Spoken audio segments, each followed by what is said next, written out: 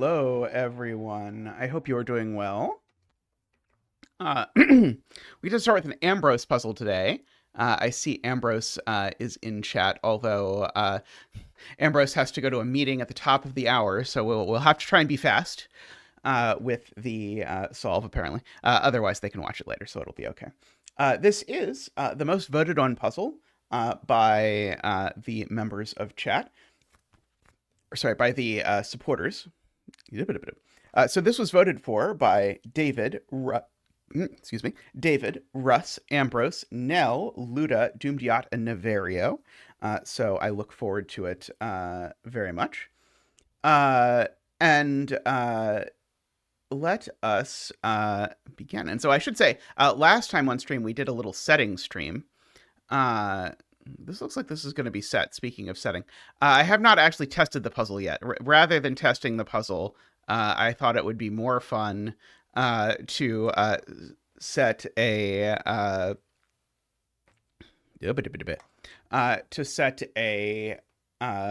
wow, brain. To set a Sudoku adventure that was too hard.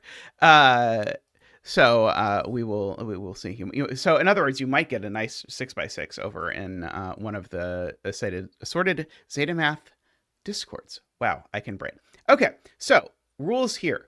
We have standard arrow rules. So the circle has to be the sum of the digits along the line. So that is the sum of these three digits. And also, we have standard killer rules, so there's no repeating in this cage, and there are conveniently 9 digits in this cage, so that is very helpful. So this is one of each digit. It's kind of like an extra box. And these cages, they were actually told they sum to 6, which actually means they have to be 1, 2, 3. But indeed, Ambrose has been very kind to give us an extra digit of a 9. So we can bring out Zach for ye old 9 dance. Ba-doop-ba-doop, woo! Ba-doop-ba-doop, wah! Ba-doop-ba-doop, wee! Ba-doop-ba-doop-ba-doop-ba-doop-ba-doop-ba-doop-ba-doop, wah! Thank you, Zach. Thank you. This is a year later outcome of a failed speed setting thing. That makes sense. Yeah, that would happen.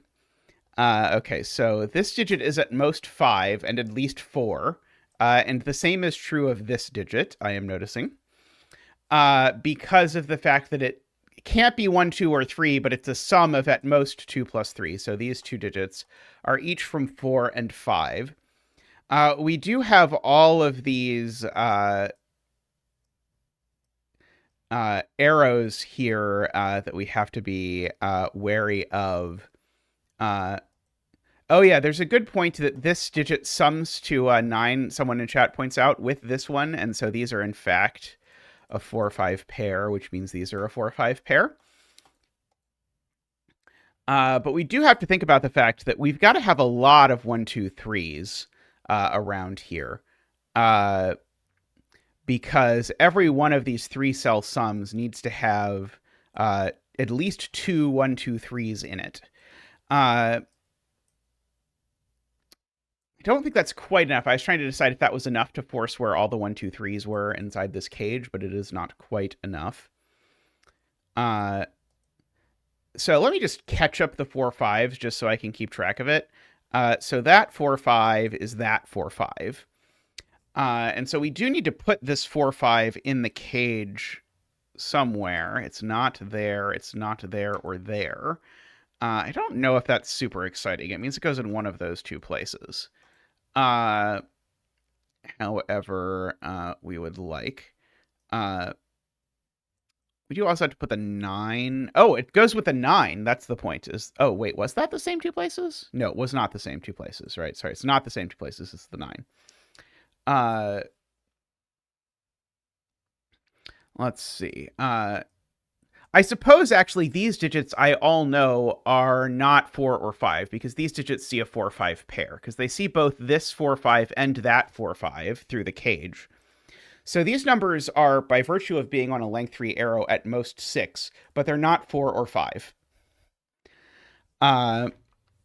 And so what that means is, and that's actually kind of, that's actually very interesting, these are a 1, 2, 3, 6 triple. or sorry, 1, 2, 3, 6 quadruple. And so in particular, the 6 definitely goes with a 1 and a 2. So that means one of these circles is 9. They can't both be 9, of course.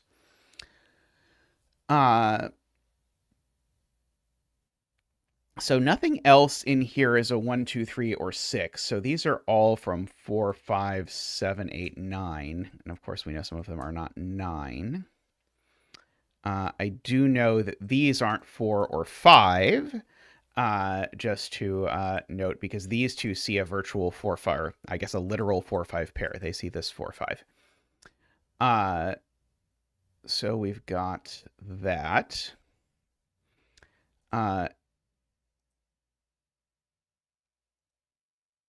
Yeah, so one of these two is a 9 and one of these two is a 9 is what Nell is saying, because I don't actually have an option for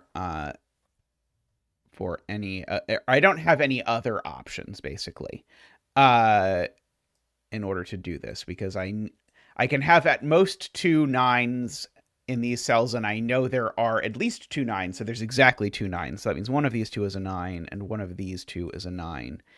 I'm trying to figure out how to use that for something, which is beyond my present capacity. Okay. So yeah, so one of these is a 1, 2, 6. So that means one of these two cells is a 1 or a 2. I guess I can figure out what is the sum of 1, 2, 3, and 6. It's 12.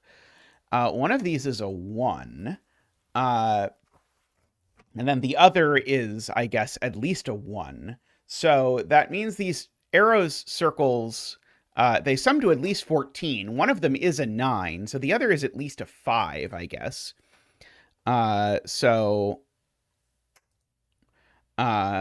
we've got that.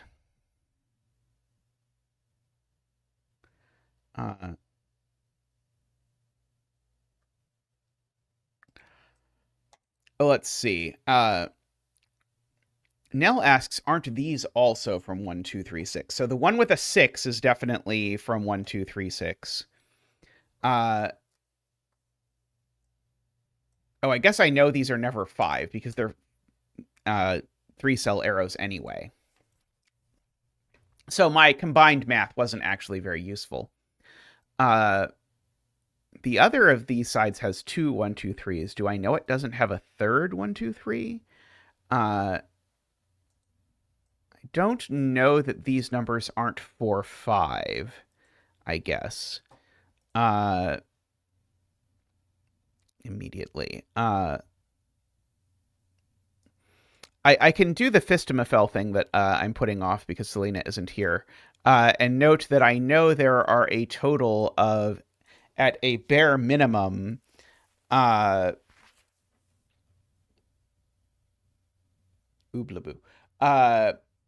At a bare minimum, a total of 8 1, 2, 3s in the corners. So I guess there's 2 more 1, 2, 3s in the corners. Let's see. Oh, Martin is noting, I know things like that I could mark that would be useful, like that all of these cells are from 1, 2, 3, 4, 5, 6. And I know that, say, those cells aren't 4, 5 because they see the 4, 5 pair that looks through there. And also the fact that these each are from 1, 2, 3, 4, 5, 6 tells me that these numbers are from 3, 4, 5, 6, 7. In fact, I actually know these aren't 4, 5 as well, because of the fact that they would put a 4, 5 inside, and we've already got the 4, 5 inside. So I actually know those are 1, 2, 3, 6 as well. And the in particular, that does mean that when I look at these are actually just a quadruple. Namely, they're a quadruple of 6, 7, and 8, and 3. is what these things are. Just if you look at it, because it's the 4 numbers that you can add to 1, 2, 3, 6 and get 9. And so therefore these are a 1-2 pair, which makes these a 7-8 pair. Looking like that. Okay.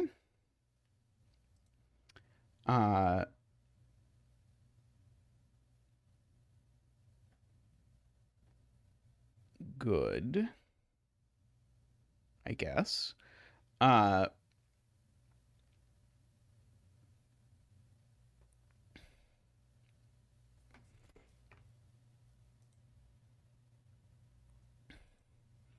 Yeah, I was looking at the fact that there's no 9s on the Fistamafel ring. I don't know quite how to use it yet. It might be it might just be a distraction. I'm not sure yet. Like, this looks like the kind of Fistamafel puzzle where there's so much stuff on the Fistamafel ring that there's actually no point in using the Fistamafel ring, because we could just use Sudoku instead of using that, which would, well, I wouldn't complain about it. Where is even the symmetry break in this puzzle, I guess, is the a question I have never actually asked myself so far. Oh, I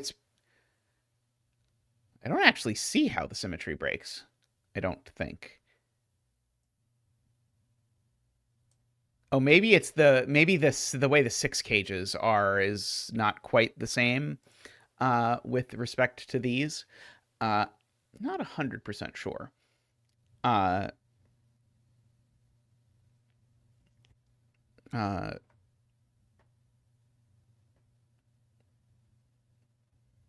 Yeah, but my point, Jim, was that was already true, because I had already pencil marked these cells as not being 9, and so the observation from the Fistamafel ring that 9 is in one of each of these is just, it follows just directly from my center marks that I have presently. So it's not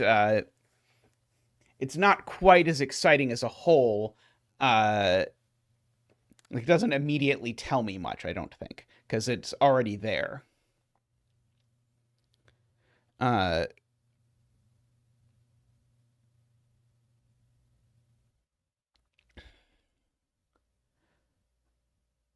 but we've got a lot of 1, 2, 3, 6s. Ah, this digit can't be a 6, cleverly enough.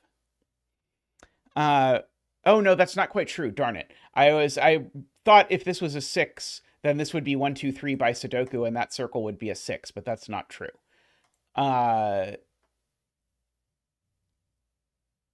Unfortunately.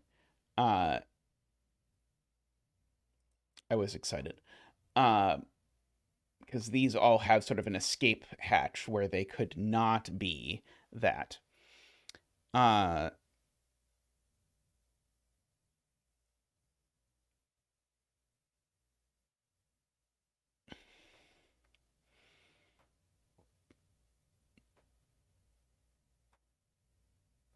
Mekti. If I ask where 1, 2, and 3 go in column 7, it's almost interesting. Because there's 4 places they could possibly go. And it seems unlikely that these are a 1, 2, 3 triple, but I can't break it yet in my brain. That is the case. Maybe if I looked hard enough, maybe I could, but I don't yet see what to do with it.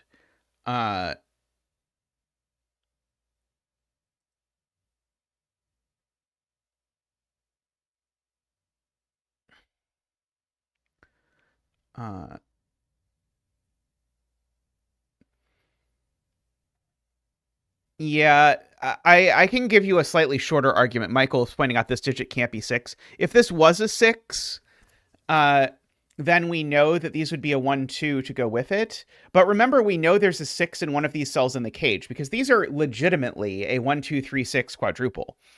And so because of that, we know one of these is a 6. And so if that's a 6, one of these is a 6. And the impact of that is that both of these arrows are 9. But that doesn't work, because we know there's a 9 in this 9-cell cage, and the 9 in this 9-cell cage is in one of these cells. So the short version is that that.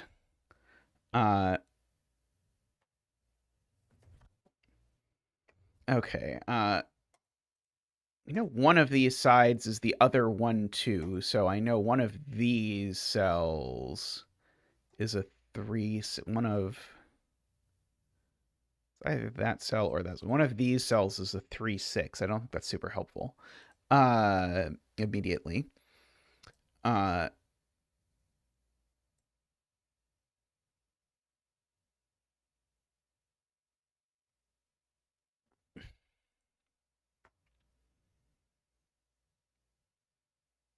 Yeah, one of these two is red circle.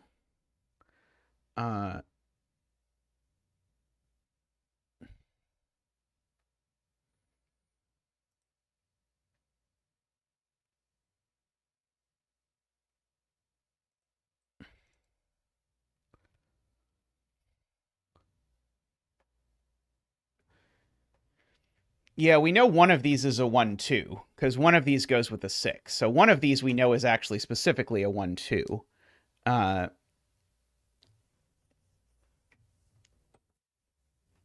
Right, and the 5 side has a 3, right? Okay, so yeah, so wait, do we know there's a 5 side? Uh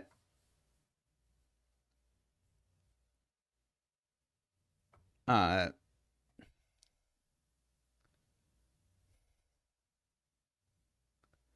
uh oh, the 5 breaks. Uh it does have a 3 on an arrow.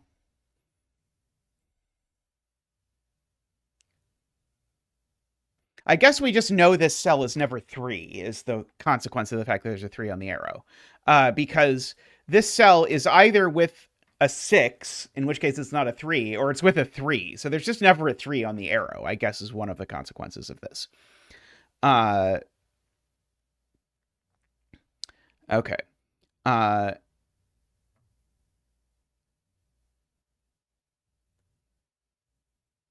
Okay. And so I agree with David. We do know there is a 3 in one of the sums, and we know the 3 is not in the sum that adds to 9. So we know there's not actually neither of these add to 7, because the only way to do 7 is 1, 2, 4.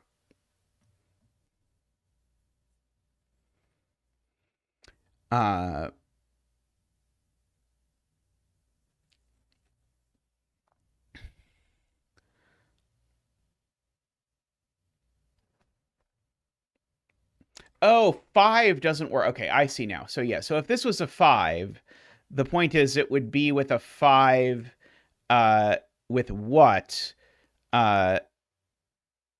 It would have to be a 5, 1, 2, and that breaks. That's the problem. Okay, I understand finally why this can't be a 5. So if this is a 5, we know the sum is therefore 8 of that side because they can't both be 9. And so if there is a 5 in here, it goes with a 1, 2, but that breaks because we need a 3 on the other arrow, and that would put a 3 nowhere. Okay, I see now why that is a 1, 2, or 4. Hey, Laura.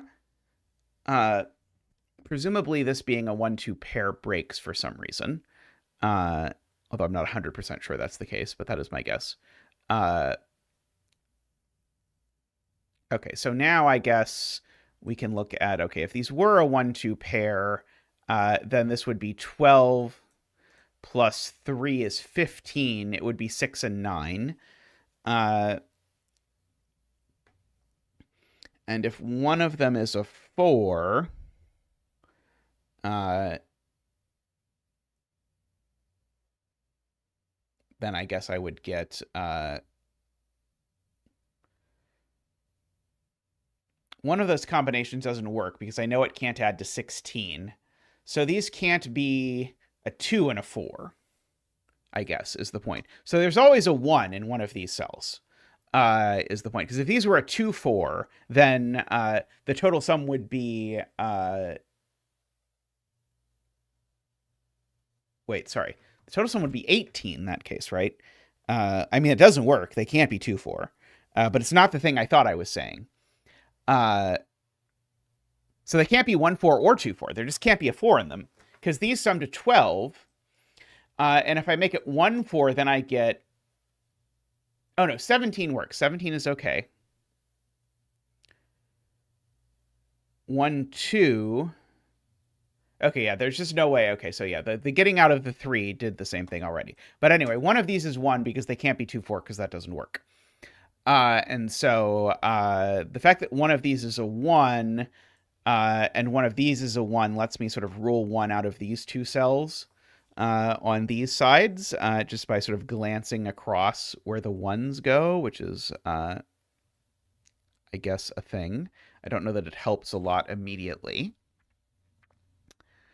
But we can do it.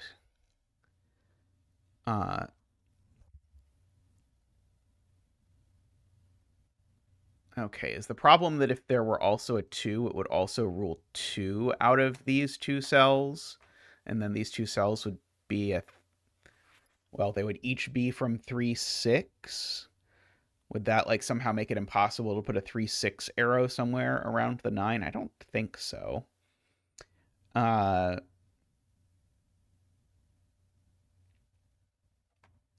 least not as far as I can see.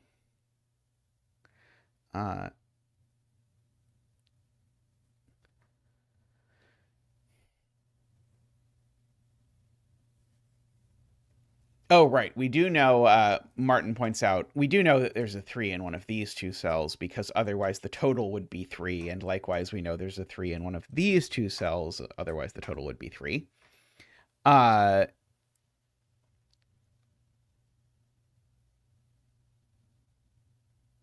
those are actually a 1, 2 pair, Todd points out. The question is that 1, 2 pair do anything by, like, it says that these two cells aren't 1 or 2, but I don't know if that tells me anything right away.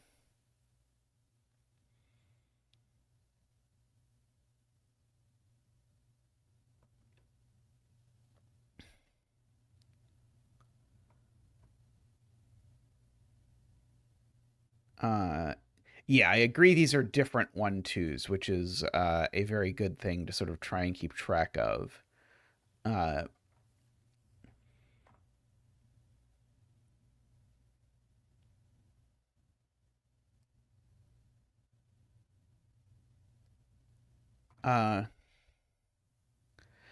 think because there's clues and pencil marks all over the Fistamafel ring, Laura, I think this is one of those instances where I think the Fistamafel ring literally doesn't tell us anything we can't read out of center marks. It's possible that like we could phrase something in terms of it, but I think since we have everything already, it might not tell us anything. And maybe we could make something about what the actual sum of the corners is in terms of the arrow circles, but I'm not sure how useful it would be. Oh, darn it. Carl thought that they had made the thing that I wanted to work about these not being able to be 3, 6 work, but then concluded that it did not, in fact, actually work.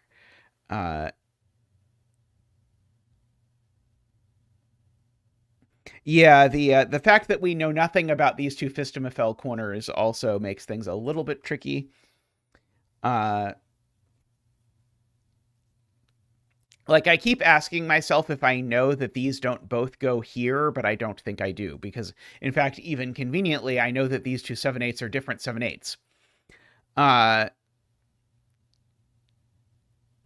Because I keep trying to, like, sneak in that, like, oh, this, of course, goes there, but I don't think I quite can. If this is an 8, then certainly that tells me that this cell's a 7/8. It's that 7/8. These aren't both 15s because of what that would do to box 1, but I don't know that that tells me anything because I don't know that I really am trying to sum those anyway. I guess it would probably behoove me to write 6, 7, 8, 9 in these boxes just so that I can keep track of my high digits that I have. I know, I guess this digit goes in one of these two cells. I don't... So I know one of these two digits is at least a 6. But I don't see what to do with that. It's possible I should be trying to use this cage to do more coloring. Does anyone have a plausible way of going about doing that?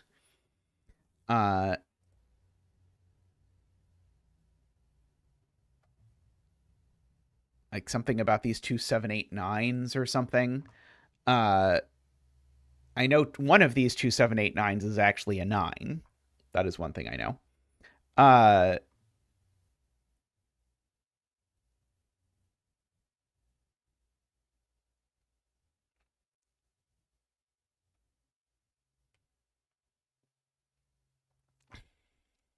It'd be really nice to be able to like elegantly rule 6 out of this cell. Like a thing I keep noticing is, oh, if this is a 6, then this cell's a 4, 5. Because if this is a 6, this arrow can't sum to 6. And that looks like it might be the point, except I never... every time I look at it, it doesn't quite click how I am supposed to use it. Because it sort of like, it's annoying that this is able to be 4, 5 somehow. I'm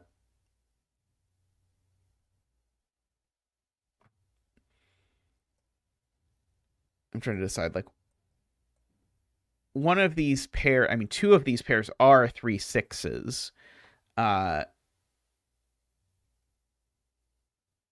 One horizontal and one vertical. So, like, I guess the... Oh, does it even have to be one? Yeah, it does have to be one horizontal and one vertical. So, like, I know these cells aren't 3, 6, but I don't know that knowing that those cells aren't 3, 6 is an incredibly useful deduction to have at hand. But I think it's true that they are not 3, 6.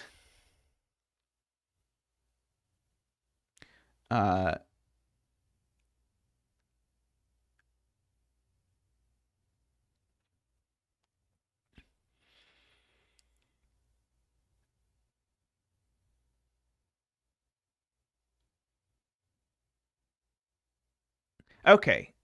I guess I could ask something like, where is this in the cage? And I, at the very least, know that where this is in the cage is in box 6. I wonder if that is useful.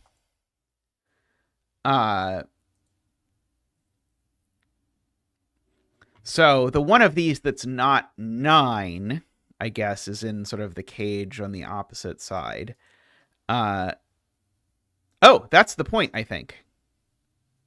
That is the point. These can't be an 8, 9 pair.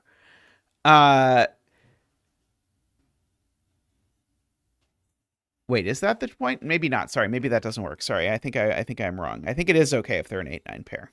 Never mind. I think it works. I think if these are an 8, 9 pair, then yeah, there's sort of an 8, 9 pair in these cells and an 8, 9 pair in these cells, but I don't think that breaks like it did in my head the first time I said it. Let's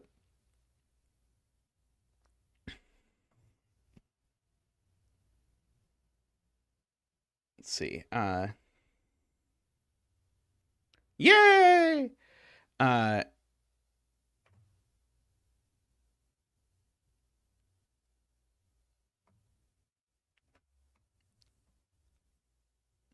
We do know there's a 1 on both of these arrows for what it's worth, but I don't think that does us any good because it basically tells us there's a 1 in one of these 4 cells. Let's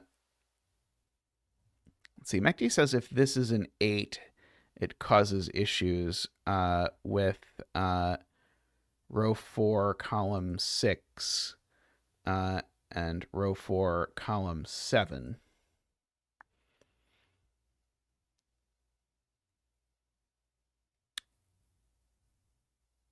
So, like, if this is an 8, then that's a 7 and that's a 2, so that's a 1.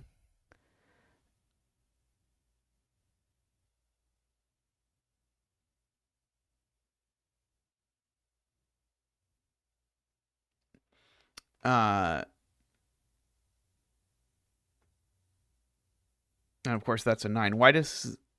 This would just be 2 in that instance, wouldn't it?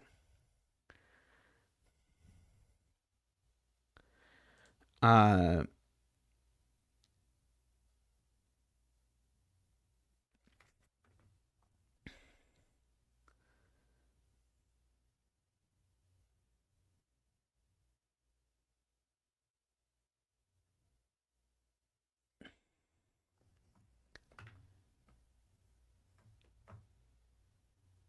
uh, oh, in the 8-9 case, the 8 arrow is 4-1-3, right? Because there's always a 3 in the sum that is not the 9 sum. And so there's no 2 on the 8 arrow. That's complicated. I wonder if there's a nicer way to see this.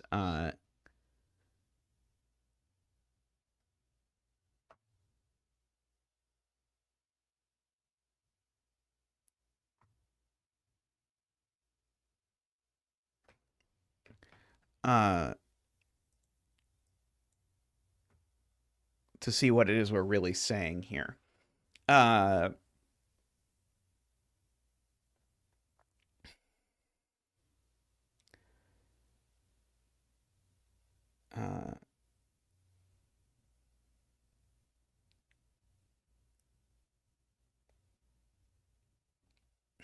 but I do agree the 8 arrow, if it exists, is certainly 1, 3, 4.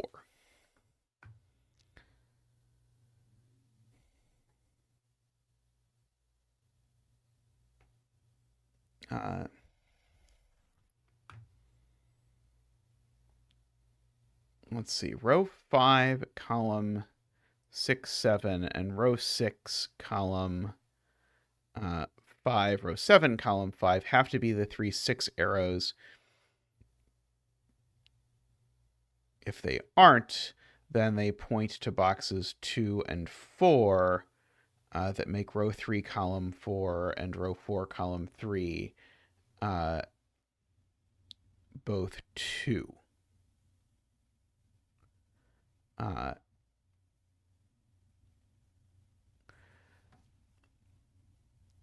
Okay, so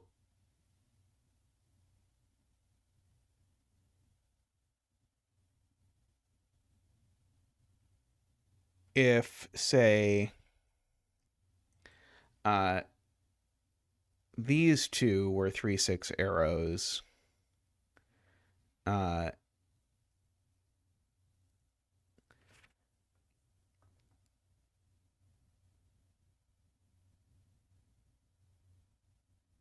what's the problem with these two being 3, 6 arrows?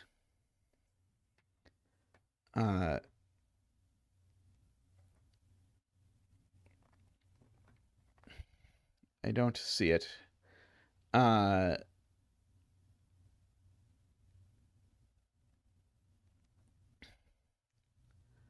uh,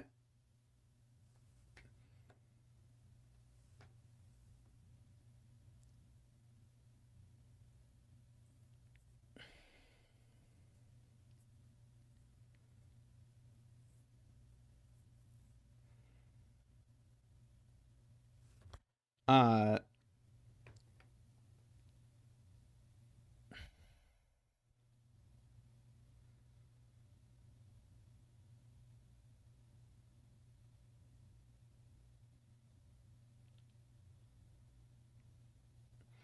oh, I see. The point is, whatever this digit is, it's gotten eliminated from both of these. So yeah, whatever this, it's this digit in particular has gotten ruled out of everywhere. Uh, hey, Avar, welcome.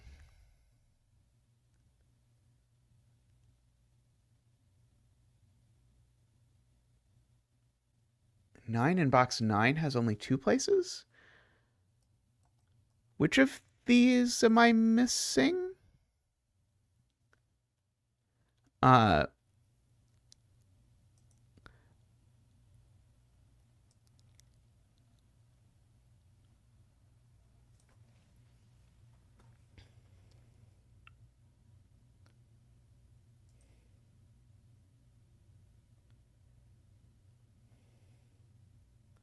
Uh,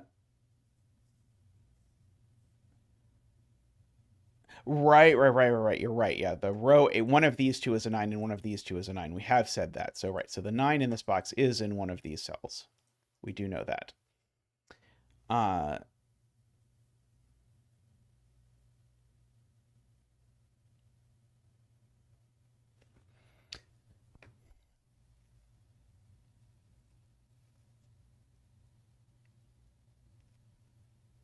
yeah, I'm trying to figure out the nice, concise way to say the fact that I know that these are how these being a 1, 2, 3, 6 quadruple uh, breaks the option.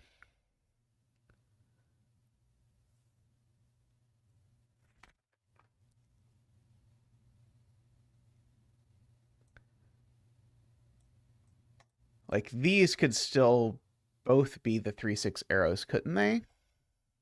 Or is that the one that Garion said it did have to be?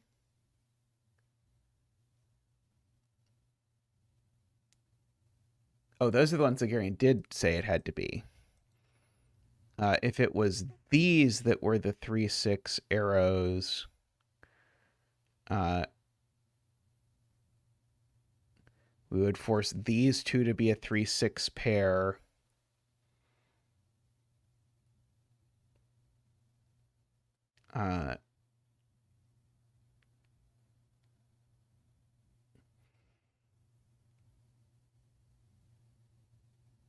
Would make these both 2. I agree with that. Yes, it would make these both 2, which would be a problem because they can't both be 2 because they look at both of the places for the 2 in this box.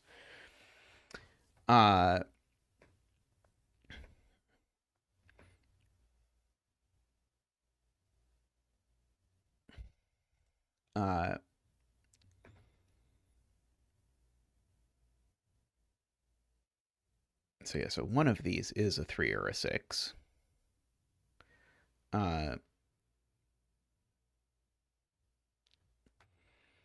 Is, I guess, the way to say this.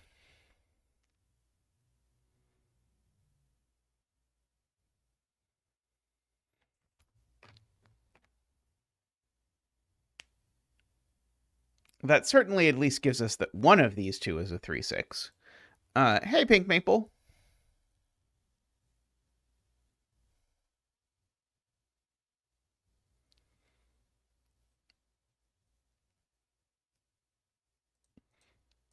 Yeah, so then the question is, can we make the argument that if one does both do palatable?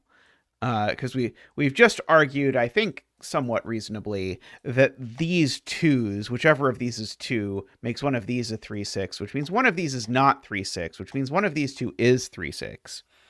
And so the question is, can we make palatable saying that if one of them is 3, 6, they both are?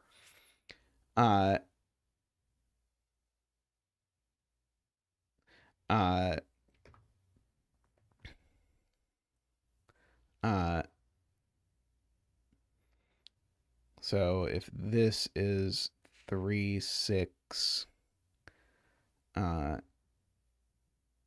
yeah, I guess so then the thing is we have to rule out basically if this is 3, 6 and this is 3, 6. That's still pretty messy to basically say it rules 3, 6 out of both of these. I can't quite get there.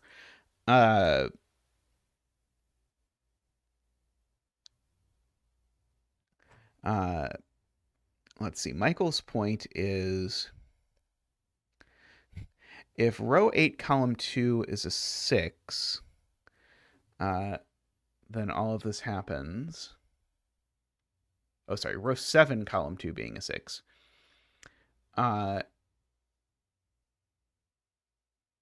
6 goes in row 8, column 9.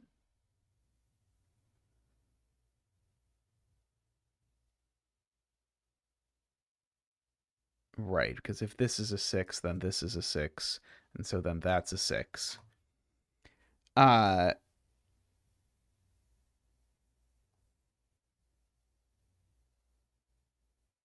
uh,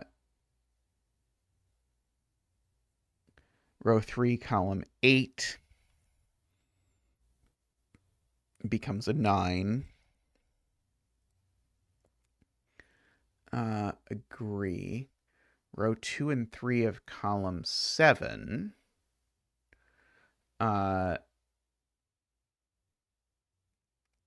become a 7-8 pair. Why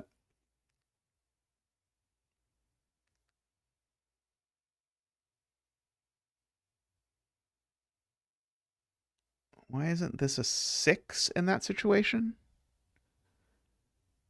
Right, because there's a 6 down here in that situation. Right.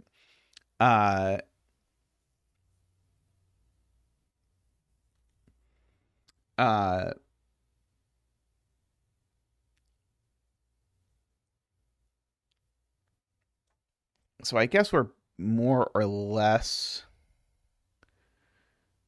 trying to count 6s and to argue something about okay, here's the point.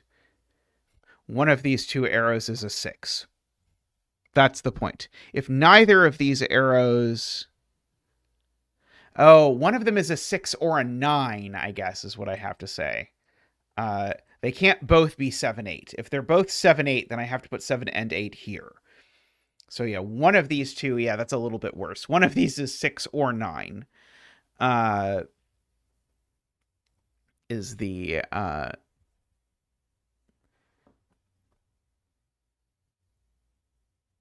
issue.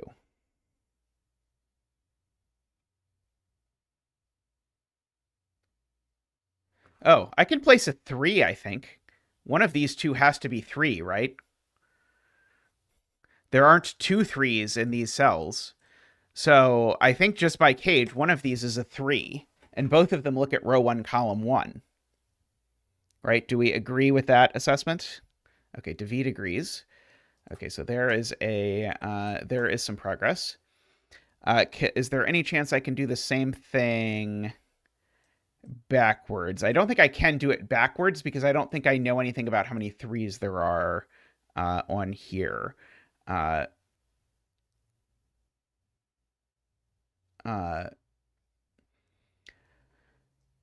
was wondering if I could do anything here with the 1, 2.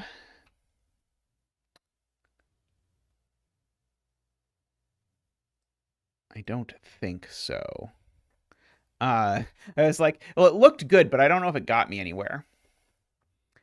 I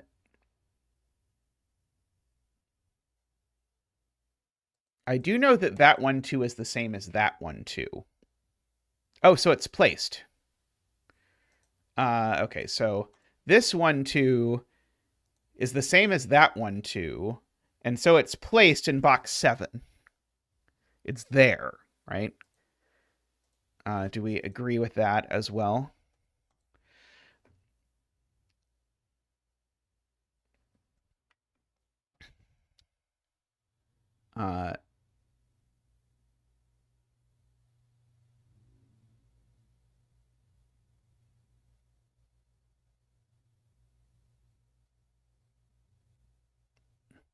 I couldn't get Michael's point. I was sort of, I've been sort of chasing down trying to make Michael's point something that I'm a little more willing to use. I think it was, I was trying to sort of figure out a way to say it in terms of counting stuff, and then that eventually led to me noticing something. In box 3, it's in column 9. That's true. So this 1, 2 is in one of these cells. I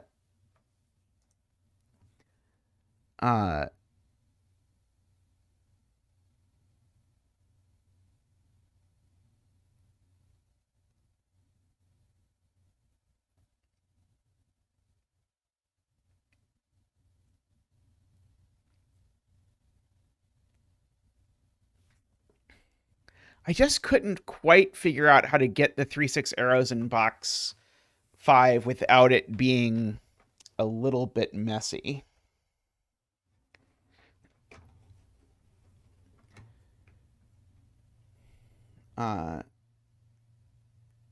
Yeah, the 1 and 2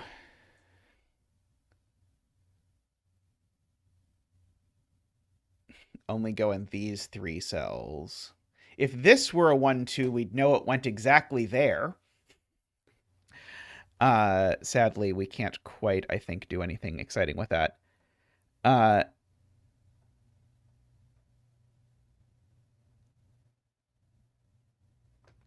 And I sadly don't know quite where orange goes in the big cage. I don't think I know that these cells aren't orange.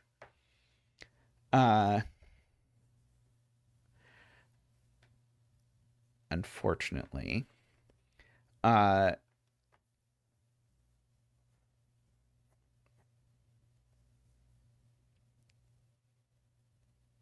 See, if row 6, column 5 is 3 or 6, then it can only go... okay, I like that. Okay, I think now it's a little complicated because you have to do a whole lot of reasoning to even get to this point. So we started with saying these aren't both 3, 6. Because if these are both 3, 6, then both of these digits are 2, and it breaks the 2 in box 5. So one of these is a 3, 6. And so then you ask, and by you, I mean Garion asks, okay, where does this 3, 6 go in the 9 cage? And the answer is, well, obviously not there, but it can't go there either, because then these are a 3, 6 pair. And not there, so then the 3, 6 goes there. And so basically, because we know that one of these is a 3, 6, we get to sort of bootstrap it into knowing that both of these are 3, 6s. And therefore none of these are 3, 6s.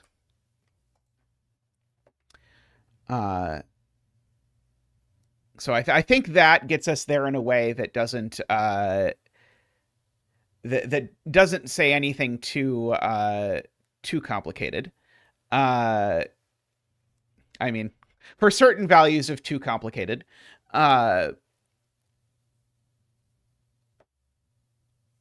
And so now we've got our 3, 6 pair in the big cage, right? So these aren't 3, 6. These are 1, 2.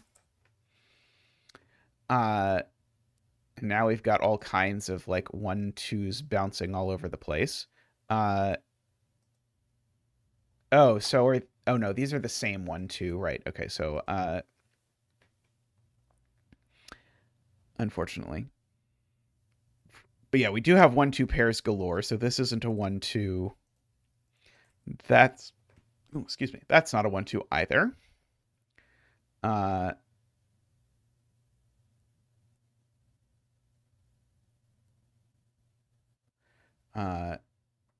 Oh, yeah, where's the other 1, 2 in column 7, asks Martin. Because we know that's not a 1, 2. So this is indeed a 1, 2. Because we need the other 1, 2 in this column. And so owing to that, we now know that this isn't an 8, it's a 6 or a 9.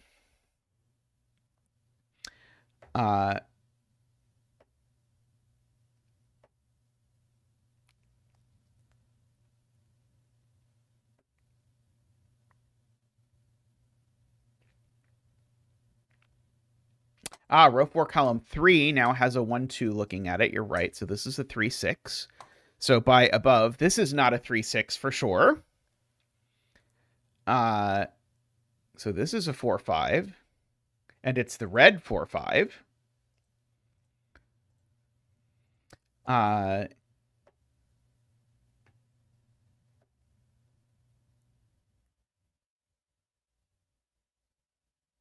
It still doesn't quite tell me which of these is the red 4, 5, right? Oh, yeah, 6 is too big, right? This is the number on this arrow that is thingy. This is the number on this arrow that's not 1, 2, 3. So that's a 3. And this isn't 6 anymore. I should probably mark.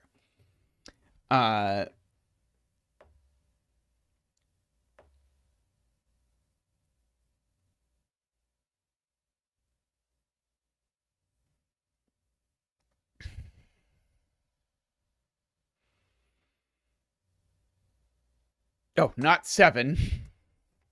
Also, good point, because the only way to do 7 is 1, 2, 4. Does feel like progress.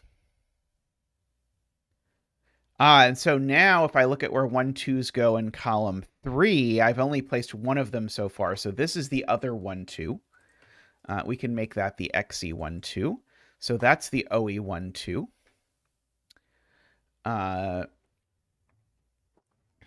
Just for the record, that's the XE 1, 2.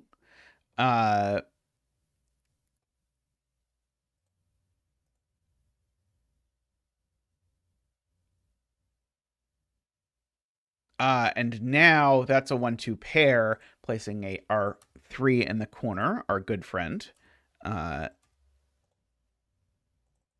So that's a 1, 2. And so now there is a 1, 2 pair on this arrow, making that a 4. Okay, and so now these are a 6, 9 pair, as Nell said earlier.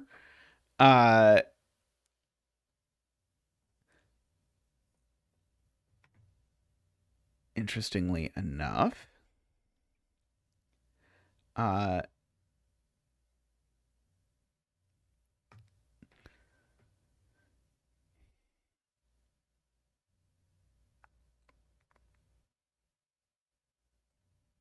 The 1, 2s are placed in box 3. And so that's not a 2, which means this isn't a 3 or a 6, which now means that's not a 6, it's a 3. Stop me if you've heard this one before, which means this is not a 6 or a 7. It is an 8 or a 9.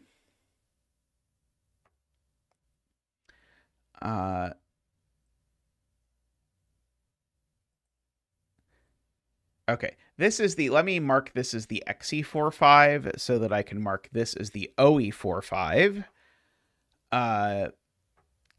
Just for purposes of keeping track of 4-5s, and so this is the XE45. So the OE45 is here now. We finally placed a thing in one of the slots. That usually bodes well, because sort of the fact that you don't know what this digit is holding you back from making all kinds of deductions about this. Now we know this 7, 8 and this 7, 8 now go and 6, 9 go here. So these are from 6, 7, 8, 9, and these are from 6, 7, 8, 9.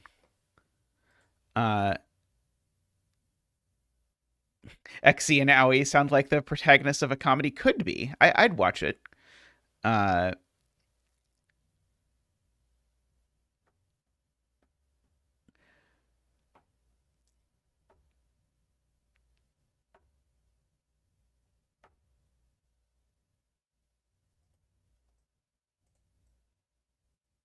Let's see. If these are both 5, it creates 2 9 arrows.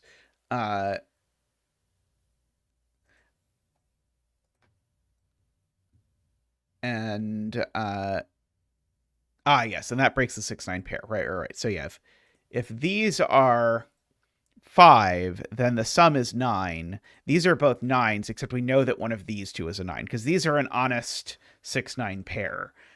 If you like, we could give them a color.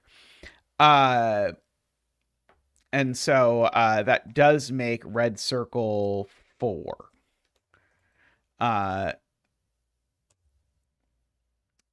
Which makes red X 5. We can get rid of these.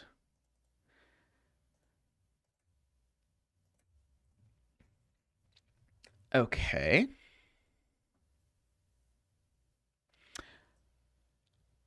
Row 5.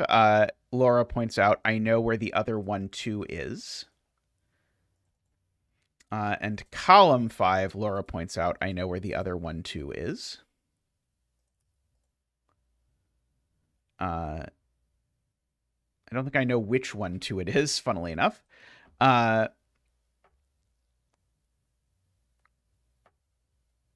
Oh, yes. There is a fun fact. 5 is 3 plus 2. So all the circles are 2, all the X's are 1s. This missed circle is still a 2, even though I missed it, which is, I'm sure, very offensive to circles. I apologize to any circles in the audience. Okay, so that's a 9, because that's what the arrow math tells me. So that's a 6, so that's a 3, that's a 9. That's a 6, oops, and a 3 and a 6. And that's a 9 and an 8. So that makes that a 1 by arrow math, which makes that a 7 and a 2, and a 1 and a 2, and a 1 and a 2, and a 1, and an 8. We have a sudden plethora of digits. Okay. All the digits all at once. Yep. That is sometimes the way of it with these puzzles. Okay, so now we know where the 9 goes in this cage. 9 goes there. We probably have most of the 9s in the grid by now, but not quite all of them, it would seem. Let's see. We know one of those 2 is a 4. Let's see. I probably should just fill in this mess. Apparently, if I do that, this is a 5. And therefore, this is an 8. Let's see. I'm being told if I highlight 4s, I can 4 a bit. Like that is a 4. And like that is a 4. And that 7-8 pair looks down, making that a 6 and a 7. I'm being told there's extra arrows I could do math on. Hey, Kodak! Let's see, that's a 7 and an 8, making that a 7 and an 8. And I think now we could probably mark the whole grid and probably actually make good progress. 7, 3. Well, that sort of all fell apart at once. 3, 9, 5, 3. It put up a good fight until suddenly all falling apart. I was not really expecting quite the catastrophic collapse that this one had. This was neat. I'm curious what the intended step was, because I don't think the 3-6 step was quite what was intended, but I think it was probably in the spirit of what was intended. But very nice puzzle. I enjoyed that. Like falling in love, slowly then all at once. That is a good way to put it. It's probably more romantic than catastrophic collapse. Alrighty, I'm going to take a quick break, and then I'll be back with another puzzle. So see you all in just a moment.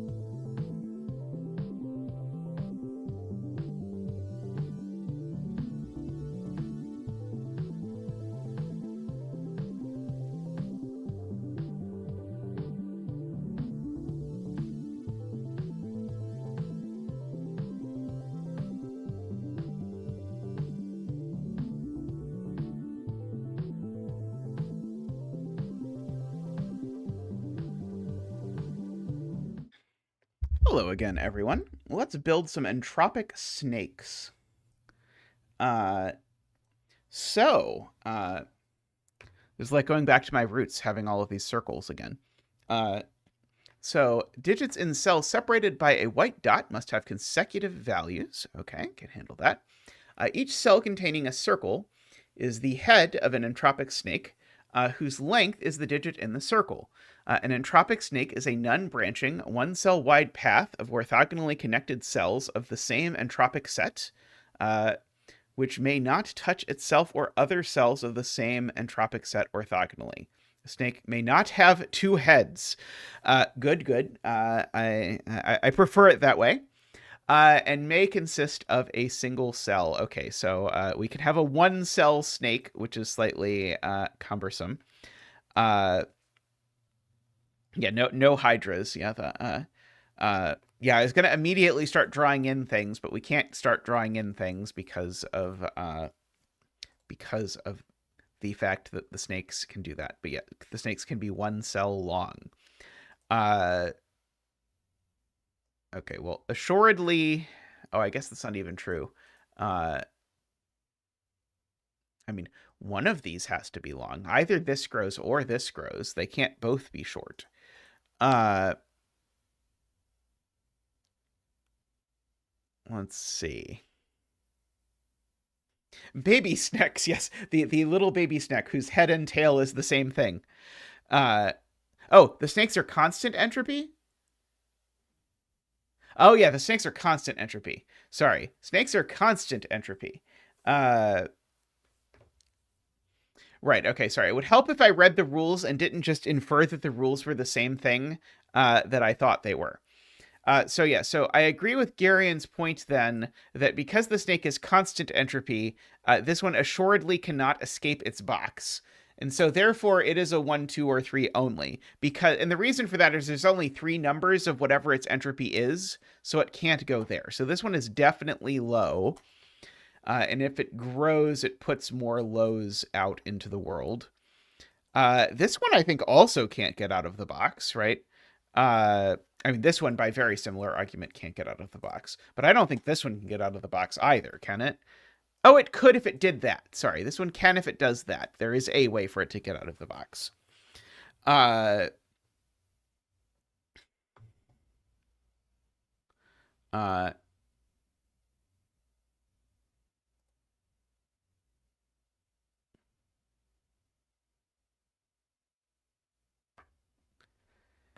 This can't be low.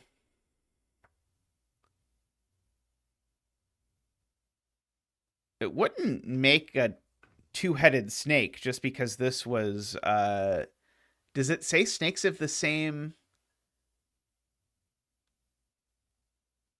itself? Okay. Yes, sorry. There is a rule that the snakes cannot touch themselves or other cells of the same entropic set. So, right. So this definitely can't do that. Okay, so yeah, so this is purple or orange. So it is explicitly not blue. And so that means this is explicitly not blue. Ooh, welcome to the new turbine. Let's get our new turbine, a turbine dance. Welcome, Lorena.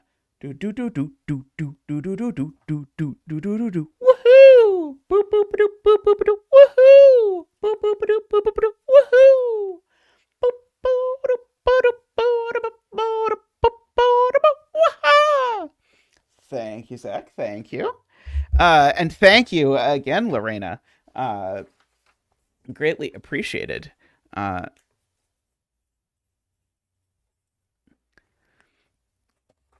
Alrighty. Let us note that this snake has to grow because it is not a low digit. So let us grow our snake and grow our snake as one does. So this is also a purple or a yellow. Sorry, purple or orange.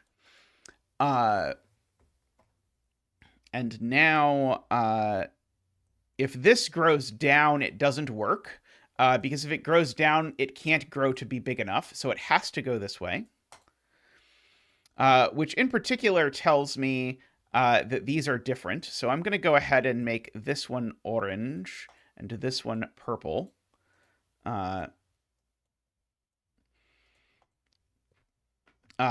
so this has to now leave because, and the reason it has to leave is because there's only 3 digits that are valid orange digits in whatever box it is in. And likewise, the same thing is true here, that if it went here, it would get stuck. So it has to go here and come down here. And so we end up with that. Okay, and one of these has to grow even further than that, but we don't know which one yet. Okay. This, if it's low, is a 1. And if it's not low, it breaks, right? So if it's low, it can only be a 1 because there's not another low. But if it's not low, then I've got to somehow get out of this box, and I just can't get out in time. I would be sort of like forced to do this, but now I'm stuck. So this just is a 1. And we can bring out Zach for the 1 dance. Ba-boop-ba-doop. Woo! Ba-doop, ba-doop. Wah! Ba-doop, ba-doop. Wee! Ba-doop, ba-doop, ba-doop, ba-doop, ba-doop, ba-doop, wah! I broke the row. Oh no. Oh, it could also be 4. Oh no. Oh no. We have done an erroneous dance. Right.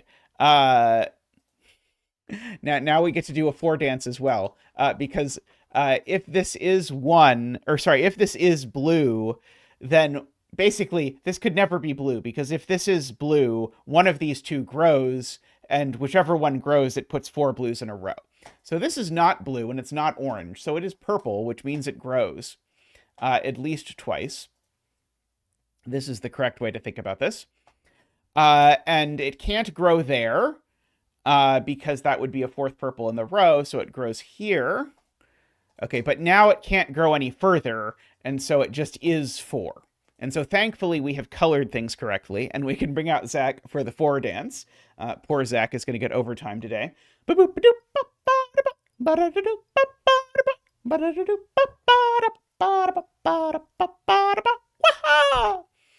Thank you, Zach. Thank you. So now orange has to grow, and it can only grow one way. Like that. Let's see. Right. This can't be as big as 3.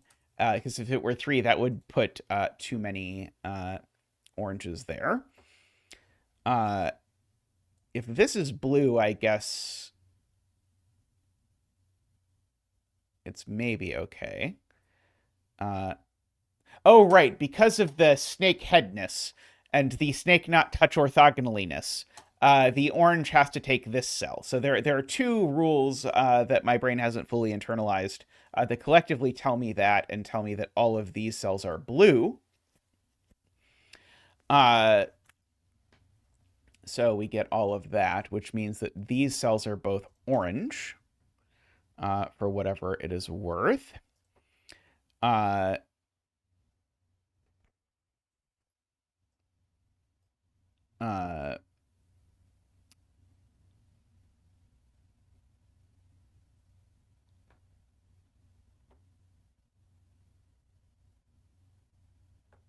Yes, yes. Laura points out, I can just do Sudoku and see that this digit is a 4, because I know it's one of the 4, 5, 6 digits. Oh, also, I have only blues left in row 2. So I know this isn't a 1. Why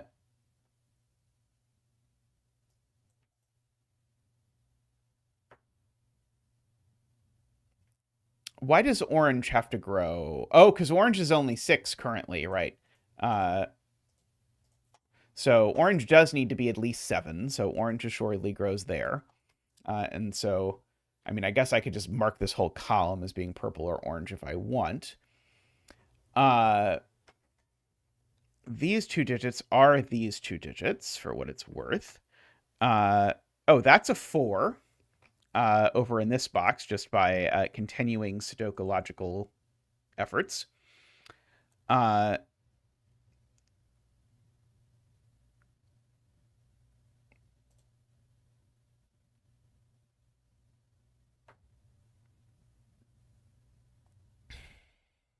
Yeah, this is 5 or 6. We could fill in if we want. This is 5 or 6. And it doesn't go down for sure, because we've got all the purples in the world. Let's see. If it came this way, this could be a very short snake. Oh, row 1, column 9 has become a 1. I agree with that. So whatever this is, it does in fact grow. I don't know what it is. Oh, I do. No, I don't know if it's blue or orange. But whatever it is, it grows. I'm just going to make it gray. Oh, orange would be too high, wouldn't it? Because if it's this gray digit, you can figure out is at most 4, because it's actually the same setup we had over here. And so if it's at most 4, but it's not this, then it's certainly blue. So these digits are both blue. And then this digit's not blue, which actually tells us that's a 2 and that's a 3. And we can blue the snake. And we can orange this cell. This digit is a 3. Yes, I agree with that assessment.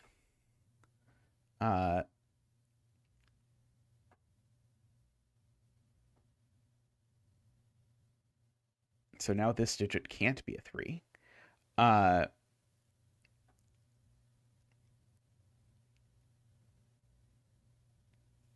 mean, this is 6, 7, 8, 9. I might as well label just for my personal sanity.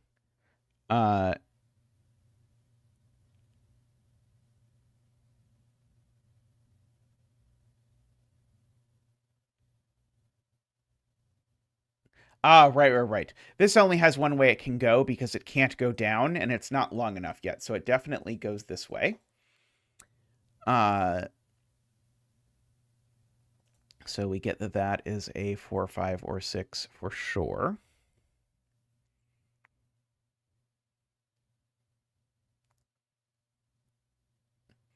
Oh, that's really clever, Garion.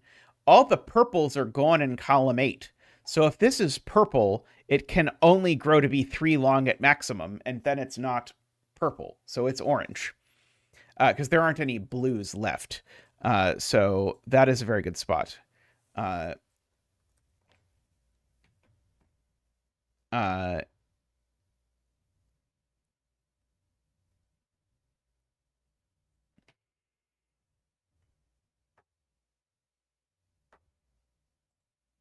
Orange just can't go here, right?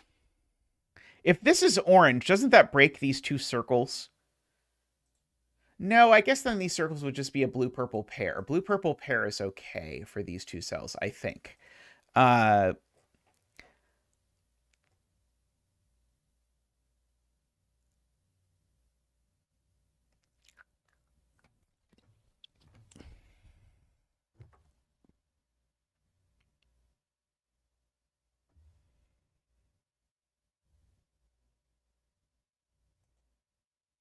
If this were purple, that would make too many purples in the row, because if this is purple, it immediately goes left. This is J. Dyer's point, so it's blue. So this snake is an itty-bitty snake, baby snake. Little baby snake. Let's see, we do know that's not blue.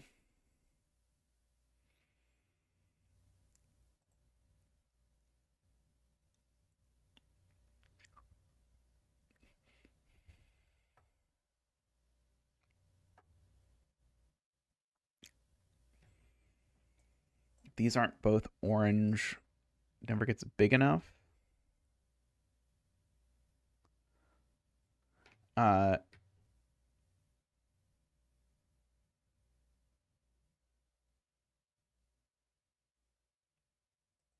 if this is purple, it makes wait, if this is a purple 6, doesn't it go the other way? Isn't this a 5? Oh no, that's right. Right. Yeah. If this is a 6, then if you sort of bounce up, this is a 5, that's a 6, and this is a 5, and so it doesn't work. So right. So this can't be 6. This number is high, which means my snake, in fact, does continue snakily forward and means that this is a 5 because we can't continue into the head. This is now an 8 or a 9 officially. That was very cute. That was very, very cute.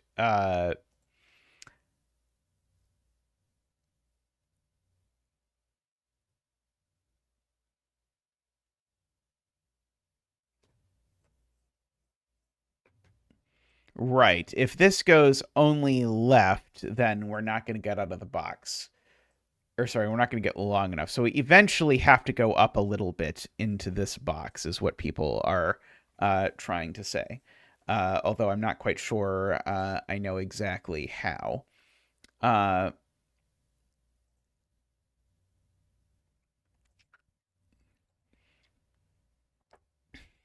do know that this is either orange or purple.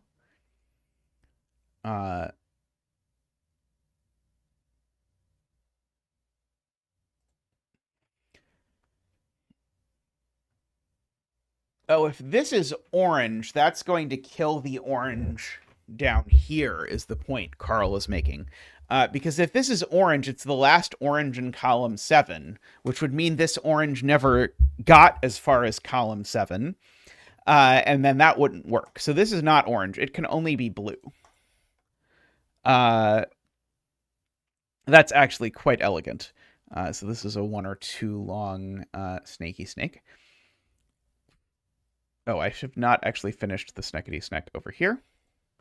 I guess I know weird things, like I know this cell isn't orange.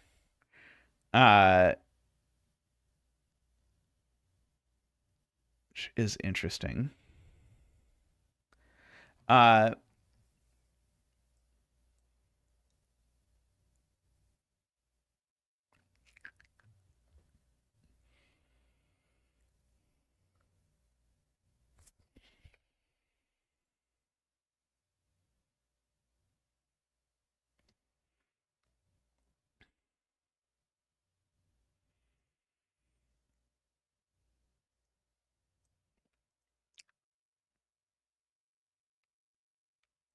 Yeah, there's definitely some fussiness about this snake that we can get into if we run out of less fussy things. It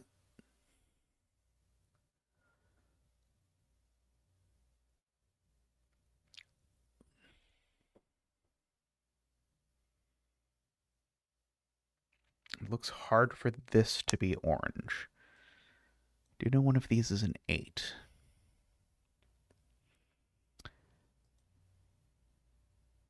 And if it's orange, it certainly goes left.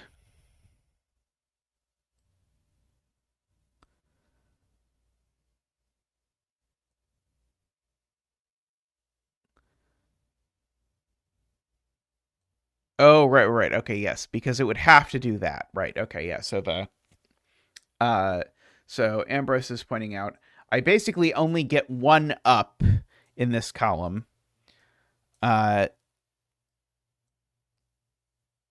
And so I actually am sort of probably forced to do something a lot more like that in order to do this. But as soon as this goes left, then we've run out of we've run out of problems. Or sorry, we've run out of things. This is certainly into the the sort of kind of questionable look ahead. But if we go here, we're then forced because of the fact that this needs to be long to go there, and then we have nowhere to go. We have lost the thread at that point because there's already 3 in this box and this column. So that's just never the next cell along the snake. That's the next cell along the snake. So I'm not quite sure. Let's see. Can I argue that it has to do like that or that? I'm not quite sure. Let's see. Garion says that also kills the snake. Right.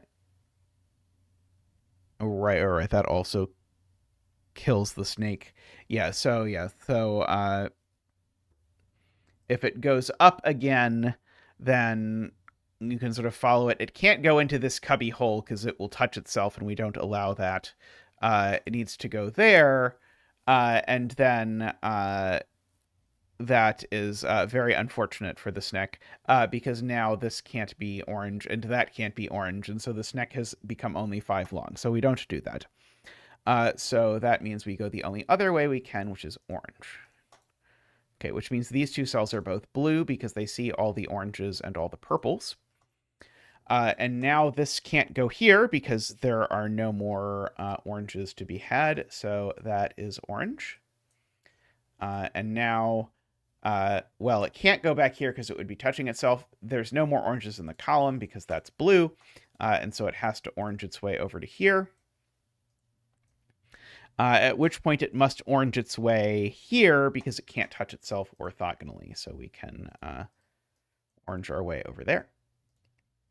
Okay, and so now this snake is done because we can't extend this snake into this snake.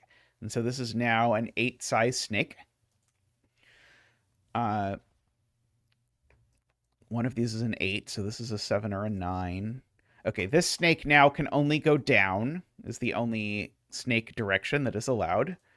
And now, let's see, 1, 2, 3, 4, 5, 6, 7. Okay, so now it's long enough that it could do that.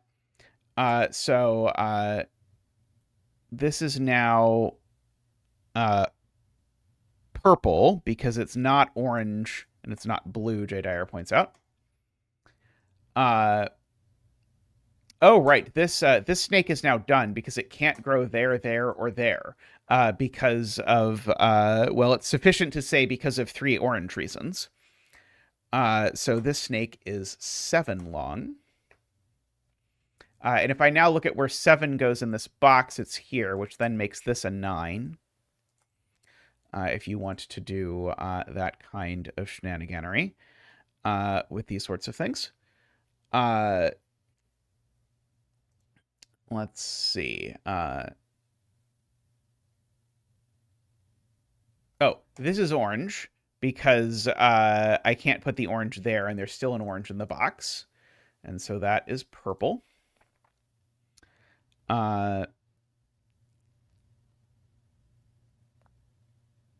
Beautiful nonsense out of context. It's what I do. It's what I try to do around here.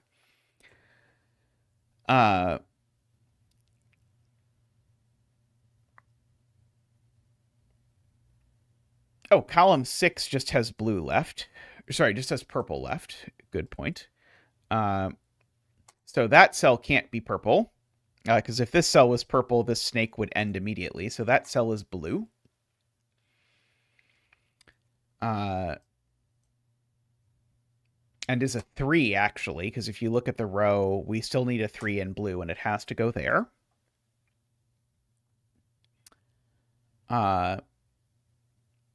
Let's see. Oh, row 9, column 9 is being pointed out. This is a pink.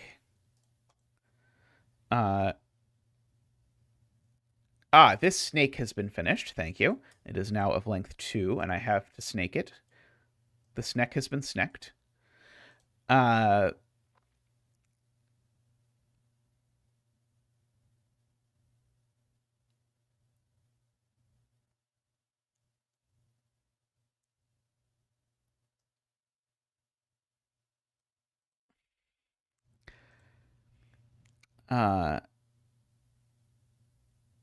Yes. So this is a 1. Good. Those are a 2, 3 pair.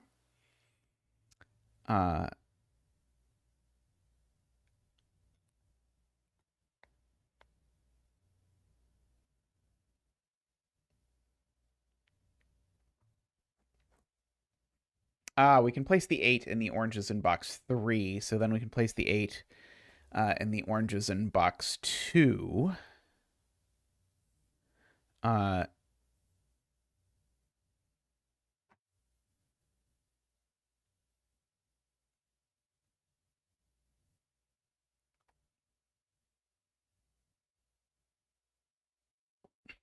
And then we can, okay, so we can actually sort of continue this. Carl and Martin are working together to do this. Therefore, that's a 9. Therefore, that's a 9, and that's an 8. That's a 7.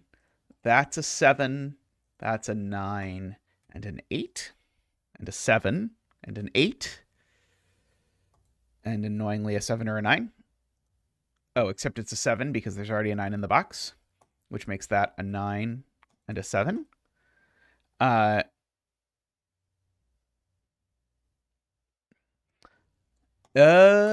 I see. David has been trying to get me to see that for a bit. Sometimes Zetas don't see things very well.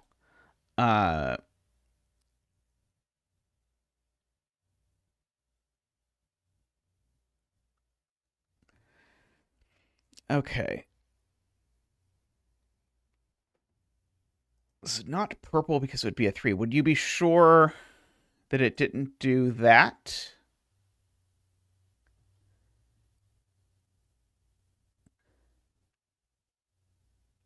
Is there some, like, 5 Doku reason why that doesn't work or something?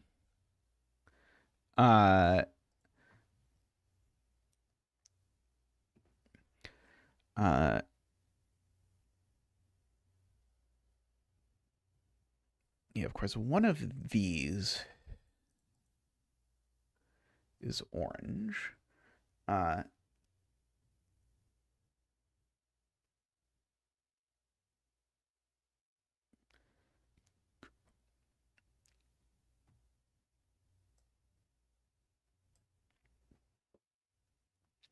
So yeah, so this is definitely not orange. I agree with that.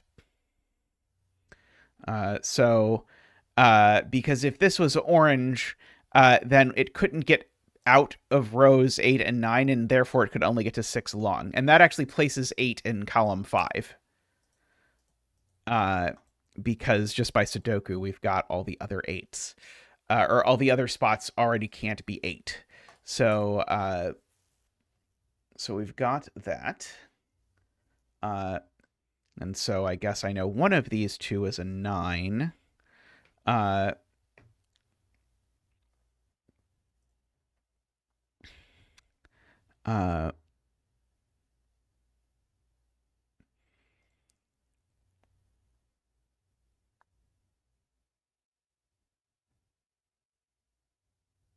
it doesn't have space for a 6. You're right. This is 1, 2, or 5.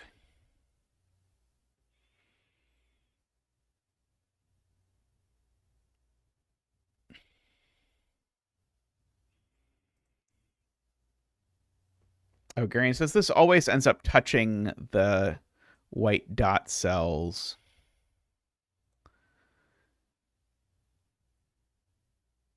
I guess I don't see why it can't. Oh, I do see why it can't do this because of that cell. Got it. Okay, yeah. So if it goes this way, yeah, I can't go up profitably. Yeah, I did put 4 pinks in row 5, which is not the correct number of pinks for row 5. I do know that there's a 7 and an 8 over here. Yeah,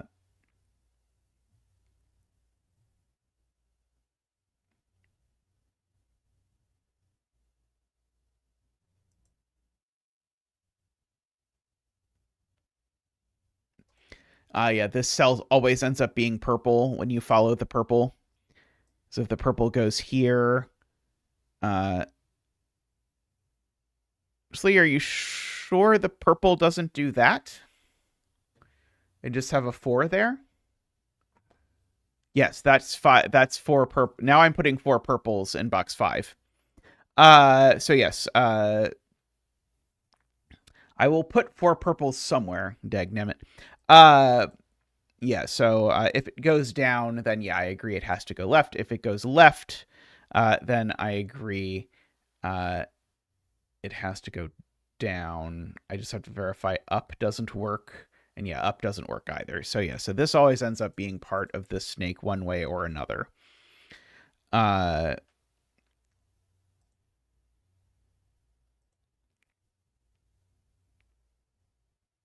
know that that's super helpful, but we will make do. Ah, right, because this is not 3 or 7. So this is always purple. That's the point. Because that's very cute, actually. Because the only sort of purple borders both red, or sorry, both orange and blue, but with 3 and 7, neither of which this can be. And so that actually forces that to happen. And also makes this a blue one, too. And makes these both blue by the row. This can't turn back up, so it goes down, at least one, to there. This cell can't be purple or blue, so it's orange. Can't be blue because of the row. Yeah, I can only imagine how many times this must have broken setting it. Let's see. This can't be purple or orange, so it's blue. Right.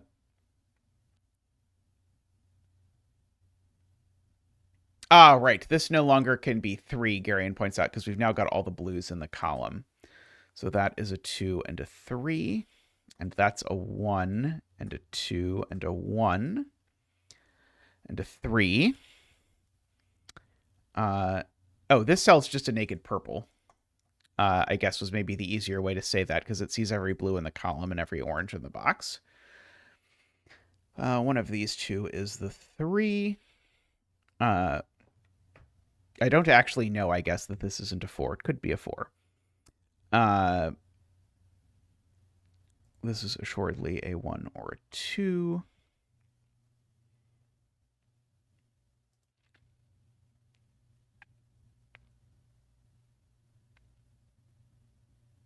Why can't this be the one that's blue and that be purple?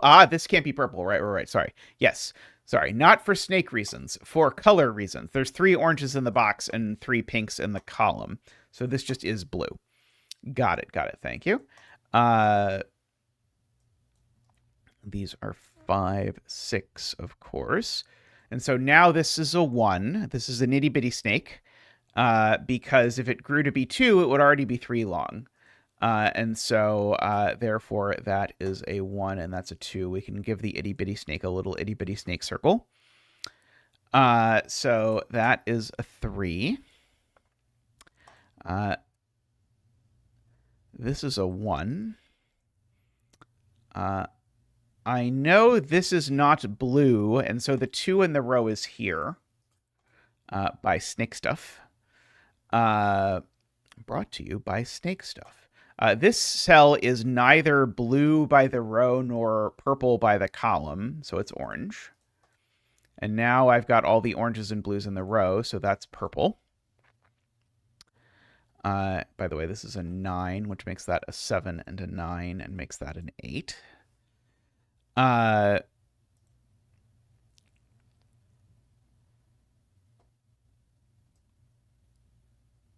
One of these is a 7, and one of them is a purple. Column 3 has some more blues in it, I am being told. This is not a 2 anymore. So this being a... it being a 5 would work, right?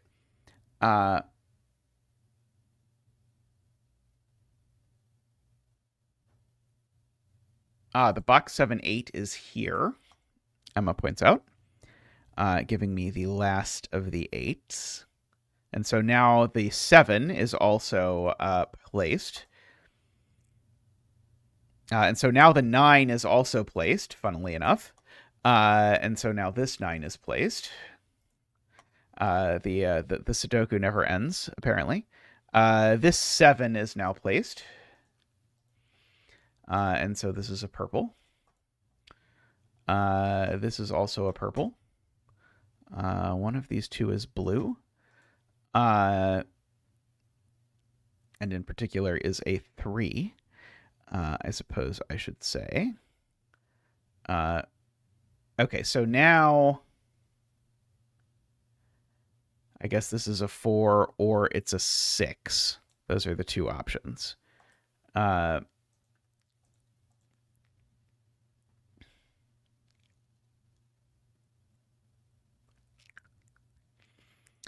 Okay, that snake is done. This snake is done.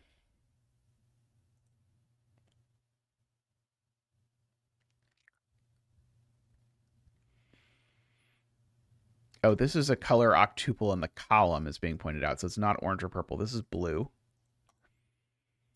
And now I've got all the blues and oranges in this row. So these are both purple. And so that's blue. So that does resolve that this is 4 long.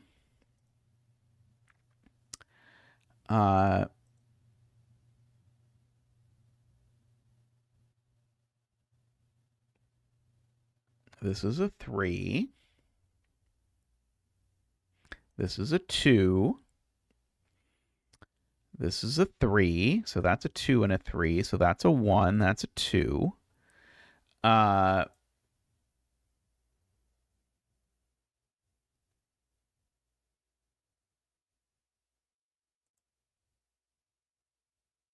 Adult Coloring Pages Snack Edition, indeed.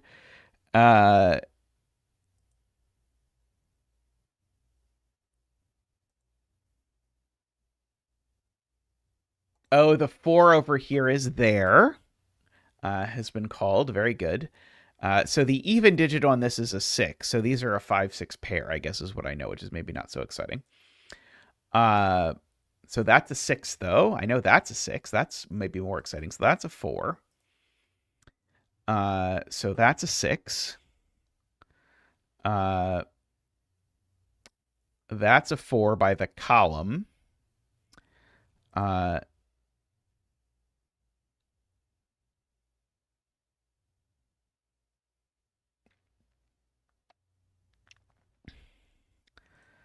Let's see.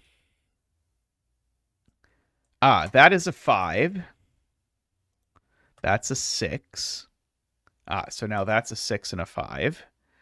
And that's a 5. And a 6. And a 5. And a 6. And a 5. And a 6. Good, good, good. Okay, so that was good for the purple team. That's a 4. Okay, this is now placed as a 5. There is no other way for this to work than for this to be a 5. Just by Sudoku, because we need a 5 somewhere in the row, and it's not anywhere else. So this is now blue, which makes it a 1. This is the last of the purple in my 5 snake, which I should give snakeitude. Here we go. Oops, you have been granted snakeitude. And this is blue. And we can fill in that 4 and that 1. Very nice. Also, I'm glad I had chat to read the rules to me, because I really thought I was making alternating entropy snakes, and that would not have gone well. But this is very cool. I do enjoy this, like, circles tell you the length of the thing you have to build sort of thing. I guess I did, like, one puzzle like that a while ago. I've tried setting others, and they haven't quite come out as nicely, but... yeah, the 5 snake really was sort of like holding off for quite a while. We had to like basically resolve the entire puzzle around it. Could have been a nice long blue snake if only we could make 7 an honorary blue digit. You kind of expected me to miss it. I mean, that is fair. You learn that I don't read super well when I'm trying to read dense text like this. Alrighty, well, I'm going to take a quick break and come back and we'll do another puzzle. So see you all in just a moment.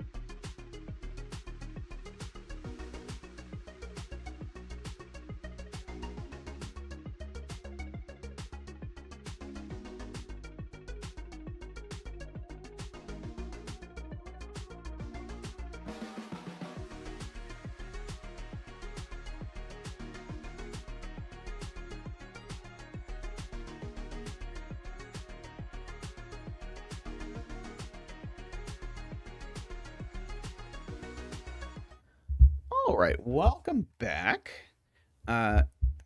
We have a bit of a lyre puzzle here that will be interesting. So we have a bunch of standard rules here. However, we have to make sure we see all of them, it says. So cells separated by a V contain digits that add up to 5, and those separated by an X add up to 7. However, note all rules contain numerical mistakes, exactly 2 per rule. But it's the rules that have the mistakes, not the clues, is my understanding. So I think basically if it says, I'm guessing this is a rule when it says this line, so I'm guessing that means that V's sum to something except the something isn't 5, and X's sum to something except the something isn't 7. That's I think my understanding. I think there are several people in chat who've done the puzzle, so you could tell me if I misunderstand this. So we have sandwich sums, where we have the sum of the digits between 8 and 9, except it is not 8 and 9, presumably. We have to figure out between what and what. Digits inside killer cages cannot repeat and must add up to the total. I don't think it's that 2 of the V's and X's are wrong. I think it's that actually maybe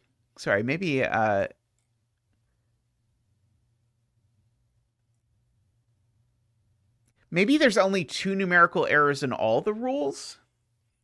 Let's see. I don't know if Tristan posted a link. Let me look in the... I'm going to pull up the LMD comments just to make sure I know exactly what is being said, because I think I understand it, but I want to just be there. Let's see. Okay.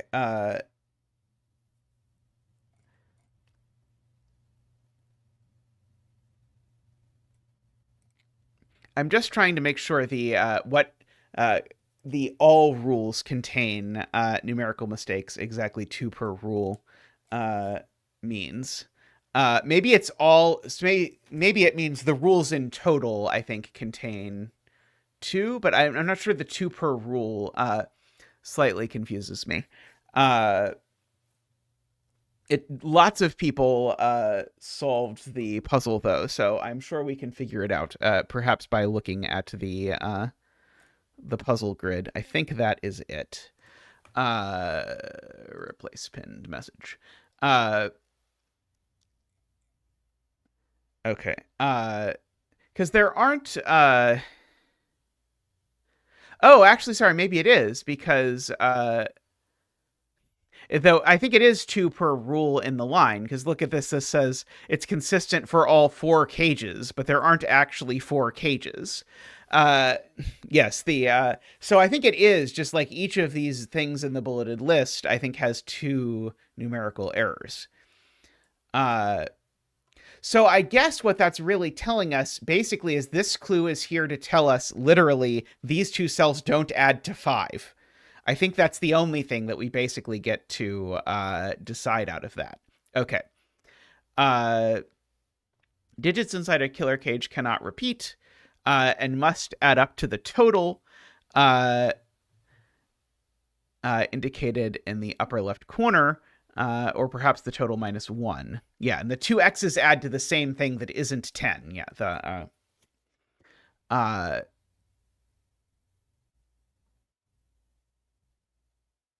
okay, whichever one is consistent for all of them. So, presumably, yeah. So this 10 is probably 9 and 11, or 11 and 13. I think those are the options. I agree. 3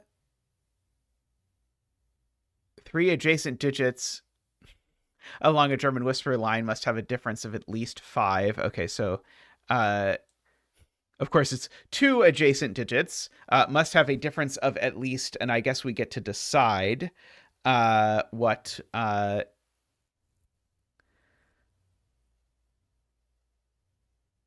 they are. Uh, uh,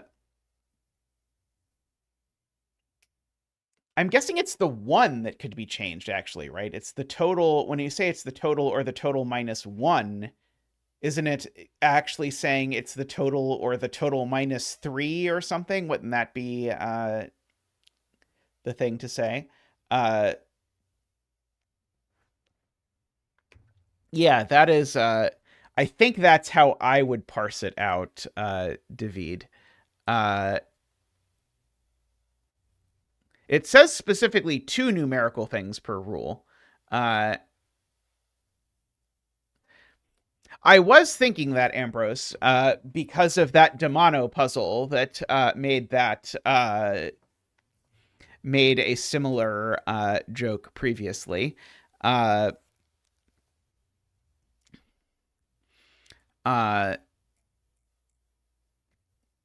So yeah,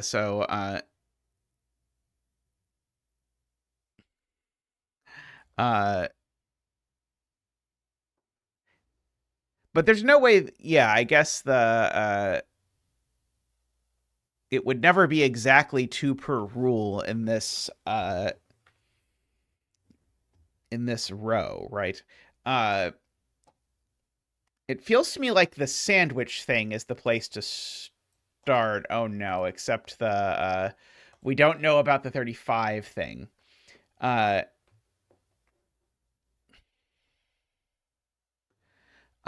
Because we know that these are the sum of the digits between something and something.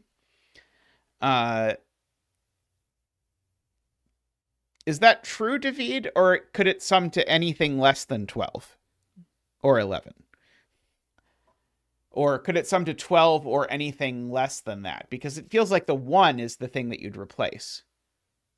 I don't think that's true, because that's assuming the crusts are 1 and 9, and all we know about the crusts are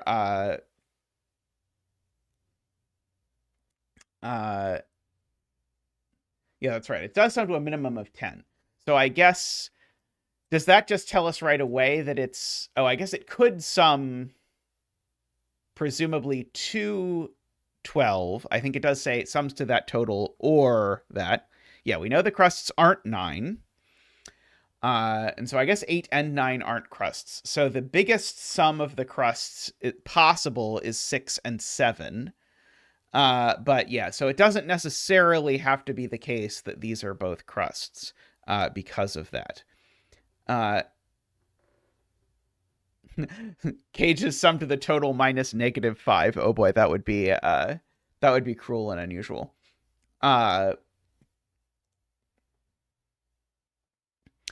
But I do suspect we can rule out a lot of these numbers as being crusts. Yeah, the crusts assuredly sum to 10 or less. And assuredly there need to be enough room to actually fit 5 numbers, which is the minimum you can get to sum to that. So I think we know none of these are Lorena says the setter is cruel and unusual, so bear that in mind. I will bear that in mind appropriately. Yeah. So we know we've got a crust over here and a crust over here somewhere.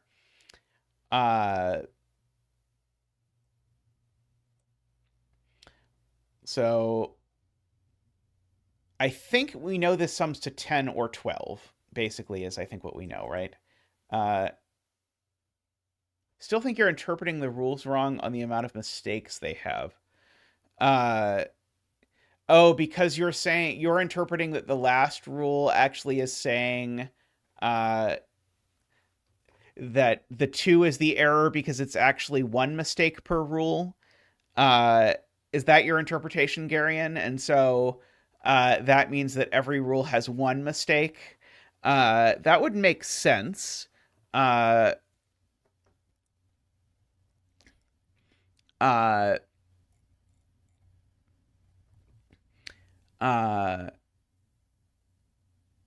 because if that's right, then we actually have regular German whispers, which would be appreciated. I do think Garian's interpretation is plausible. It's not affected by the order of the rules on the LMD page. No, it is not. Uh, in fact, the way it says here they are colon makes it seem, I guess, pretty clear that the last rule is actually saying that there's one mistake per rule. We do still know the crust sum to at most 10. And we do still know that none of these things are crusts. But yes, with this interpretation, the German whispers are actual German whispers, I think. This also is a lot more sort of coherent, I suppose, in terms of it makes it so that there's a little bit more impact with these things.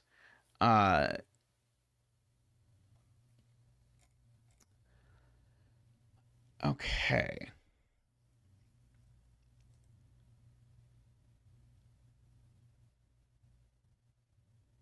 Yeah, I think it is one numerical error. I think you're right.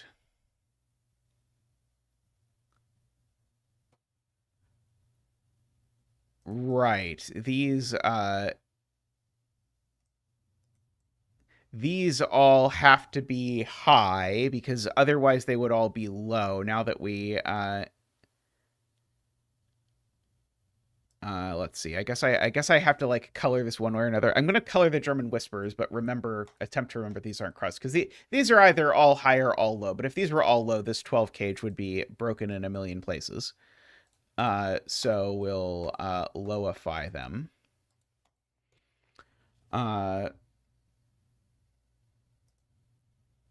Yeah, I think that's probably intended, is that the crusts add to 10 or less while containing 8 or 9.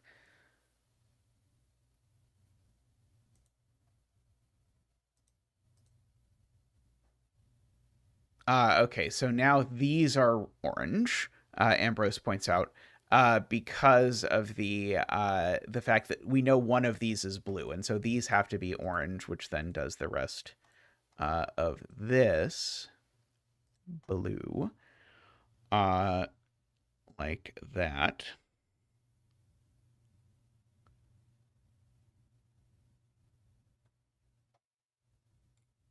Yes, yes, yes. Cages do add to their total or one less, right? Because the error was the number of those things. Okay.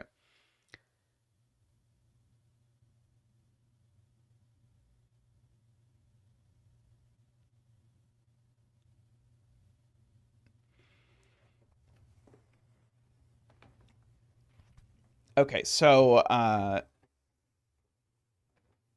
the okay, yeah, there's a few points in chat that I'll take. So Martin's, I think, is the easiest, which is that the X claims to sum to 7, but 7 is not a valid total for a 10 cage because the 10 cage has to sum to 9 or 10. So the X is wrong, which means the V is right, which means that I can actually mark those like that. The other thing that chat said was concerning this sandwich total. We know the Audis can't sum to more than 10, and they do include an 8 or a 9. And so the really nice point that Emma makes is that the only way they don't sum to 10 is if they are 1/8. But if they're 1/8, that has the problem that then the crusts sum to 9. The inside of the sandwich sums to 35. So then the total sum of the crusts plus the sandwich is 44, which means that 1 is an Audi. But 1 can't be an Audi because 1 is one of the crusts in this hypothetical. So there are, in fact, 2 crusts here. I will yellowify them, I suppose, to mark that. And we know that the crust next to this is the low crust. So this is the 8-9 crust. This is the 1-2 crust. because of the coloring on the line there.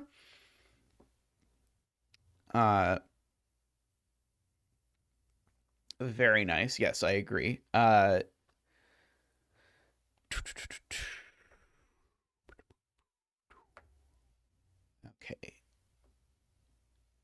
Then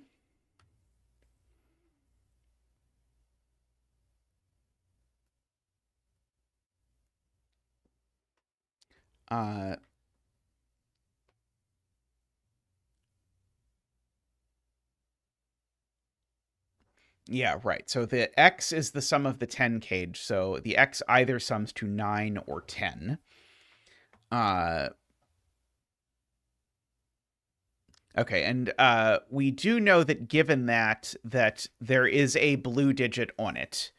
And so that's all the blue digits for the box. So these digits are both 5 or high, right? I think I did that calculation correctly.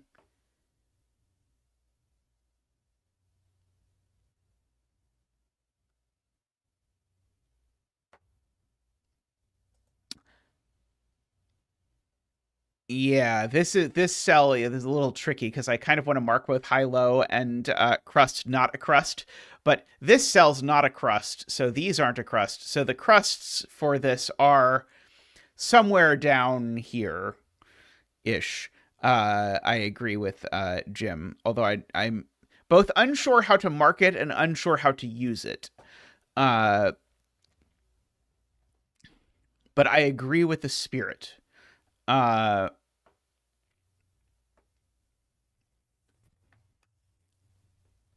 Let's see. Now, I feel like the row 1 sum is actually kind of interesting. Because like, where am I putting the 1, 2 that's in the crust?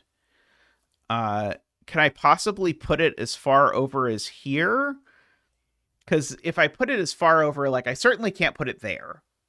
I mean, I guess I definitionally know I'm not putting it there. But, and I can't put it there because it's not high. And I can't put it here because either that's the other crust and the total is 5, or that's not the other crust and the total is too big. So none of these things are crust if I want to attempt to sort of like light X behind here. None of these things are crust of any sort. And so that means that when it comes to the low crust, it's one of these two. And then the high crust isn't here, and it isn't here. So one of these two is the high crust. I don't think I can make the high crust here, because that would require me to make that the low crust, and this would have to be 5, 1, 2, and that doesn't work. So this isn't the high crust. This is the high crust, right?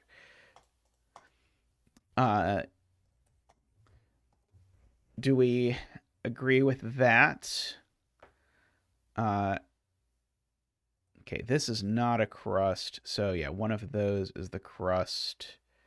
But because the low crust is a 1, 2,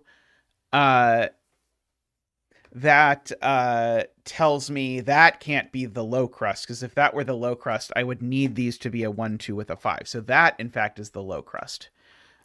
So that's a 1, 2, making that a 3, 4. And these two digits now add to 8. So assuredly, that one isn't an 8. And so this is a 1, 2, or 3. Yeah, this looks like a 1, 2, 3 to me.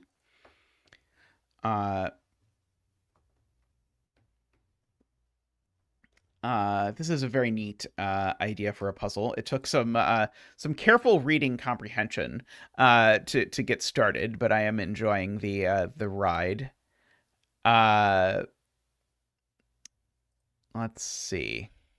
Column 8 coloring. Ah, right. The German whispers. Right. We've got now 3 highs in column 8. One of these is high. That's 4 highs, which means this is low, and we can percolate appropriately. Yeah, Garion definitely deserves the credit for the figuring it out. I guess I also could have said that if that was high, then it would have broken the 10 cage or whatever. This is certainly low, right? Because this can't be a 5 was the thing I was worried about. But no, that would make the cage total too big, not too small.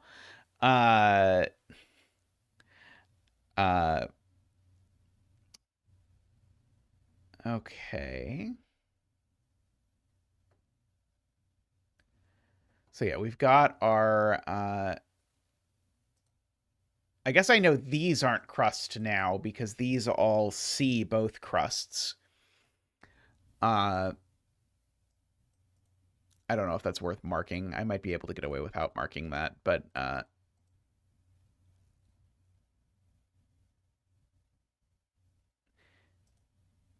yeah, it could have been 4 or 5 earlier. But it couldn't once that digit was high. That was the that was basically what I was double checking early was do I now know what is happening with this?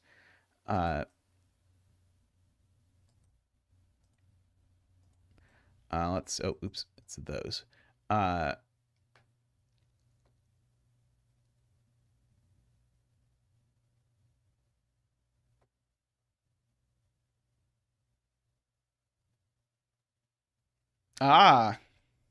Good spot from David. We do have all the high digits in row 6. So these are from 1, 2, 3, 4, 5. And I guess this is also from 1, 2, 3, 4, 5 while we're at it, because we did know we had all of them in this column.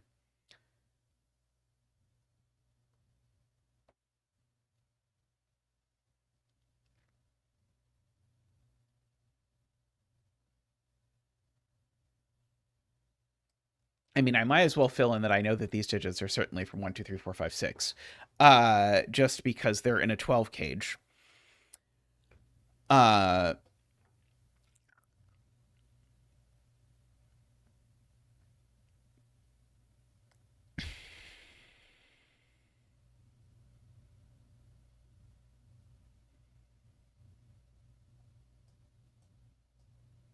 That's true. These are from 1, 7, 8, 9. Agree.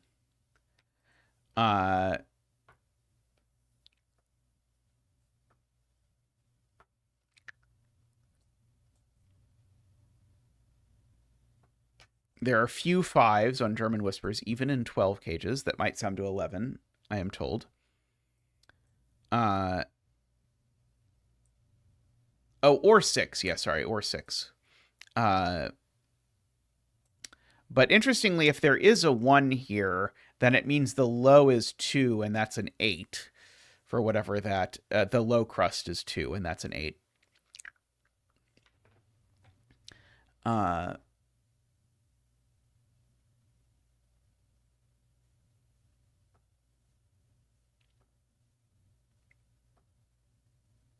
Okay, and there's definitely a 1 and a 2 in here, for whatever that is worth.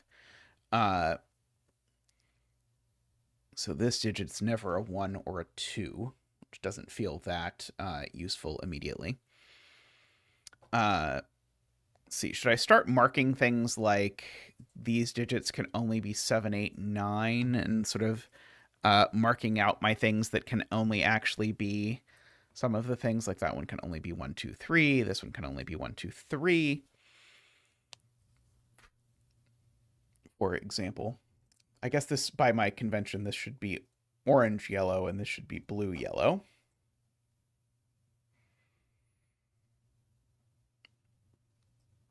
That is true. There's always 3 lows in here.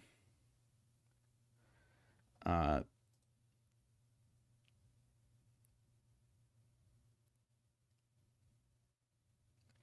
was trying to decide if it was a problem if this was 6. I don't think so.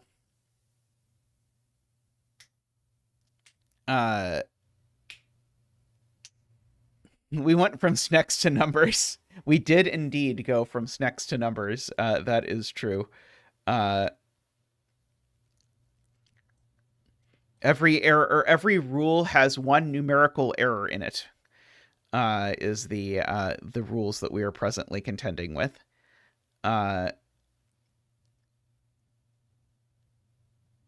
Oh, that's the point. I know this cell isn't the crust, so one of these two is the crust. Because there's definitely a 1, 2 in the 12 cage. So the crust is, in particular, definitely in the 12 cage. So yeah, one of these two is yellow, although I don't know which one it is.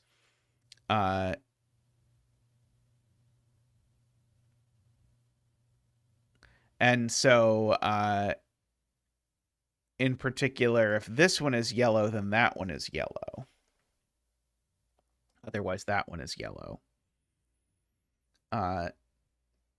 Which is, I guess, just sort of like another way of saying the yellow is definitely claimed down here.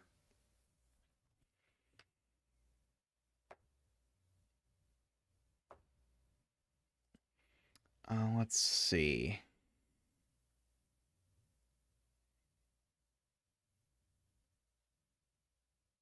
Okay, I was still doing this. Yeah, so this is 1, 2, 3 as well. I think that one would be okay. This one's definitely also 1, 2, 3. This one is 7, 8, 9. This one's 7, 8, 9. I'm just here marking the ones where if it was the lowest high, for example, if this were 6, it would force both of these digits to be 1, and that would be a problem. But if this were 4, it would be okay if both of these were 9, as far as I'm able to tell. Unless it does something bizarre that I have not yet appreciated. I'm trying to see if there's some way I'm supposed to connect whether these are 1, 9 or 2, 8 in the world.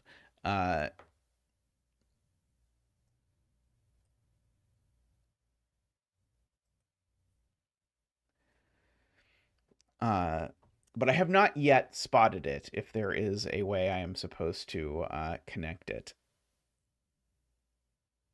Let's see. Yeah,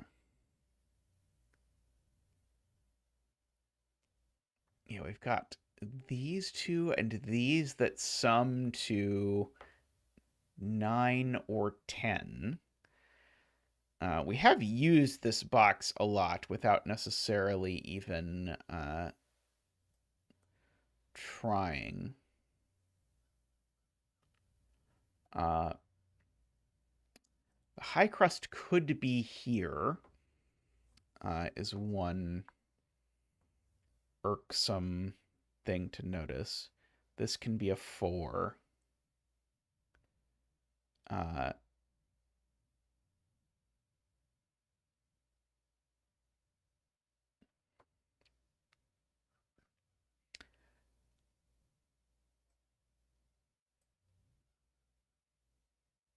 Is there something wrong with making these cells a 4-5 pair, which is what would happen of necessity if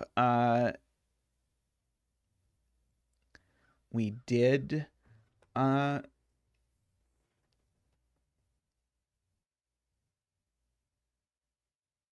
set that up? And there's nothing else I can say about the math here about this 8, right? Uh, uh,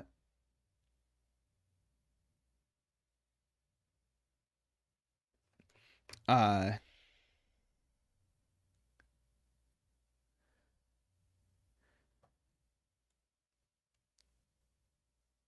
it says 1 less, not 1 more.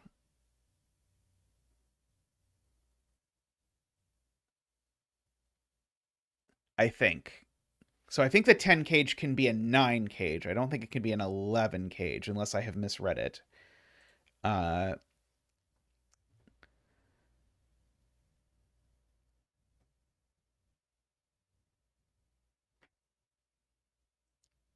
So if this is a 2, that's a 3, and this is a 1.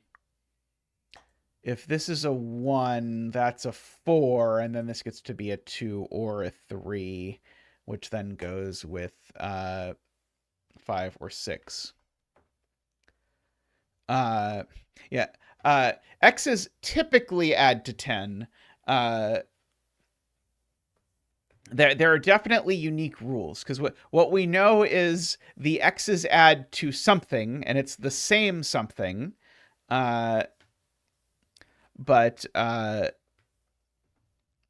we don't know what the something is yet. But we do know that the cages either add to the total given or 1 less. So these either add to 9 or 10, and these either add to 11 or 12.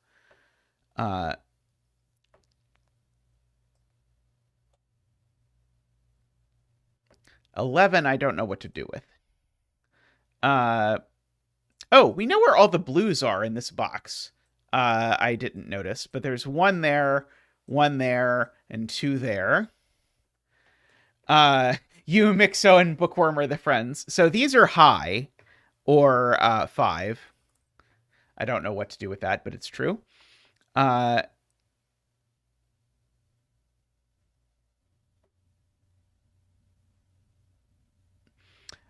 We only know 5 isn't in the cage because we authentically know that this digit is high. And so if this was 5, then it would make the total of this 11, which is too many. But you're right, it was a possibility that did briefly hurt my soul, that maybe that was what was happening.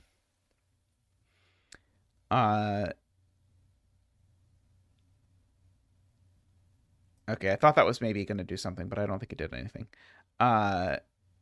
It's not going to be a problem if I have, like, these 4 all being 5, 6, 7, 8, 9. I don't think it's going to be a problem. As best I can see it. Yeah, we've got this sort of pattern here, if I have marked that correctly. Whereas I feel like I should be able to figure...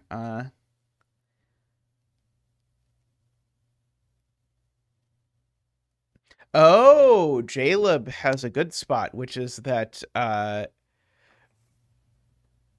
we need now to look at column 2, and now actually when we ask where 1, 2, 3, and 4 are, now we know they're not all in this cage.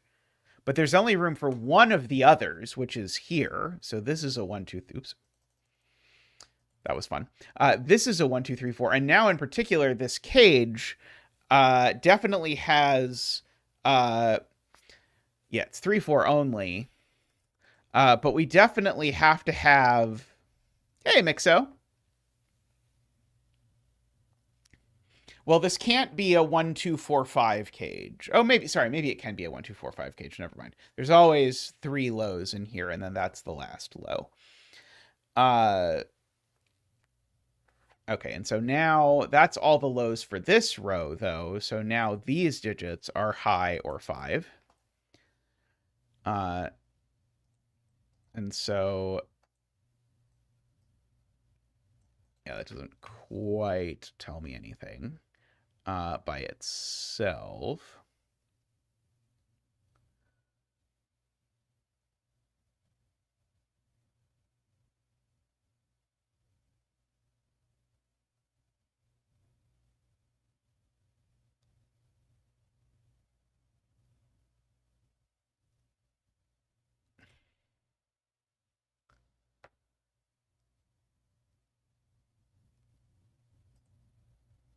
Todd says if this is 3, then the box breaks.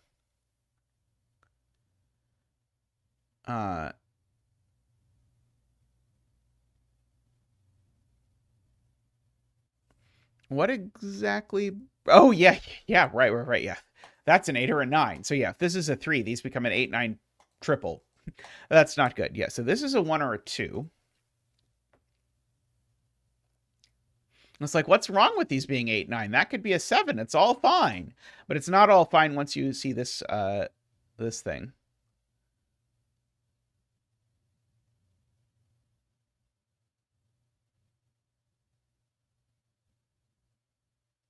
Ah, yes, there is. Garion points out no spot in this box for a 4 that's not on a German Whisper, so the 9 is on a German Whisper, so these digits definitely aren't 9.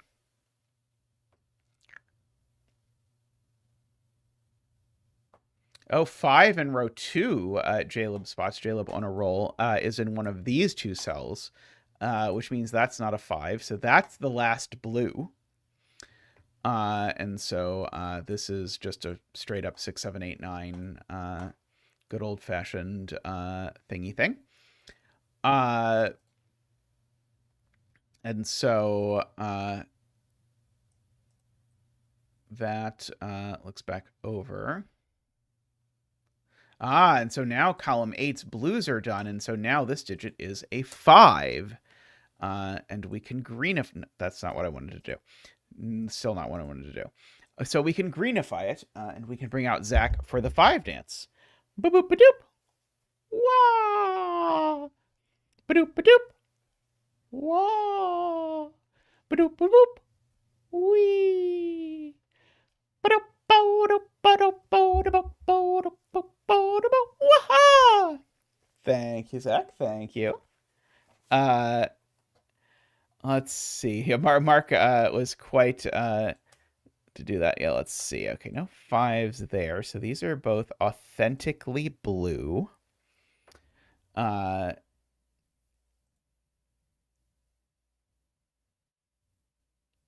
Mark trying to steal the dance, indeed.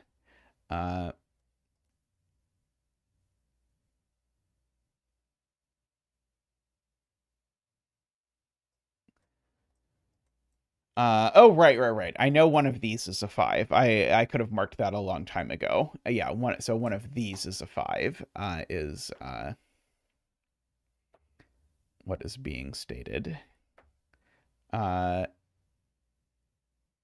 Authentically blue. Yeah, the winter can go ahead and end any time. I'll be okay with it.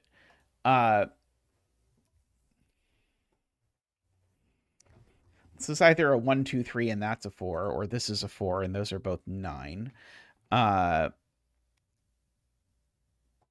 know I just basically listed all the options, and it wasn't probably too insightful, but what are you going to do?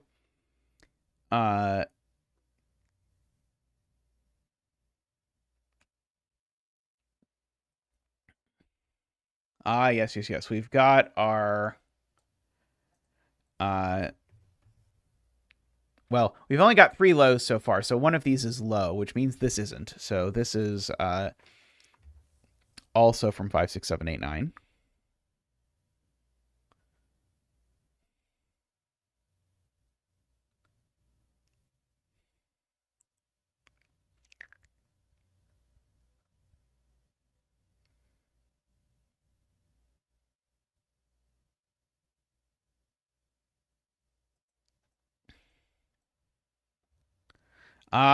Right. Okay, so Joel points out one of these two is the 6 for the column, and whichever one it is, it plonks a 1 either there or there, and those both see this cell, so this is not a 1.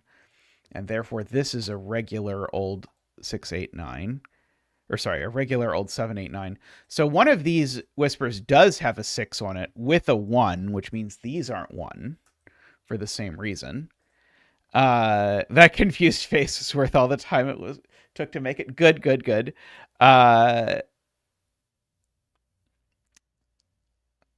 Let's see. Okay, so this is a 6, 7, 8, or 9. So it could be 6 and 1. Or that can be 6 and 1. Oh, this I know isn't 6. I just never marked it for some reason. This is a none 6 sort of orange digit.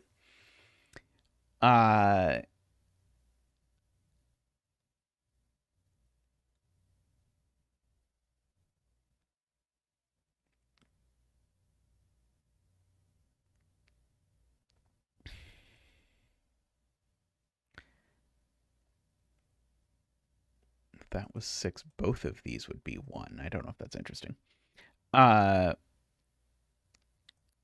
Let's see.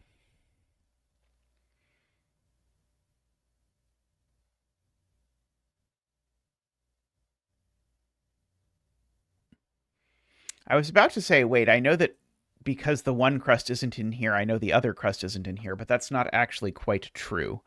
Because the 10 cage might not sum to 10. It might sum to one less than 10.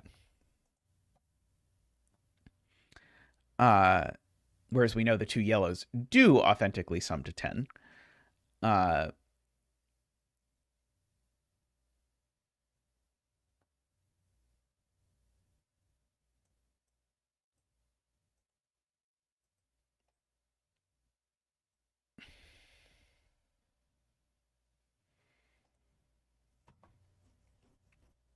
Let's see, I'm being told this can't be 6 now because it removes 1 from row 6.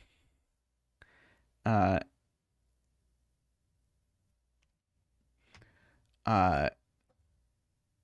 see, if this is a 6, then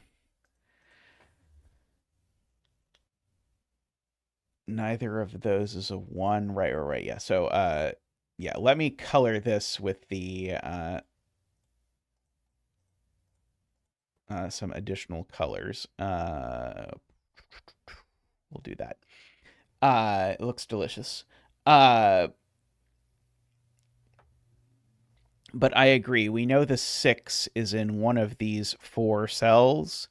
And if we make this a 6 with double 1s, then it has the effect of course, ruling 1 out of all of these cells. So the 1 would have to go here with the 6 there, but now the 1 goes there and that clashes. So yeah, so this is now an authentic 7, 8, 9. So that's an actual 7, 8, and triple. So we now have a 5 or a 6 here.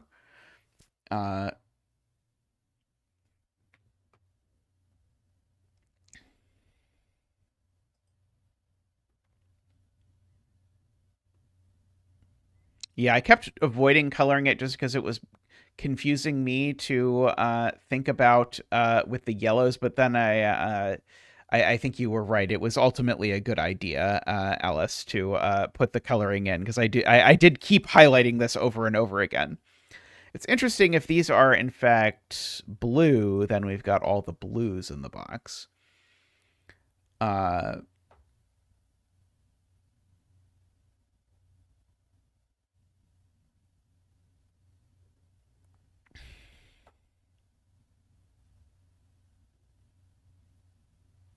Right. Very good. Jim points out this is the high crust in column 2.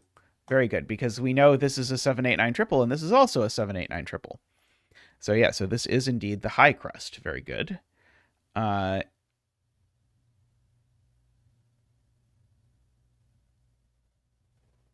It's because 8 and 9 aren't actually the sandwich digits. Only one of 8 and 9 is a sandwich digit, and the other sandwich digit is a 1 or a 2. Yes. This is now 5, 6. Very good.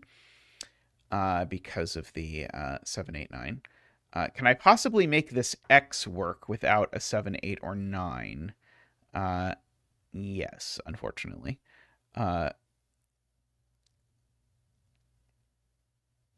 Right. Now, Garion points out, now this can't be 3 anymore because we'd make an 8-9 pair, which would clash with our known to be 8-9 digit from earlier.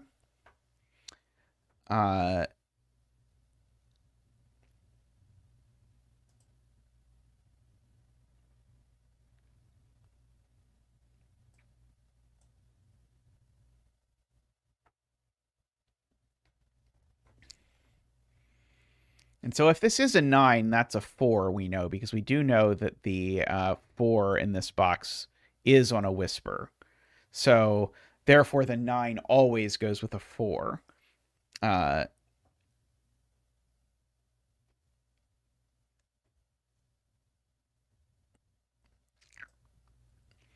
do agree that one of these two is 4. Todd points out. So either way, that cell's not 4.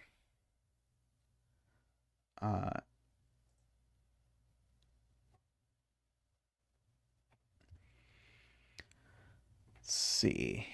Is it interesting if this cell is 7, 8, 9? Is there some reason why that should clearly break in my brain? I don't think so.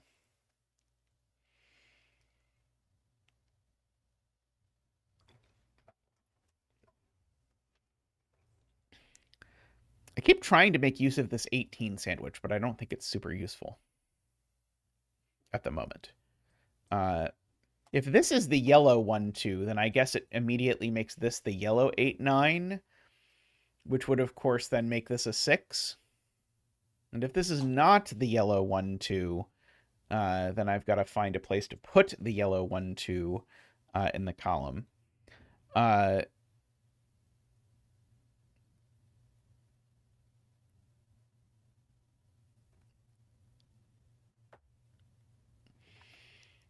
But that sort of feels like a thing that's sort of worth focusing on is it actually possible that I've got the sort of like 1, 2, 8, 9 thing happening here? I mean, and maybe the answer is yes, maybe it is possible. But it would be very controlling if that happened.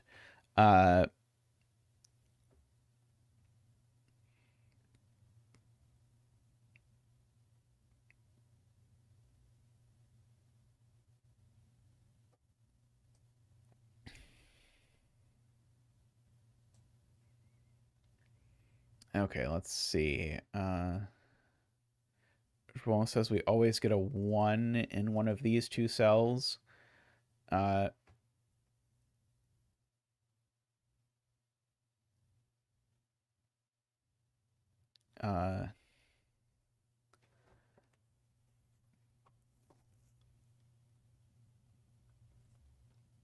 not quite sure. So like the 4 in this box is either here where it goes with a 1, or it's here where it goes with a 9.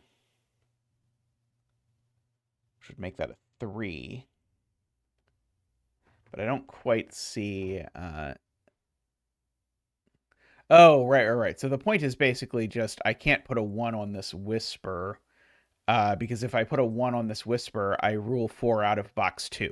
Okay, I see it now. Okay, yeah. If I put a 4 on this whisper, if I put a 1 on this whisper, I can't put 4 here, and I can't put 4 down here, and so there's nowhere to put 4. So there's no 1 on this whisper, and so one of these two is authentically 1.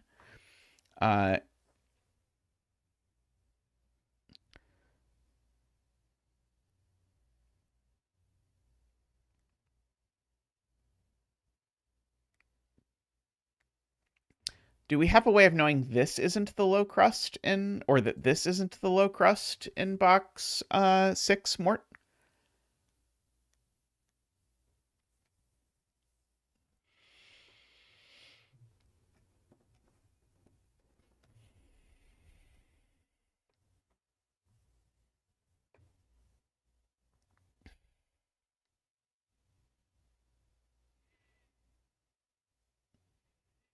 $18 is still always at least 3 digits, and I do know...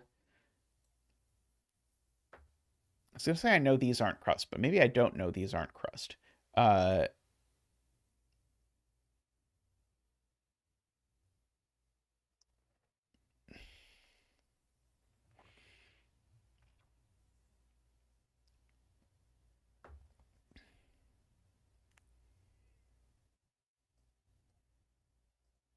Yeah, we do have most of the oranges up here.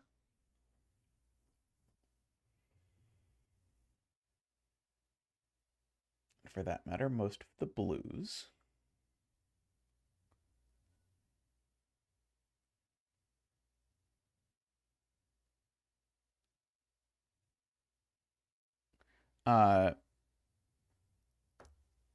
Same argument, put 9 in box 1.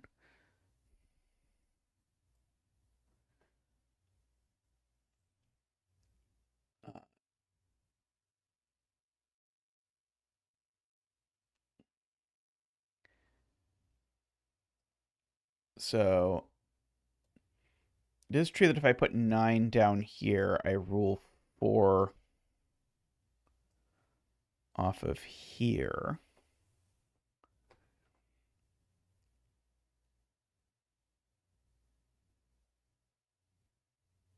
I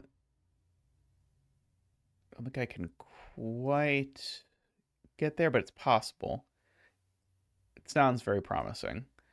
Uh,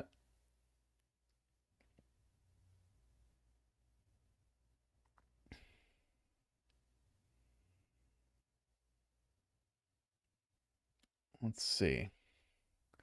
Row 2, column 8. Ah, yes, this is not 7 by German Whispers. I agree. That's very helpful.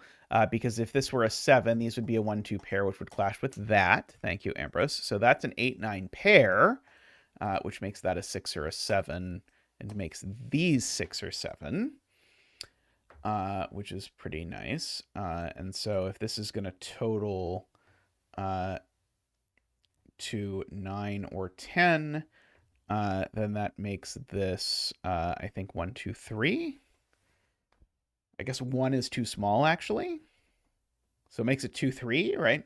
It can't be as big as 4. Oh, no, it could be 4. Sorry, darn it. It could be 4. 2, 3, 4, yeah.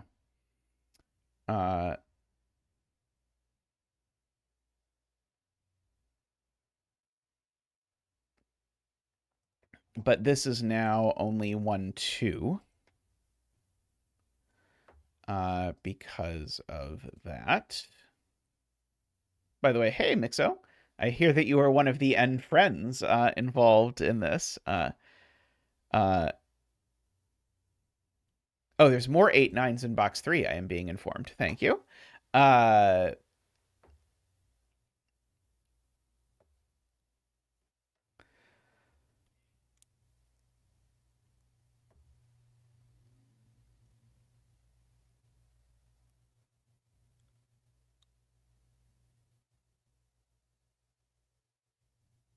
Yeah, I guess I just know one of those 3 is the crust.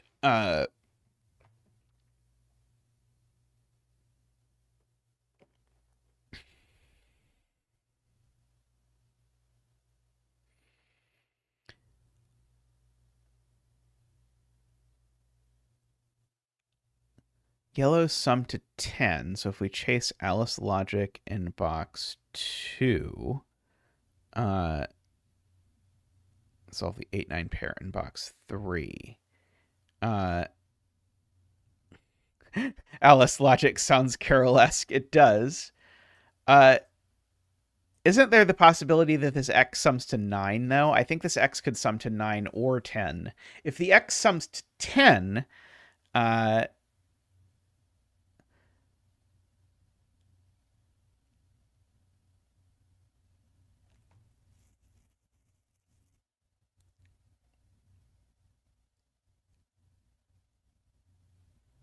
oh, it's where the 4 is in box 2. So yeah, the 4 in box 2 is either here or in the V.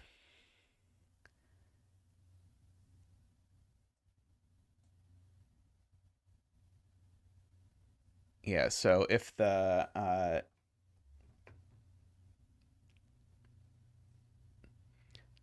so yeah, if the 4 is up here, it makes a yellow 1. And if the 4 is down here, it makes a yellow 9.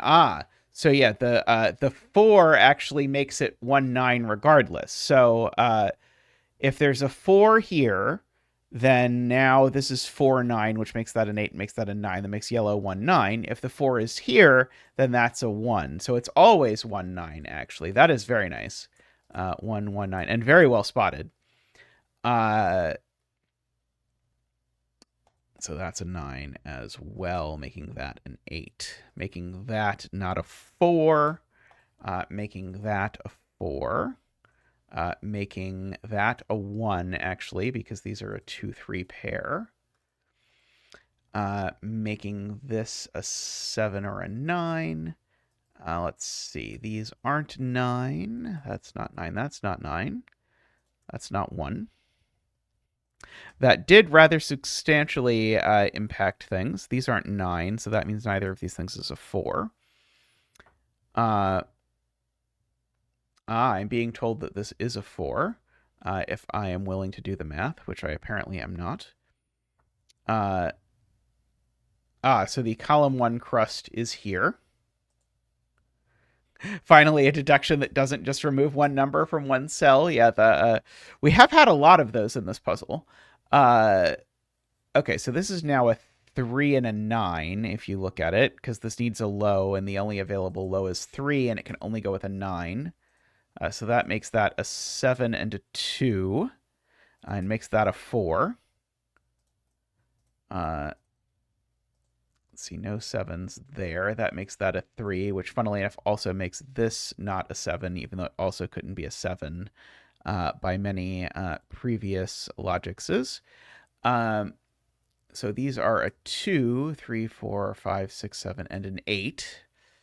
And so there is a 7 and an 8. We have learned that x's sum to 10. That is a 2, 3 pair, which has made that a 1. Let's see. Okay, I don't think we know anything about that yet. Okay, well, if x is sum to 10, we now know what this is, because now this has to sum to 10. So that's a 7 and a 3. It's a 2 and a 6. Those aren't 1, so these are high. These aren't 6. Technically, this killer cage can still sum to 1 less, right?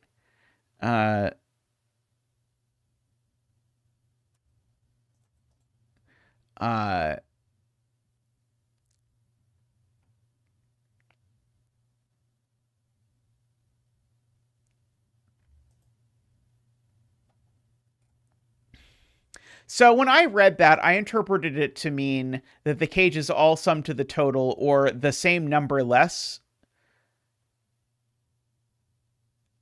Oh, I see. Okay. Yeah, okay. Yeah, sorry. That got sort of finagled in my brain as I did the rest of the puzzle after I sort of read the original rules. So yeah, so this should be 1, 2, 3, 6 now, because this cage actually sums to 10, these actually sum to 12, and so that is a 5. I do not envy you having had to write these rules in some quasi-coherent way. Okay, so those are a 6, 7, 8. Those are all orange.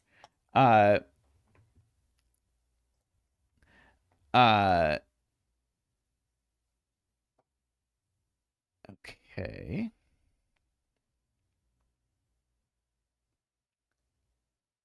Oh, 7 is now here. Good point. Oops. Sorry, 7 is not now there. 7 is now here. If I look at that. Yeah, I know the 4 in column 1 is down here somewhere.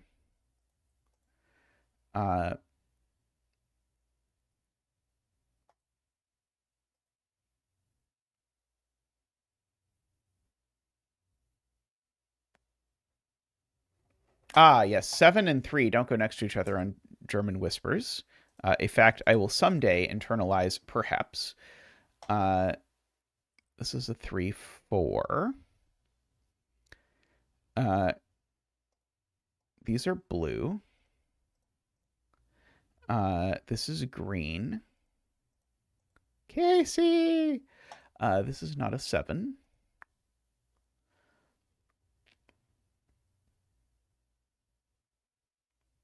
Four whispers the 9. Right. We knew that there was a 4 on a thing. And so this is a 4.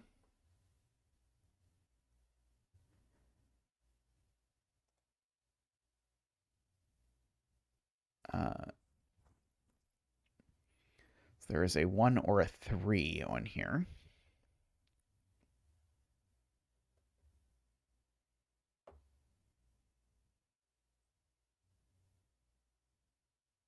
Row 4, 7, Jaleb spots, joins the 5. So these are a 5, 7. And so therefore that's the 3 for the row. Uh, oh, right. I did not yellowify all of these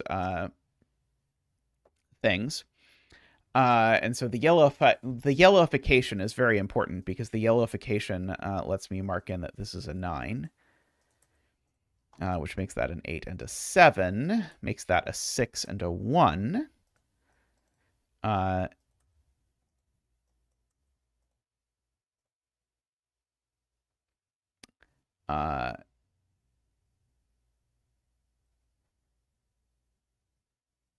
Was all yellow. Okay, so yeah, so now I need to make sure I get to at least this far over. So the 9 is in one of these two cells, although I don't think that quite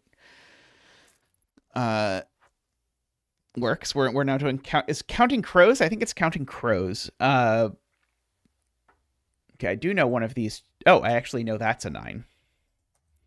If I do that, just by the row. So now the purples are orange and the reds are blue. Oh, and the 9 looks up, resolving that. This is now a naked 1.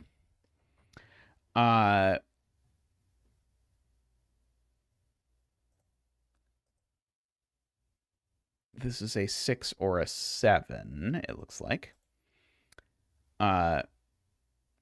This is a 7 or an 8, it looks like. 2 or 3. Oh, this is just a naked 3. There we go. Okay, that's a naked 3, which then actually is going to resolve a lot because now that's an 8. That's a 7.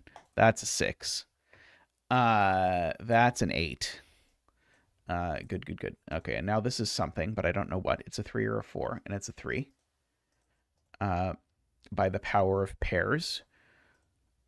This is yellow. This is something. It seems to be a 4.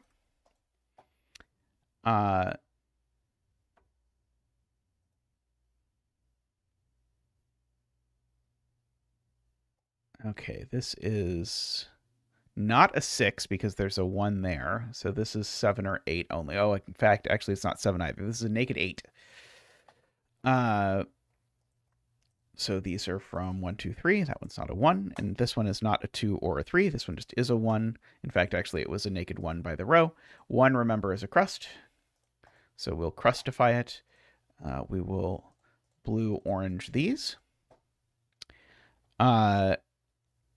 This is something, indeed. The 1 in this column is placed. It might be the last 1 in the grid, but I'll take it. It was the last 1 in the grid. The 9s also get yellowified. Okay, let's see. Well, now where does the 9 go in this row? I think now we know, right? Because we need to make a sum of 18, so that's going to require a minimum of 3 cells. So now the 9 has to go here. Oh, this is not yellowified yet. That's true. That's not yellowified yet. Okay, and so these need to sum to 18. So these sum to 28. 36, and so these two need to sum to 9. Did I do the math right? So this needs to be a 3, 6. I think if I did the math right, this needs to be a 3, 6. I will let someone in chat double check my math. Making that a 2 and a 4 and a 2. Making this green. And this the least orange. Did I do the math right is the perfect question for this puzzle. True. Very true. Let's see.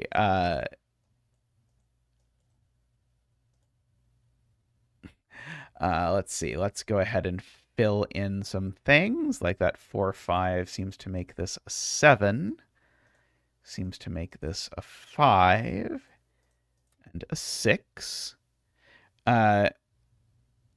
And therefore, this is a 5 and a 7. Oh, there's a sandwich clue in row 1. I am being informed. So that makes that a 6. I guess that's this resolving this 5-6 deadly pattern. Making this a 6 and that a green. And that a 3.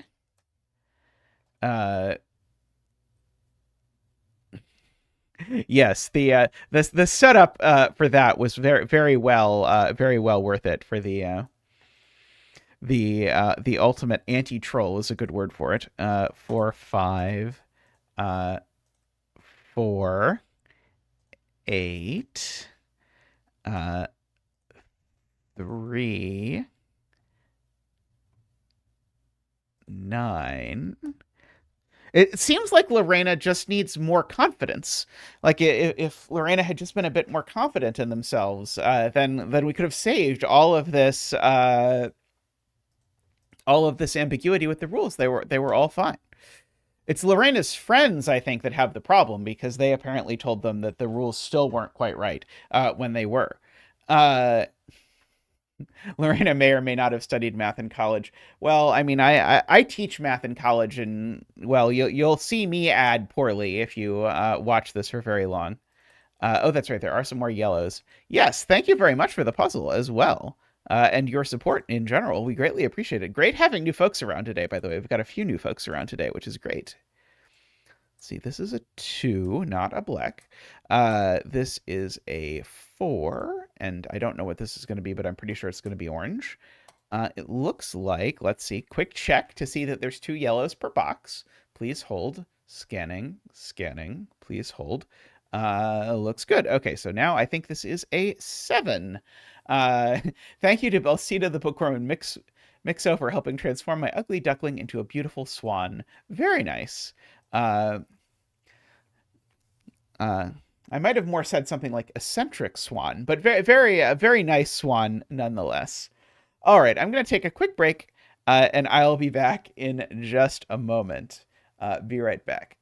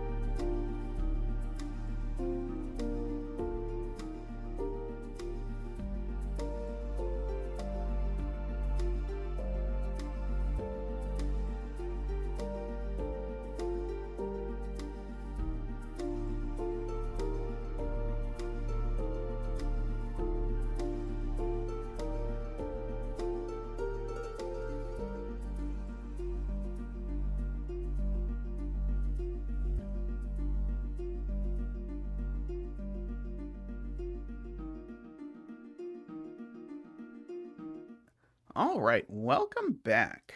We seem to have a pentaminous mid-loop puzzle by Tirganus. This will be interesting.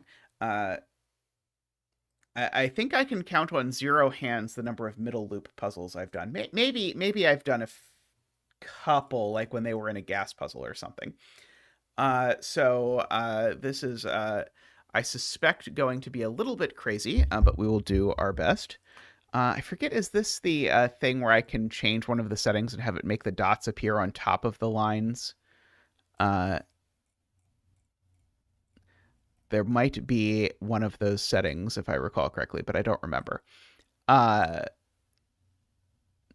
Yep, now we're doing letters. Yep, it's all letters from here on out. Okay, well, I've decided I no longer care enough to attempt to make these show up on top of the lines. I will instead just apologize that they show up below the lines. It's funny, the letters show up on top of the lines. You'd think the dots would too, but... All right, so we need to draw a non-intersecting loop, non-branching, through the centers of some cells that passes through every clue. Each clue marks the center of the straight line segment it lies on. So this is the mid-loop part, and so the for clues, it's referring to the dots. Circles, letters, and question marks all count as clues for these purposes. Sorry, so this is also a thing. Okay, divide the grid into regions of 5 orthogonally connected cells so that no regions of the same shape share an edge, counting rotations and reflections as the same. Do I have my... I seem not to anymore have my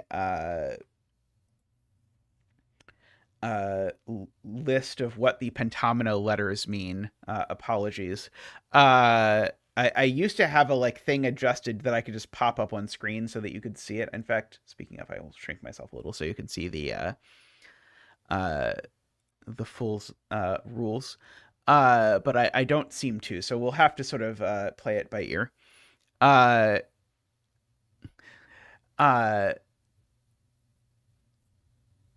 Okay, so that no regions of the same shape share an edge, etc.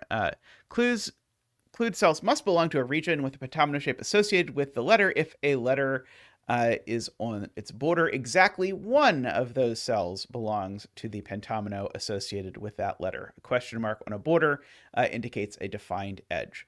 Finally, each pentamino letter has the same amount of cells of the loop passes through in each instance of that particular letter. For example, if a U pentamino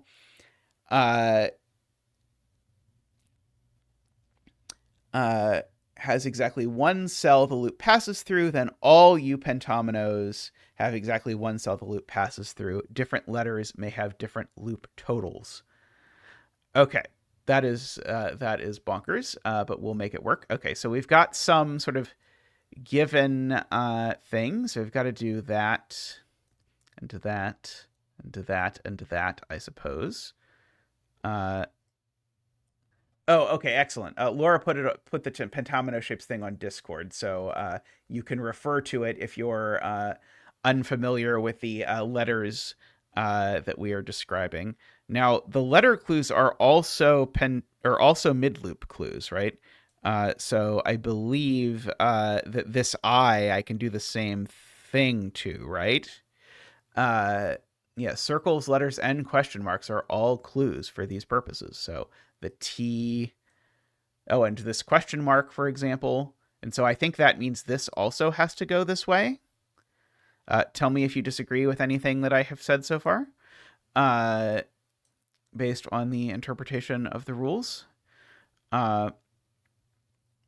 Well, this can't continue in either direction then, because if it did, then it would have multiple midpoints. And likewise, this can't continue, or it would have multiple midpoints, so that means this one goes down, right? Okay, you're scaring me a little here, Tirganus. This goes down. So this then turns. This goes this way. So this can't connect over here, or the problem is... Oh, actually, sorry, maybe that's not a problem. That might be okay. This, though, okay, this is going to resolve it, because this now can't go horizontally at all. So it's going to have to go vertically,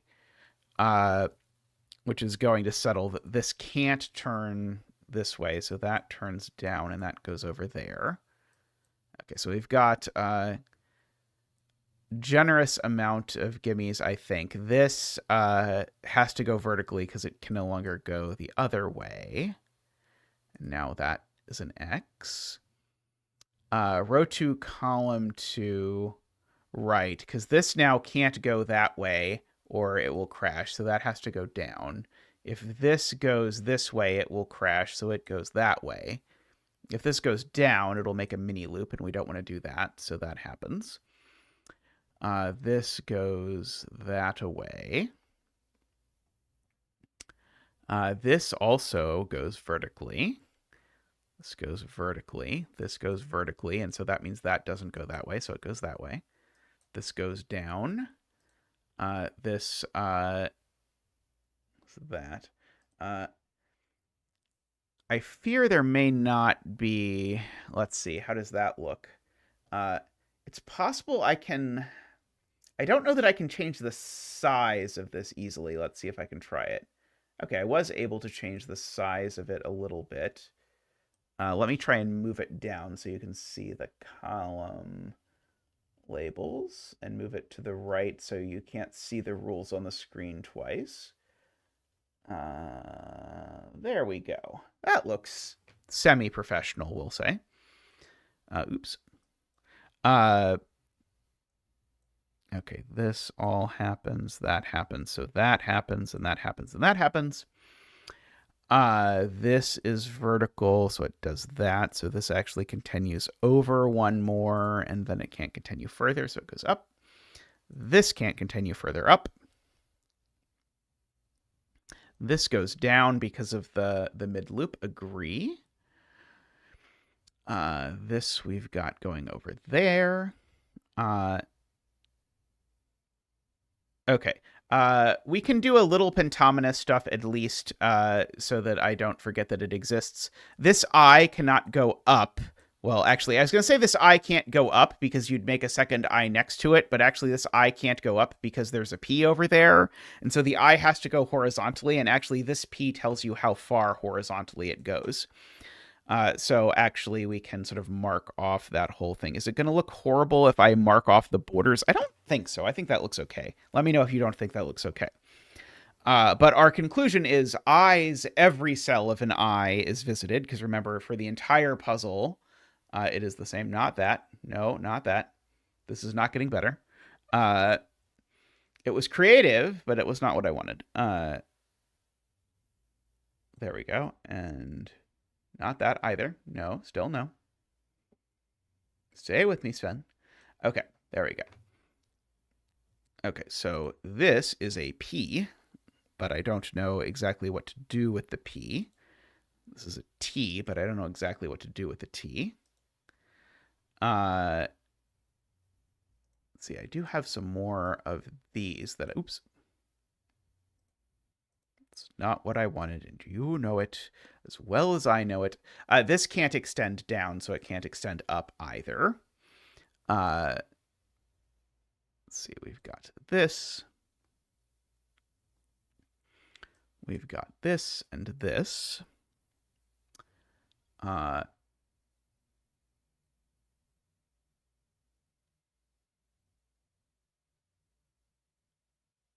Oh, yes. If this goes left, you definitely make a mini loop through the P. So this goes right, Garion points out. And now this P has to be going through vertically, which is going to force that. And now if this goes down, we run into issues. So this has to turn there. Like that. We can't connect these two, or our line will have two midpoints, and our line probably doesn't have two midpoints. So we have that. Oh,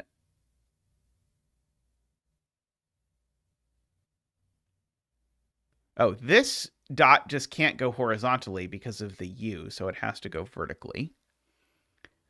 And so now this U also is vertical.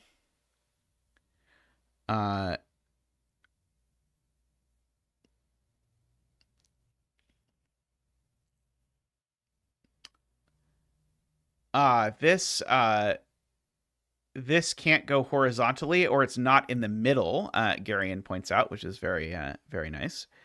Okay, this now can't turn left, so it turns right.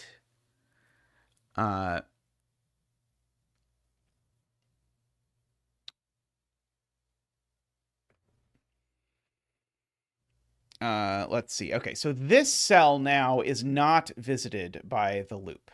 We can mark that off. In fact, I'm going to gray the cells that aren't visited by the... Oh, I guess I can't really mark things like that. But this cell's not visited by the loop, and that cell's not visited by the loop. I don't have a fantastic way to mark it, but we know every cell of an eye is visited by the loop. So this eye either goes horizontally, or perhaps if it goes vertically, it at least goes down a lot.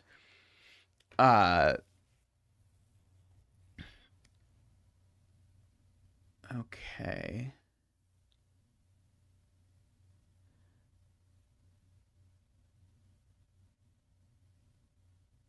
If row 8, column 3 goes up, we have problems.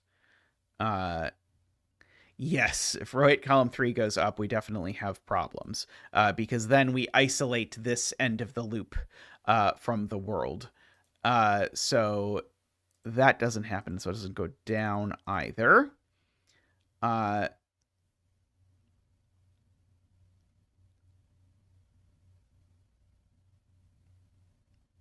Row 10, column 4 is already marked as being horizontal. So we actually can just sort of fill that in.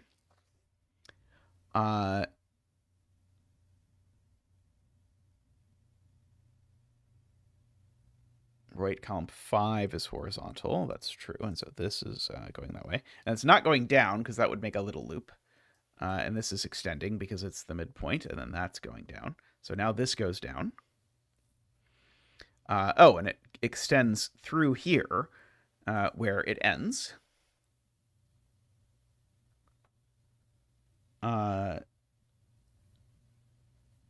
Like that. Oh, this is an L that's in the middle. I might still occasionally keep finding ones that I could have marked at the very beginning that I have not yet marked.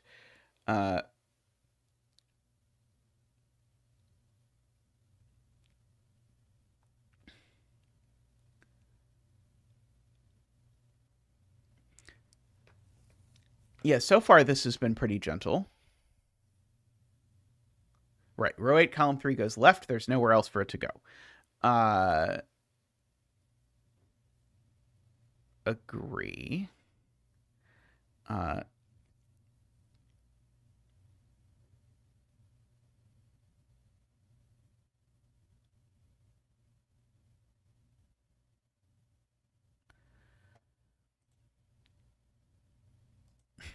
We have a lovely F. Oh, there's another letter that I have missed.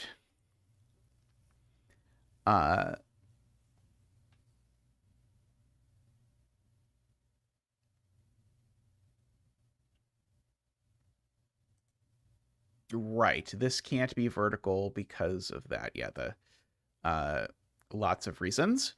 So this is horizontal.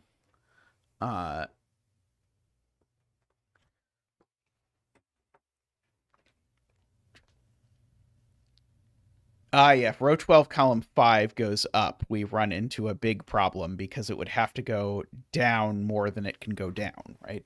Because if it goes up once, it goes up twice, then it would have to go down twice, and that would crash it into another world, which means it doesn't go down here either. And so there it definitely goes that way, which forces this to extend over here. This now can't turn left. It has to turn right. Because otherwise we end up in a sort of dead zone. Maybe I do want to mark the cells that are definitely not part of the loop. Maybe I want to, like, X them. Maybe gray X's is the way to mark cells that are definitely not part of the loop. Because I'm going to definitely be focusing on those cells as we look at the second piece of this story. Like that, at least. Uh, let's see. It's to the right of row 13, column 8. Big thank you, by the way, to whoever suggested that I just suck it up and put on row column labels, because it has definitely been much nicer since there are row column labels. Let's see, if something comes in here, then it's going to leave, and that's okay. This is not part of the anything.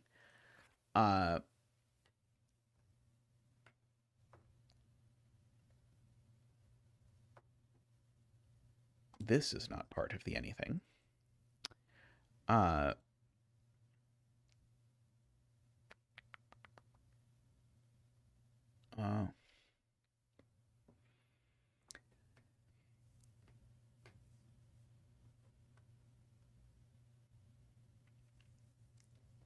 Let's see.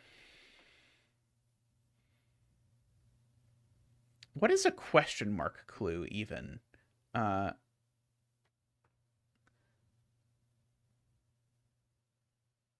Okay, I had not fully appreciated that something on a border is always an edge between pentominoes. I had not appreciated that. That probably is going to be a useful thing for me to notice. I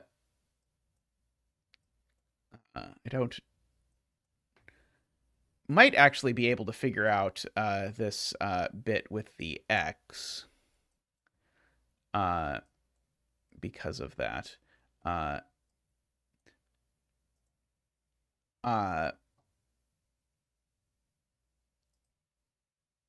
I guess that cell could be part of like that X. Have that X. I guess maybe it's a little more freeing than I had thought at first. There's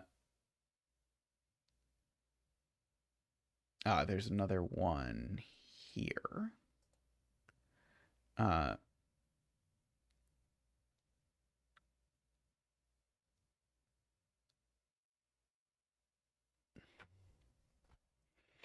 Oh, right. This needs to turn left because of the mid loop piece, and now this needs to turn left because otherwise it turns into a mini loop. Very good.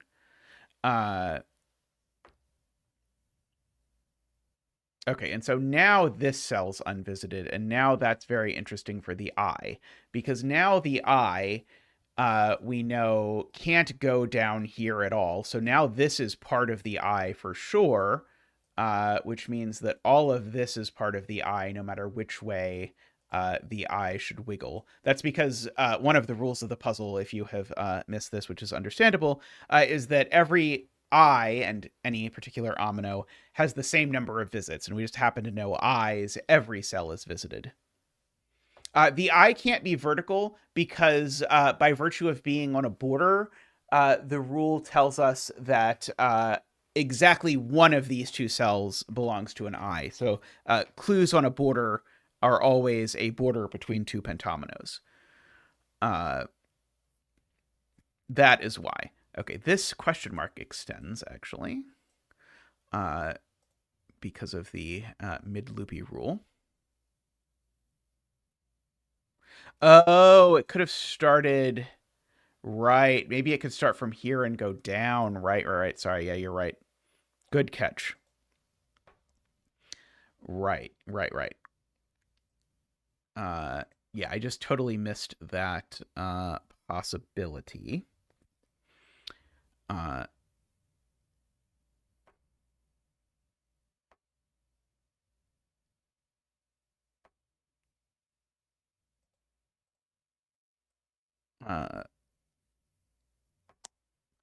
Row 5, column 4. That is more borders. That's a border as well. That's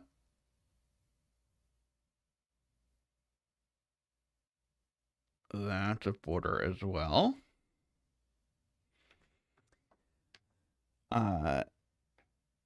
That's a border as well.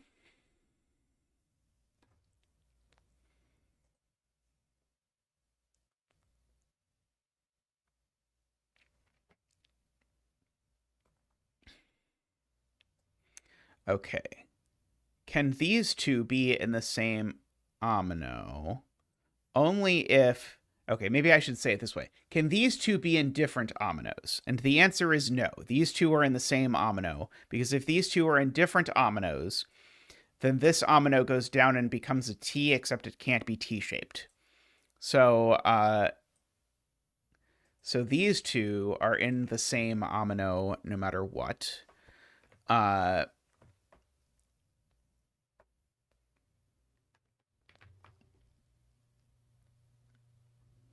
Column 11 has a question mark that I can crisscross.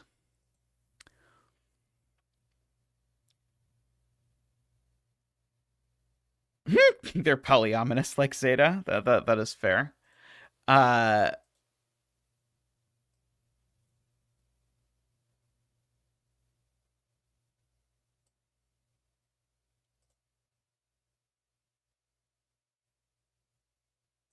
This feels like it really wants to be a P to me. But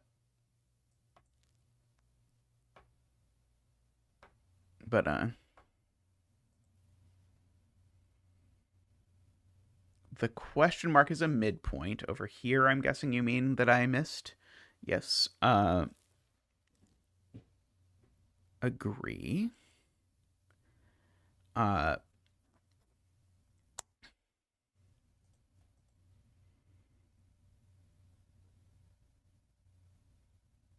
It looks so much cleaner if it goes this way than if it goes this way.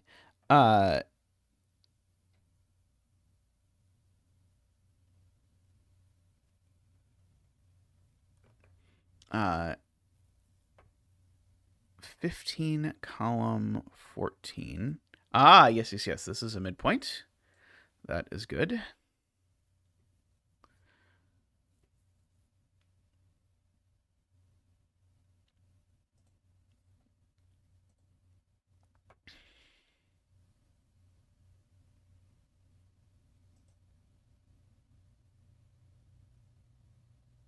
Yeah, I guess there's a few different things that this could look like.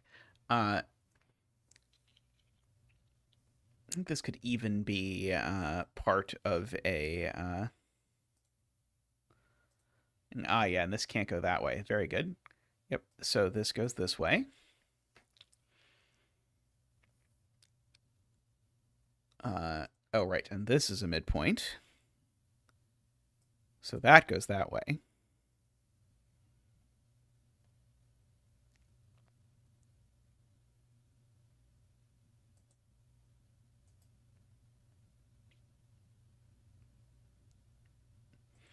Yeah, there's a T here.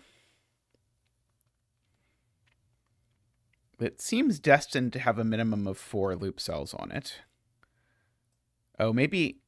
Sorry, maybe it could have 3 loop cells on it. If it looked exactly like that.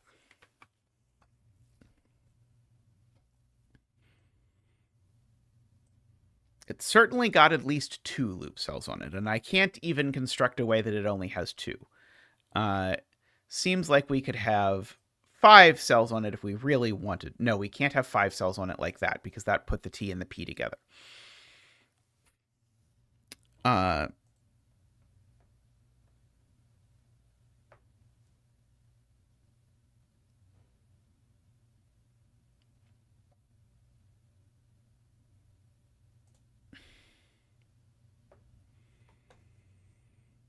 Okay, this T always takes this cell, I think is what Jim is thinking about. Because if it doesn't, then I can't... Oh, maybe I could make... Oh, I can't... That doesn't quite work, although it's a little bit messy. But yeah, I don't think I can make a T if I don't take this... Oh, no, I could do that, maybe. I might be okay with with not taking any single cell, unfortunately. Oh,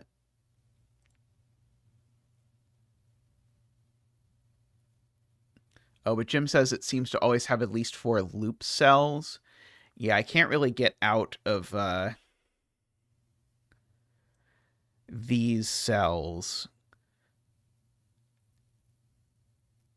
with my T, because a T fits in a 3x3, and I can't have a T that includes both of these X's. So yeah, so I think the T does always hit at least 4 cells. Oh, and João says at least 4, but never 5. I see. So the T always has 4 loop cells.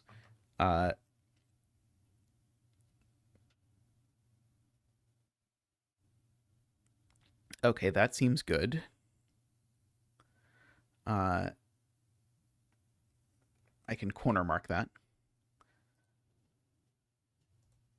Oh, I can't corner mark that.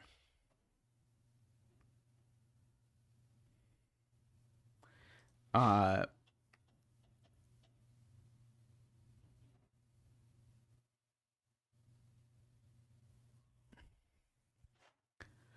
uh,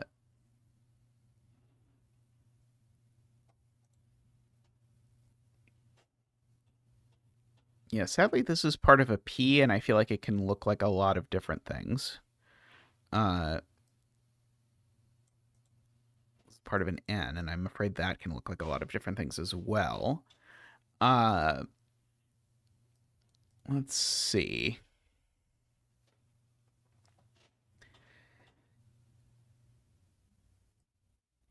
Yeah, I wonder if I'm supposed to somehow rule out the possibility that the eye looks like this. I'm not sure.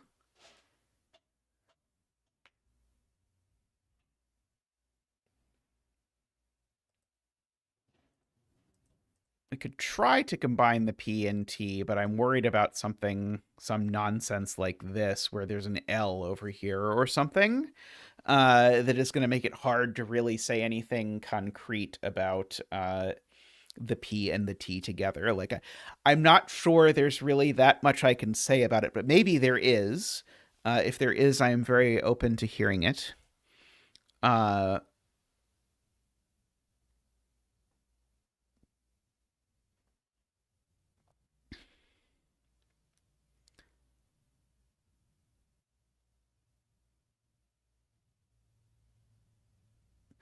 Does it break if I extend this? Because it extends in both directions. Do I strand a...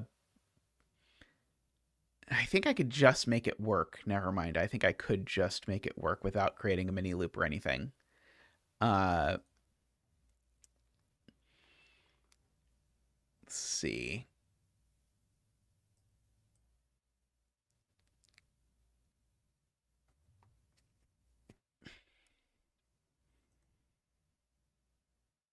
Don't quite.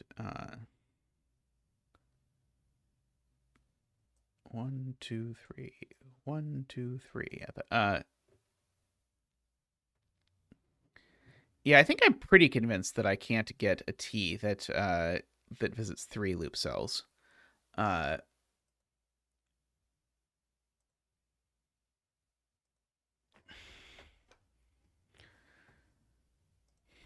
We'll go ahead and throw a 4 there for T, and I guess we might as well mark there's a 5 for I while I'm at it.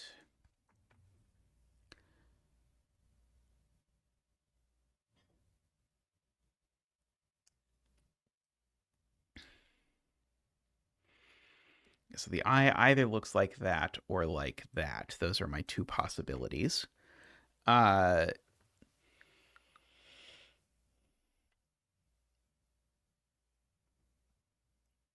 The Z looking like that is unfortunately a possibility, but it feels like there's a lot of possibilities for what the Z could look like.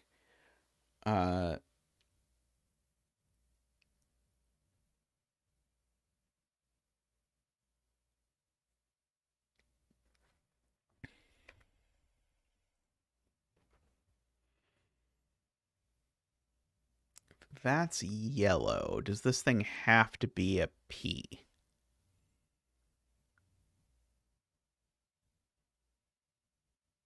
Yes. If this cell is yellow, then this whole thing is a P. I don't... Can this avoid being yellow? If that's not yellow... And maybe, actually, I don't think yellow can go that far down. I don't think this cell can avoid being yellow, but I don't 100% know.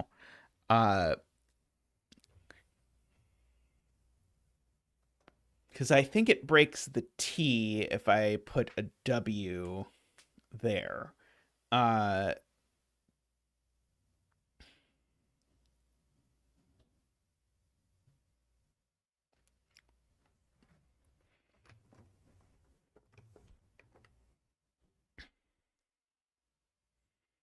The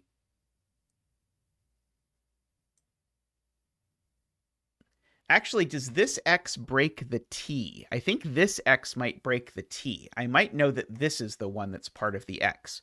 Because I don't think I can make an X through here other than this one, and I think this X definitely breaks the T. So I think this is definitely part of the X. And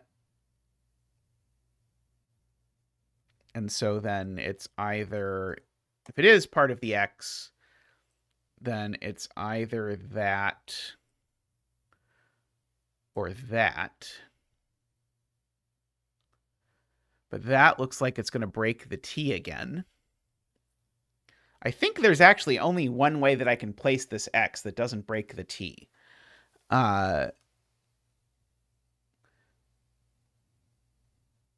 I'm just convincing myself that this T does indeed strand too much stuff to be handled by the yellow, which it definitely does, because whatever's here is ultimately going to have to be yellow, but that can't both be yellow. So I think my X is actually forced to be this.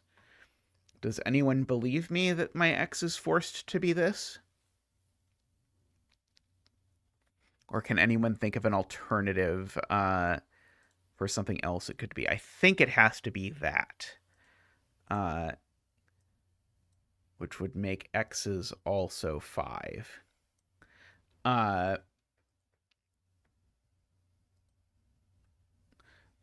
In terms of number of cells visited. Do I have... Oh, yeah, maybe I don't have any more X's. Oh, I have an X here. Oops. Haha. Then I started drawing random things. Okay, there we go. Oops. There we go. Okay. So if that is indeed... Oh, sorry, it's a 4. It's a 4. I correctly, I think, proved that it was an X and then counted wrong. It's a 4. Thank you.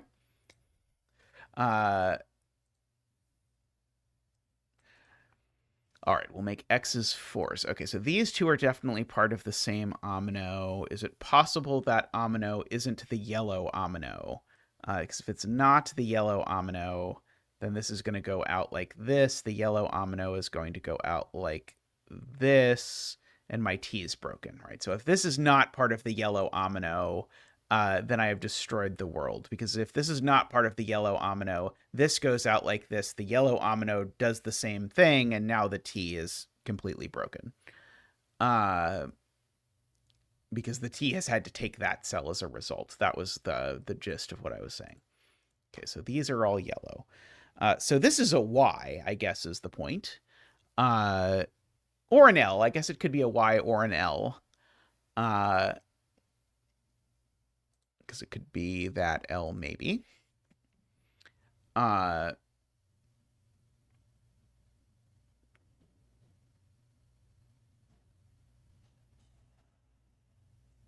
Okay, well, now this side definitely isn't making an X. So now this side is making an X. Can I argue which X it has to be? I mean, it's certainly not that X, because that would be an X touching an X. But I think the answer is it could be that X or it could be that X. Oh, there's an L clue here. How about we do that? The L clue has to either look like this, which it can't, or this, which it can, so it does. Thank you. And so this is L's are either 4 or 5. We don't know which yet.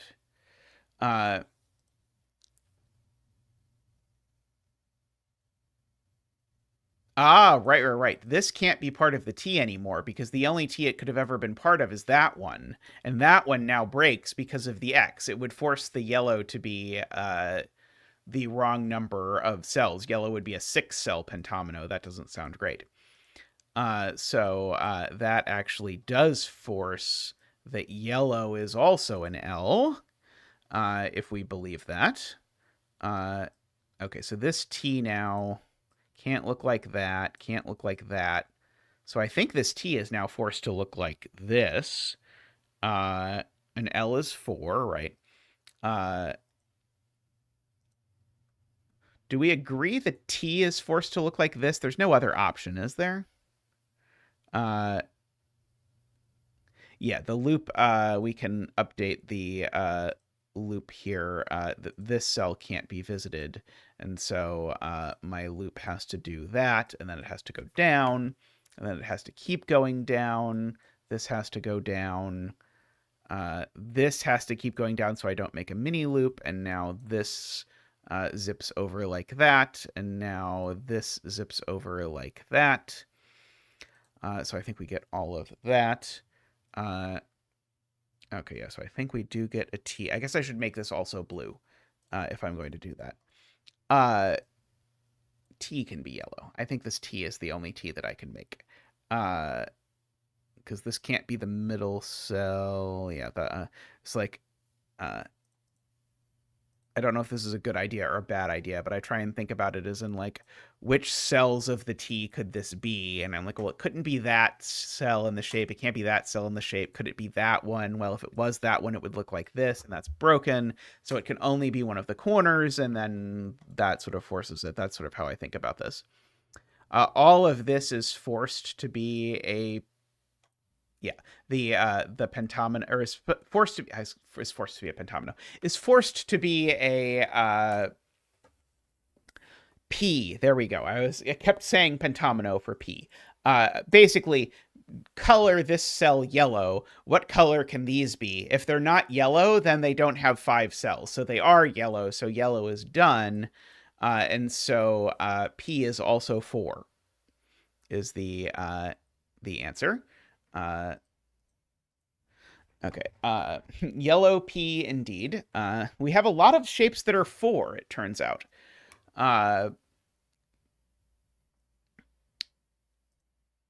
Okay. Okay, so we now actually know this P... Oops. I didn't draw a random line somewhere, did I? Oh, I drew a random X somewhere. Even better. Okay. This P we now know doesn't take those cells, which it would. Oh, I guess it could take like that. I was thinking it was going to have to take this cell, but maybe not.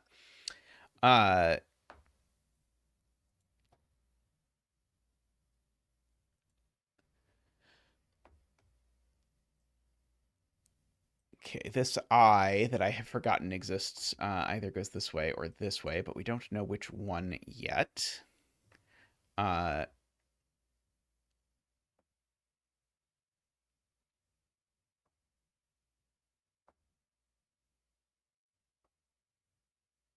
see, we do have to be careful not to close this because we are sort of at a little bit of a risk of closing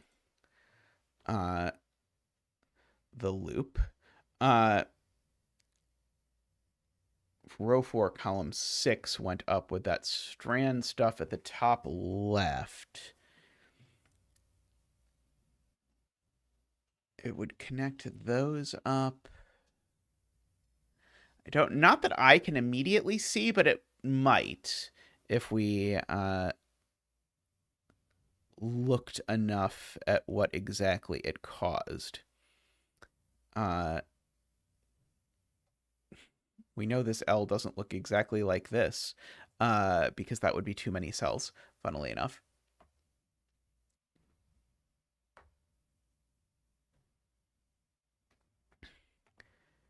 Row 4, column 8. Right. This can't extend there anymore. And this now has to turn because we know that this goes that way. Now. Okay, now this can't turn up, so it turns down. And this can't go down. We also know. Oh, this now is just straight on through till morning or whatever. Okay, so now this comes down like that. This cell is now Xable.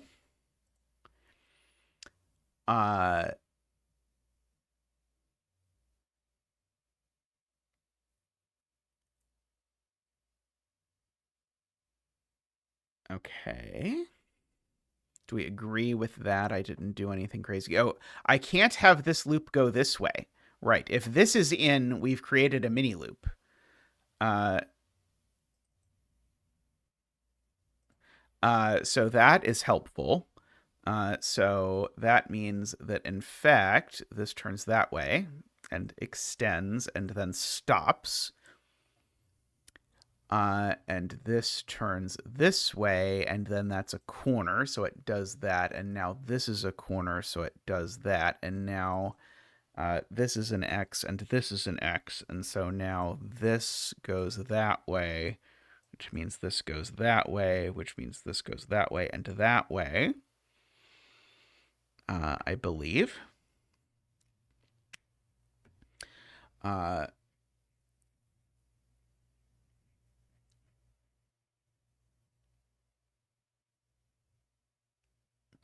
This can't go down because it will create an unbalanced loop thingy. So we've got that. And now this has to be vertical. This assuredly does not go up because then it gets lost forever. So it goes down, and these become unvisitables. That is an unvisitable. Like that. I don't think there's any world where this is part of a Z. Yeah, this is not part of the Z. So this is part of the Z.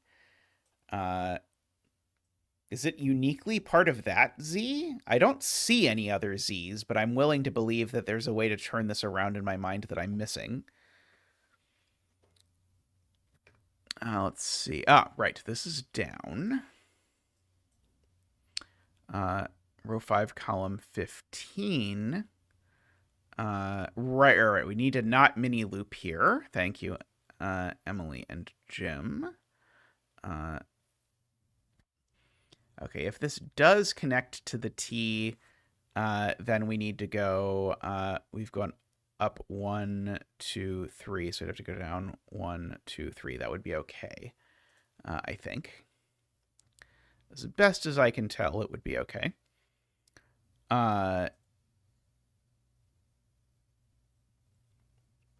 Okay, now the I is finally resolved, at least mostly, because the I can't go vertically anymore. So now this I can go at most 2 that way. So it certainly goes at most 2 this way. And so then it's just a question of, does it shove all the way that way? Well, it certainly at least goes that far as well, just in terms of things that I's do. I guess I can mark my P's as yellow and my T as green. My I as red. My X as purple.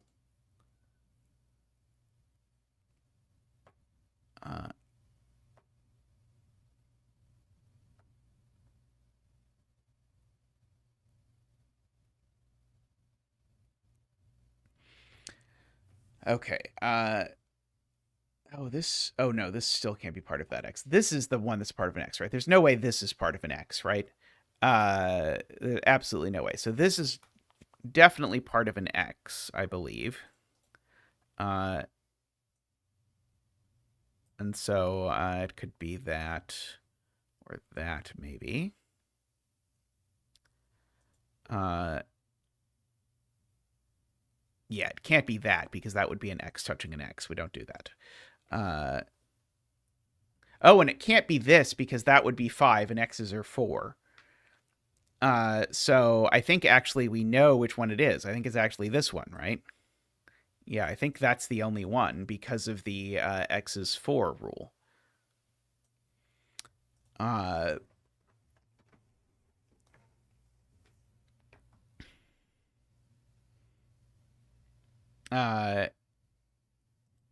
The jokes write themselves. Okay, the Z I think really has to be this now.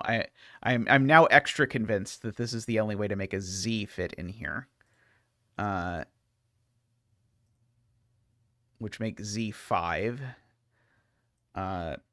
Provided that no one tells me they see another way to make a Z.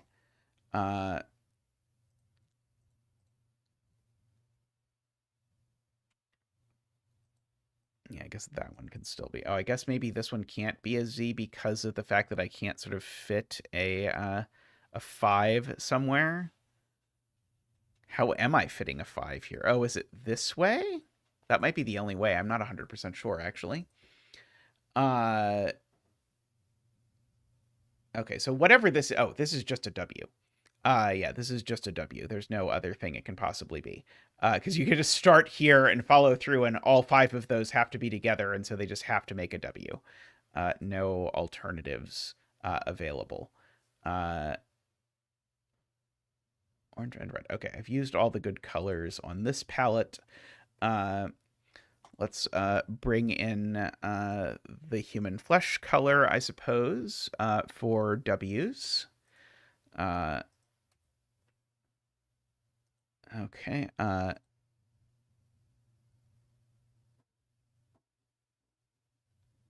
Yes. If so, Garion has a very good spot, which is if this is not part of the I pentomino, then we know all of that is part of it, but now it has to be an L or a Z, and it touches both.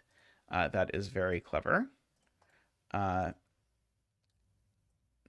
so we can complete that.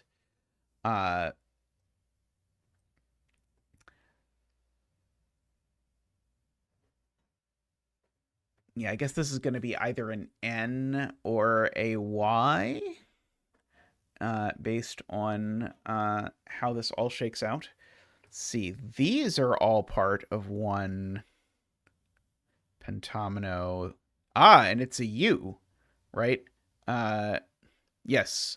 Although I will say, once Alice on stream, I said something to the effect of human flesh comes in many flavors, and people encouraged me not to use the word flavors in conjunction with that. But yeah, we do have sort of an assortment of human flesh colors. Let's see. For column 4. I think you could also argue that human flesh comes in many colors, and this isn't actually one of them. For column 4, must be an N because it can't be a W. I think that's true, right? Because so yeah, I think this is an RN, which we did not previously have. Okay, and so N is 4 as well. And I think I had convinced myself that I knew what this was. I think this had to be a U because the only other option was a Z. Oh no, the other option is an L. Sorry, I did decide it could be an L or that. Yeah, never mind. Oh, actually, it can't be this U because it would touch a U. Right. That is. I feel like that is the clue I would give to disambiguate that, is to put the U there. Yeah, so in fact, this actually has to be an L, which is blue. That blue. Okay, and L's are 4, which means we can X that, and we can continue our path there. Like that.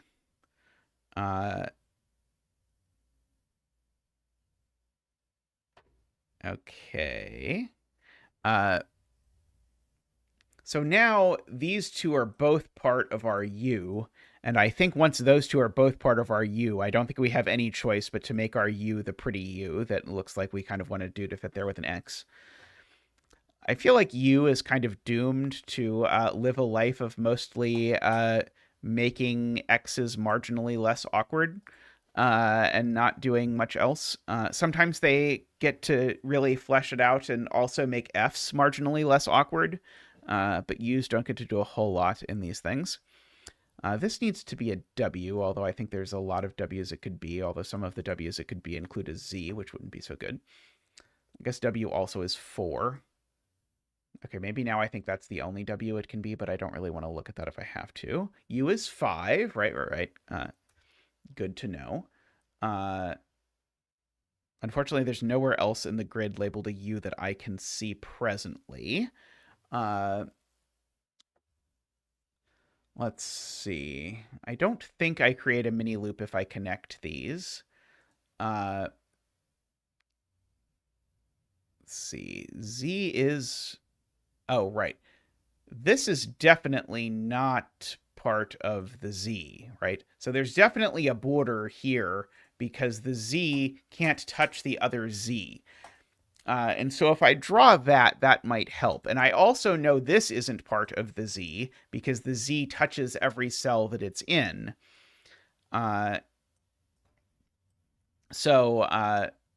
This is, let's see, this is part of the Z. If this is not part of the Z, then I think we force that. Maybe that's okay. Well, whatever. I'll fill in that at least. This is a W. For sure.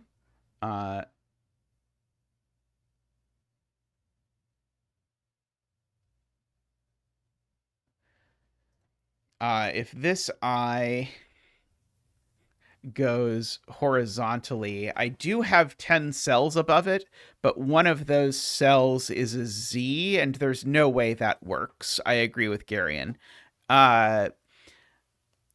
There's no way it works because, well, the Z can't take all of one side, and so you're going to have like a portal connecting these things. Please do not make a pentomino puzzle with portals.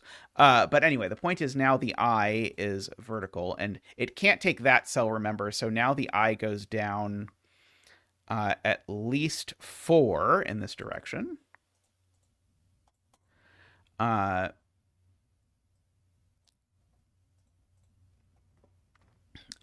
then either up 1 or down 1, as the case may be. I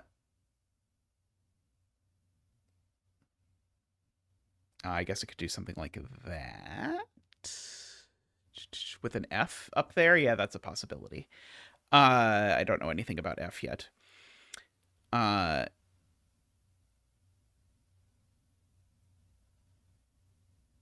P is 4. Oh, this is a Z, so it can be orange. Just to remind me of the... I don't think there's any prohibition against there being sort of multiple clues in an omino in this version.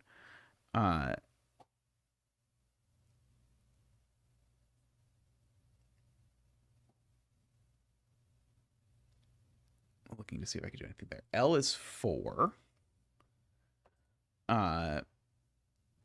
Kind of looks like we could almost maybe sneak something in with the L is 4, but I don't think we quite can yet. I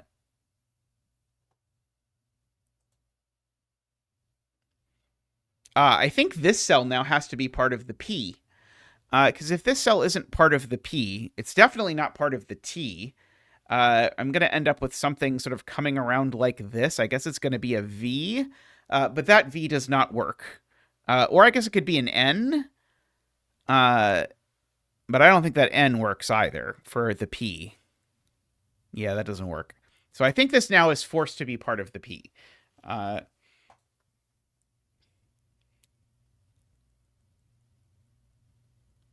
And so now I think this is forced to be part of the P, because if it's not, my P isn't P-shaped, which is a big problem. And now I think there's a fair amount of options for how this P actually looks, because I think we could do... I guess we can take any two of these three cells and it will work. I guess I do know that this is never part of the P anymore. Oh, actually, I don't even know that. Sorry. I don't even know that because the P also could look like that. Never mind. Row 2, column 10.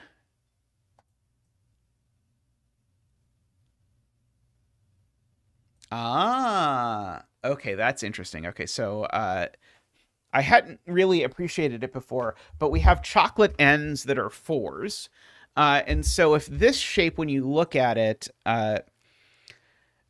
Garion is pointing out, it can't be an N, even though sort of naively it could be an N.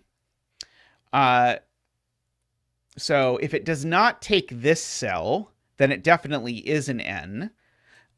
So it does take this cell, but now it can't be an L because L is 4 as well. So the only shape it can actually be is Y, and we don't have a color for Y yet. So we're going to make it the carnival cake color for Y, and it's going to be a 3.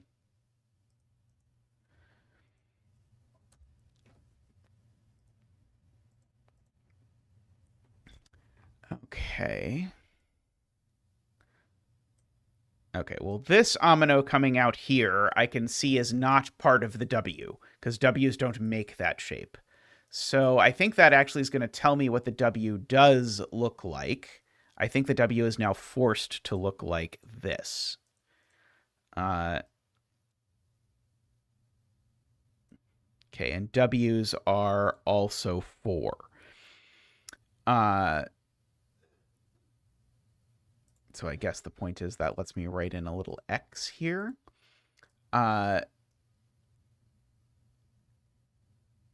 These are now all connected, so they're either V or N.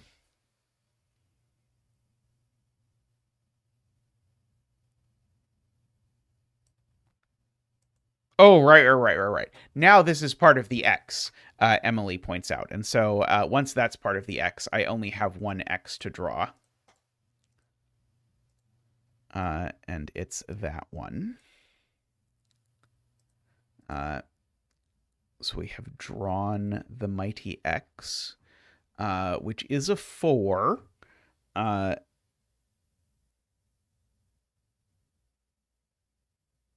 upper right can't be a P. That's true. Because P's need to have an empty cell, and if this was a P, it would not be it would not have an empty cell. Okay, let's see. If it doesn't take that cell, then I end up either being a W or an N, I think both of which maybe work, at least in principle. Let's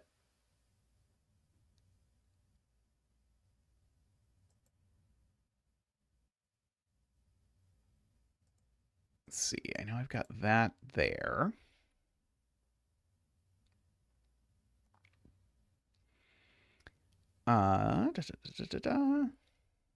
Is this Z forced yet?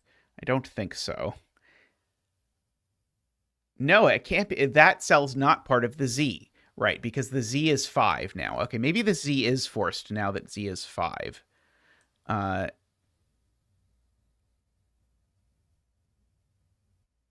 actually don't even see any combination for... Oh, that combination works for the Z. Okay, there's no way this is part of the Z, right? That I'm missing somehow. I can't do that because it would isolate. Yeah, I think this is part of the Z, and I think once that's part of the Z, I think the Z shape is forced to be that unless someone sees something else. And I think that makes an F next to it. I agree.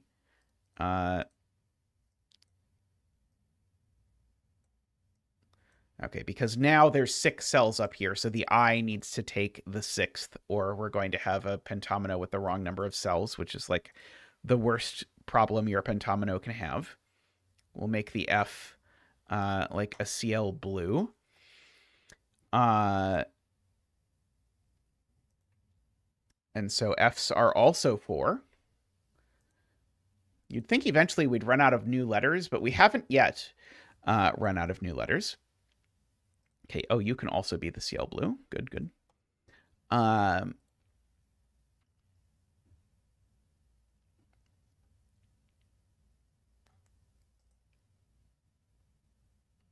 Right, that can't be a V for sure. So that's the V, although I don't think I have a color for V yet, funnily enough. I think that's yet another new pentomino flavor.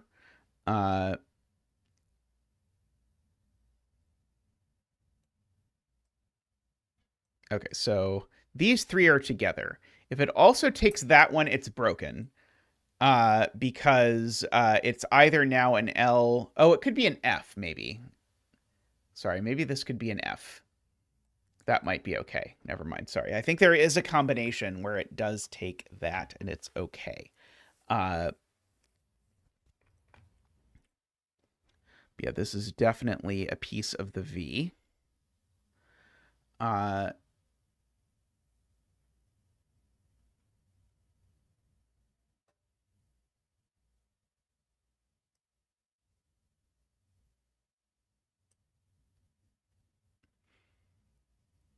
Oh, right. So right, that was even what I was trying to prove, and then I got distracted, is that it always takes this. If it doesn't take that cell, then it comes here, and now it can only be 2 inappropriate things.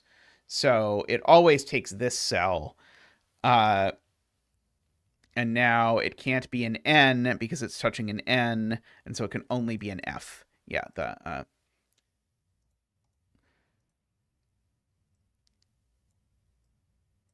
okay, we've got our 4 there. This is a V. It needs to not be a V that does that. So it's either a V that does this or a V that does this. But I think oh, no, never mind. Sorry. I think maybe there's not an easy way to say that it... Yeah, I don't know that there's any cells that it always takes. But that's definitely part of a V. This is definitely part of an L that I can fill in. And L's are 4. Okay, well, the L can't take that cell because these 2 are linked. So the L definitely takes that cell. And now I maybe have a little bit more wiglosity with that. These 2 are linked. These 2 are linked. So actually these 3 are linked. So this is never... I don't really have a great way unless I want to introduce yet another layer of notation. But because these 2 go together and these 2 go together, that actually means these 3 go together. And so in particular, this is not part of my L. That is happening. Might even be an I.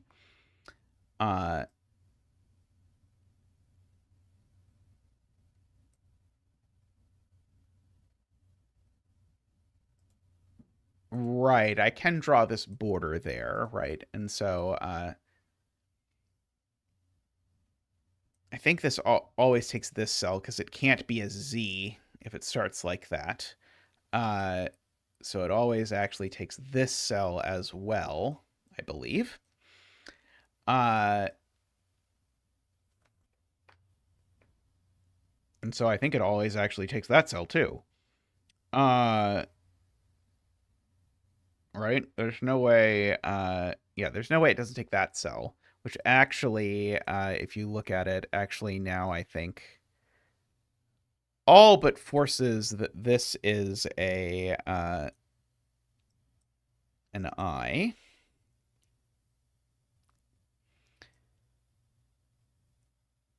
Oh, right. It's not an L, Right, or we know it's not an L because it's touching an L. And so if it's touching an L, then and it has these 4 cells in a row, it's got to just be an I. So regular I. Uh,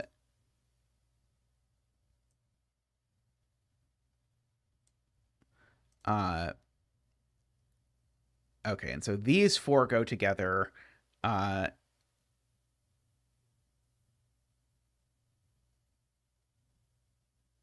And they either make an L or a Y.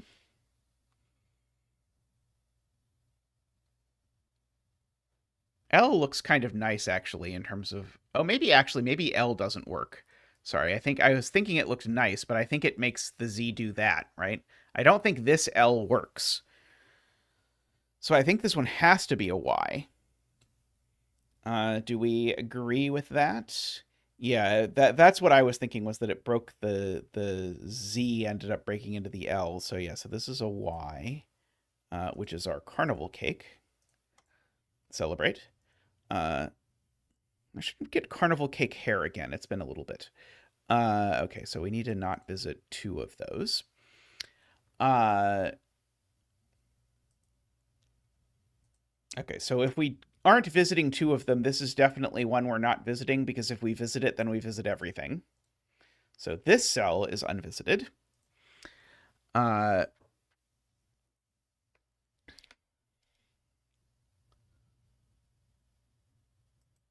Okay, we are definitely visiting this... Sorry, we're definitely visiting this cell of the X, because if we don't, then we don't visit that one, and we need to visit 4. But that's not quite as helpful.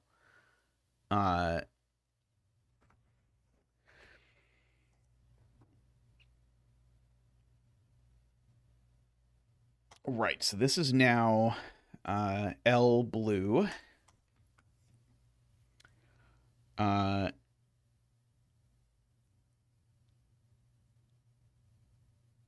Okay, this L... Oh, this L could go that way without breaking the V. Yep.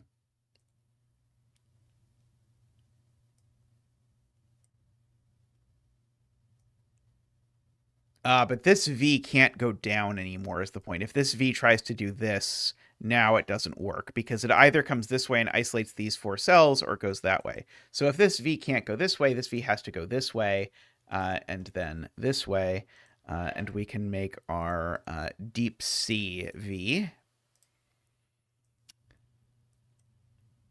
Bless you to Tristan in the kitchen. Okay, do I have some other places where I have V's? Maybe I don't have other places where I have V's that I can appropriately label them. But deep C V's are 5s. Ha ha ha ha ha. I wonder if that was intentional. As we learned in the previous puzzle. Let's see. See, I think that does still leave a little latitude over here. I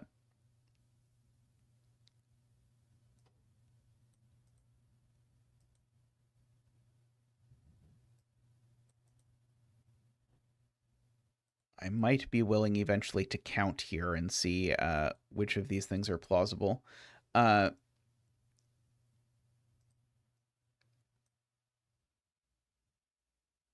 Okay, so yeah, so we've got that, and so this is either an N or a V. And so Matt Laffey's point is, if it's a V, it makes the Z impossible, which I think I believe. So I think this is an N.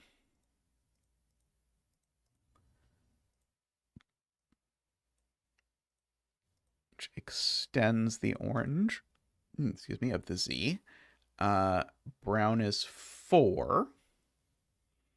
So that means this cell's unvisited, because if this cell was visited, it would be a corner, and then I would visit all of them, and I'm not supposed to visit all of them.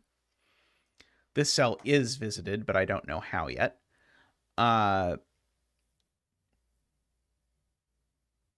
Okay, the Z is 5, so this is definitely not part of the Z. It's part of some other shape to be named later.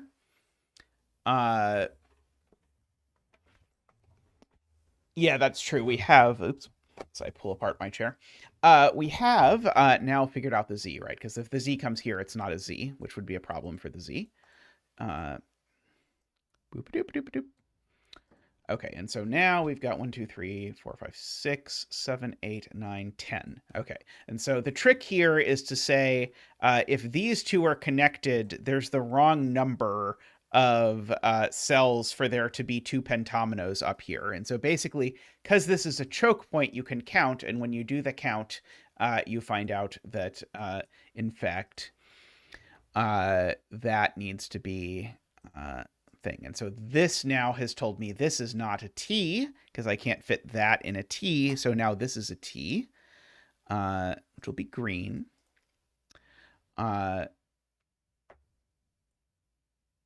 Yeah, the T has a few variations, at least naively. This sure looks like it wants to be a W and a P. I'm trying to decide if I'm 100% sure that it has to be a W and a P.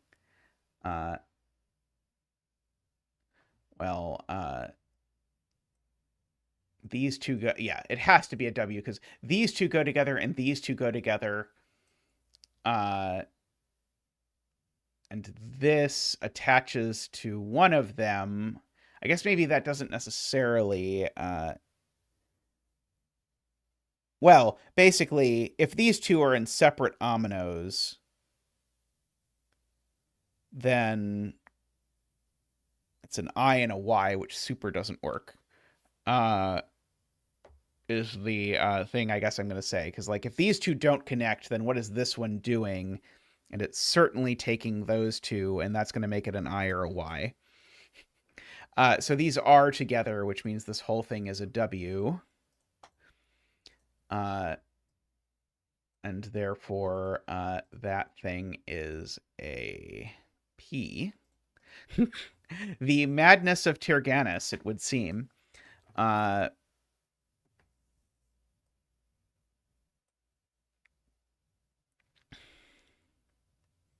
Okay, interesting.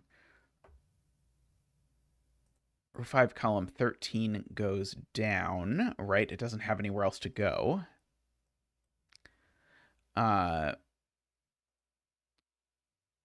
And we know this cell needs to be visited. Okay, we have a 2 out of 3 rule thing. This needs to be visited and it can't go straight across. And basically the 2 out of 3 rule of pencil puzzle says if this thing needs to go 2 of 3 directions to be a loop, and you can identify that it doesn't go those two, then it has to go the third one.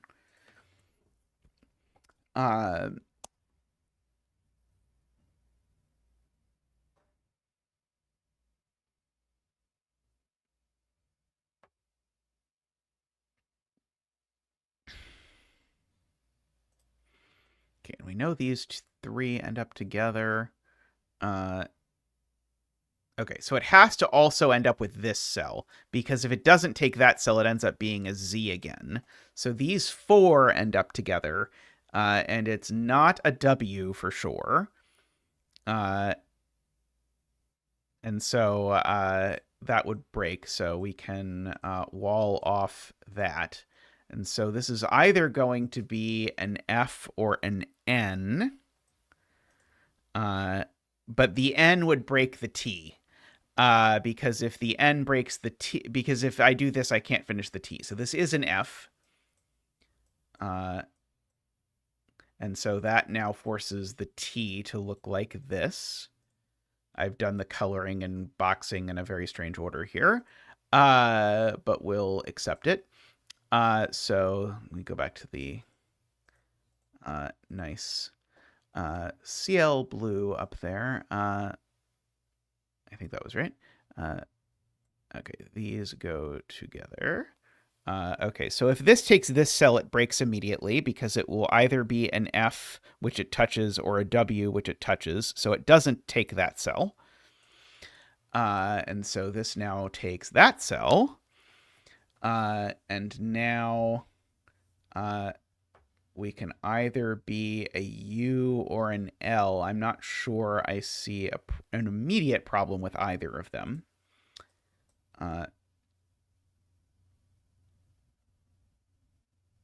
Oh, it would be touching an L. Right, perfect. Yeah, it would be touching an L. Right.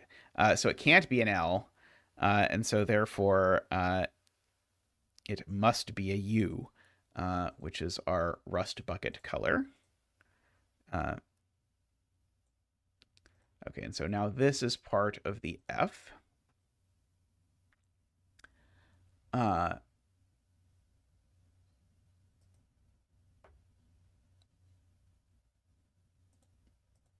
Okay, so now I think we're now forced to be as that Z, right? There's no universe where this is anything but that, I don't think. Uh,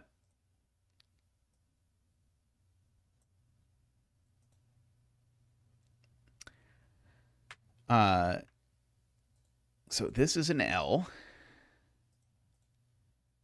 And it's not the same L as that L, because that would isolate a cell, which was not intended to rhyme, but it did, so we'll live with it.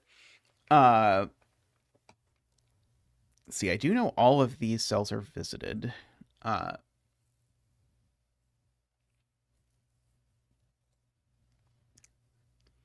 See, F is 4. T is 4 as well.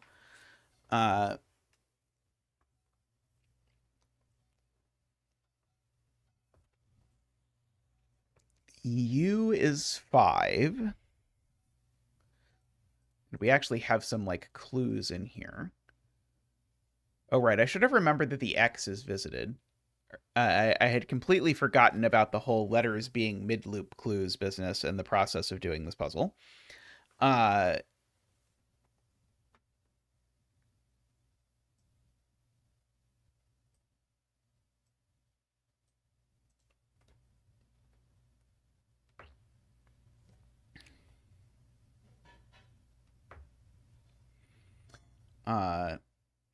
That said, now that I've remembered, I don't necessarily see it doing anything.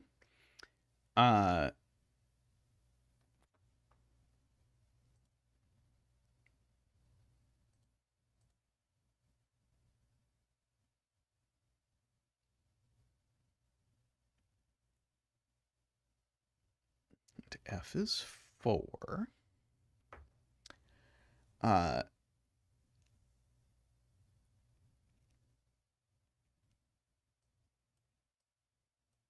I think we can go like that, because L is still 4. Okay, I know one of these two is unvisited.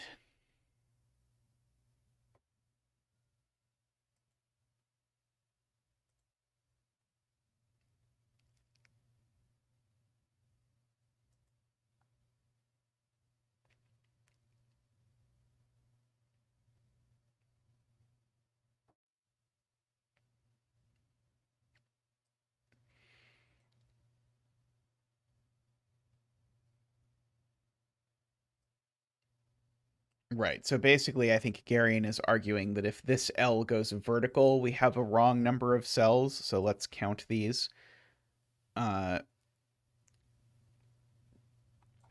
So we've got 4. We've got conveniently a bunch of 5s that we can basically ignore. So yeah, this is a multiple of 5 number of cells that we have. So if this L goes... if this L comes here at all, then we now have not a multiple of 5 number of cells. And so the thing Garion is using to do that is to note this L can't go this way because it connects to that L and isolates something. And so if this L comes here, I now either do that, in which case I strand 4 more than a multiple of 5 number of cells, or it comes here, in which case I strand 1 more than a multiple of 5 number of cells. And so I think the L never actually takes that cell. I believe that. Oh,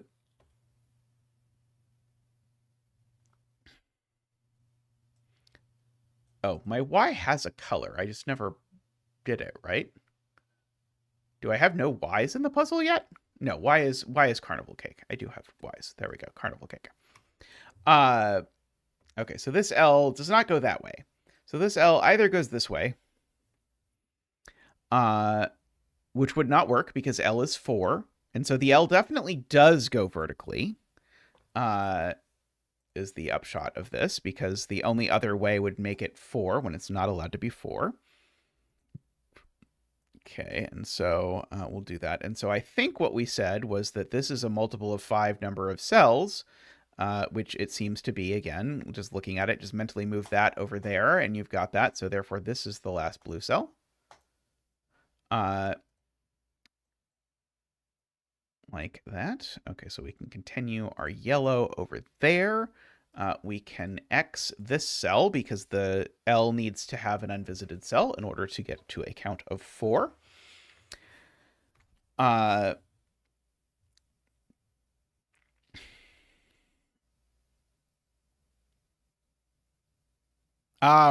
P is 4, so it's forced because that can't be part of the P anymore. And so now because of that, P is going to have to take one of these, and whichever one it takes, it's going to end up being all of these. Like that. This is quite a strange little puzzle you have cooked up here, Turganus, but in a lovely way.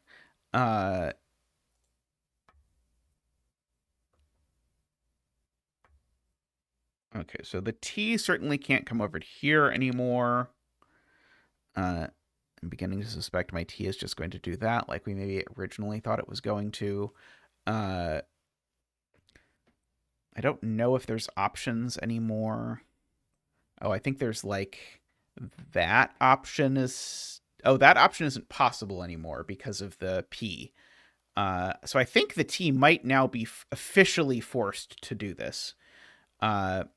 Because this can't be sort of one of the ends of the T's, or I isolate a cell. And it can be the middle of the T. It can't be sort of it can't be that piece of the T. And if I try and make it that piece of the T, then I end up with this T, which isolates 4 cells. So I think the T is now officially forced to look like that, which makes the P look like that.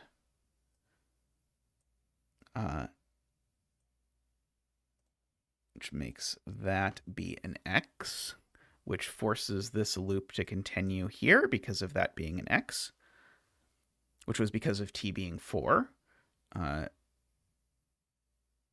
Okay, so now we've got some new omino in the game, and the new omino in the game is an N. It's sort of weird to me that we needed... I wonder what we needed this N clue for, because we know this is an N now, even if that was a question mark, but we probably used it before, maybe, possibly. Oh, no?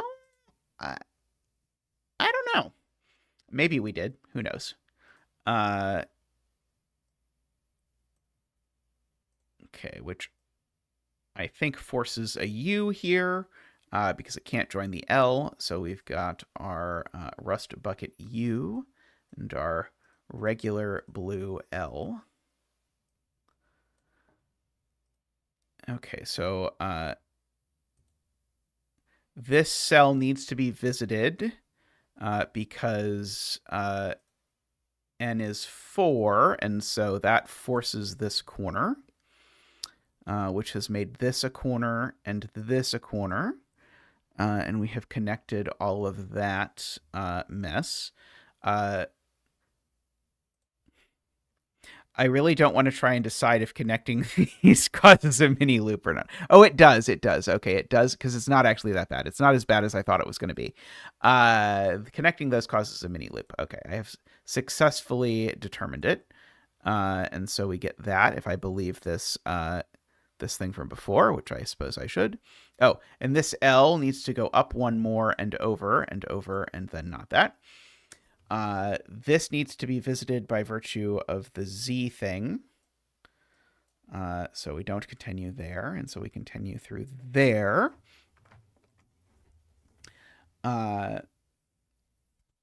Like that.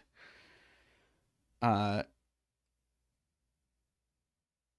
see, Y's need 2 unvisited, right? So that means this cell is also unvisited now.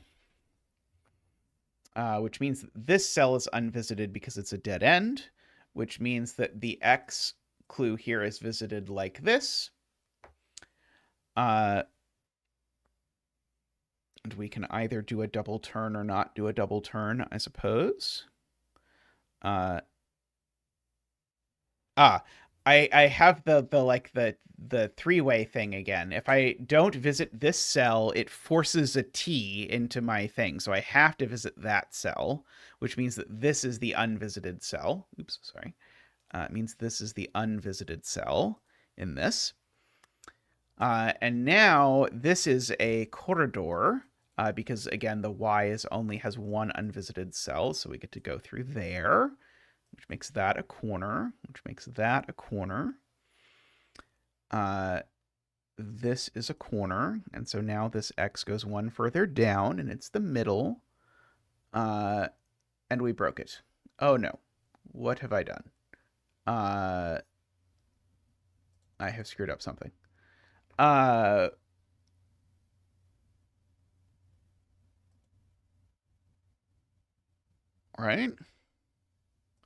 I'm not crazy, right? This is broken, right? Because I've got to visit this cell. The T-junction logic seemed faulty. Let's go back to the T-junction logic. Have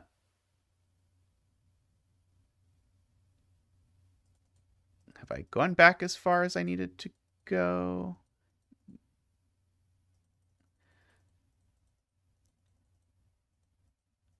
I think that part was still good. I think that part was still good. I think that was all good. I think that was good.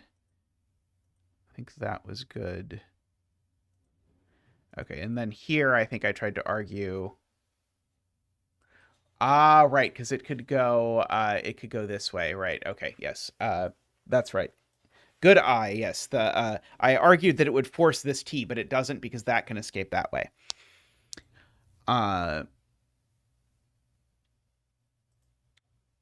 Makes sense. Okay.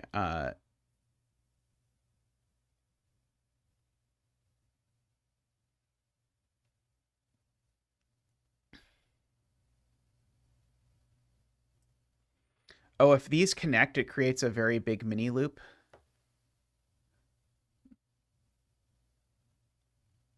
That seems to be the case, yes. If those two connect, it seems to create a very big mini loop.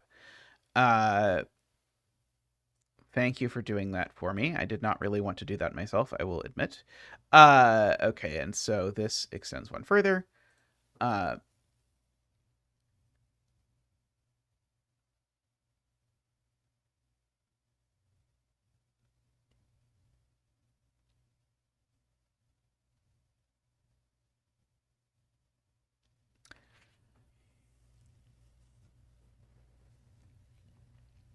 Okay, the T is assuredly visited 4 times.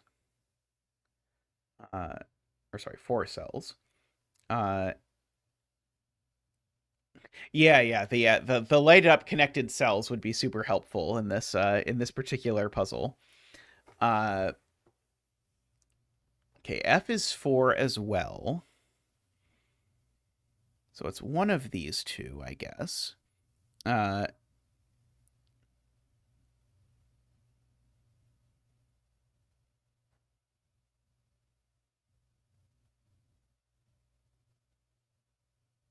If this connects down, it makes that cell a dead end, even though it needs to be visited. So this doesn't connect down. It goes that way.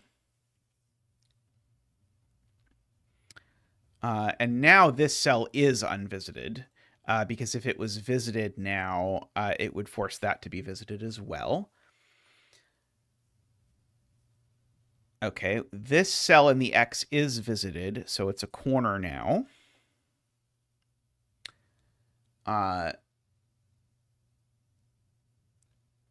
This cell is visited, but I don't know quite what to make of it.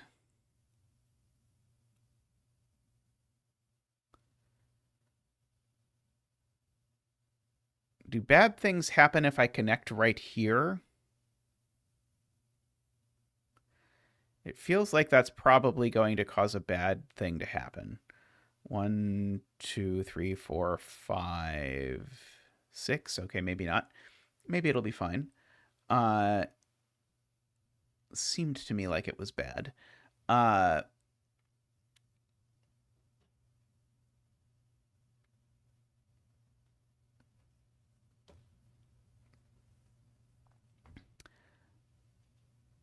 let's see.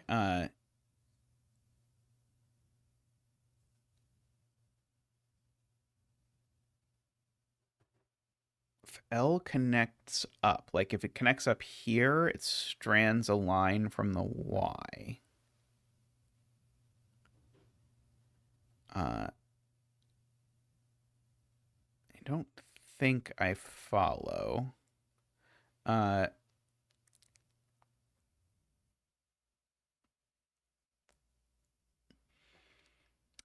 uh,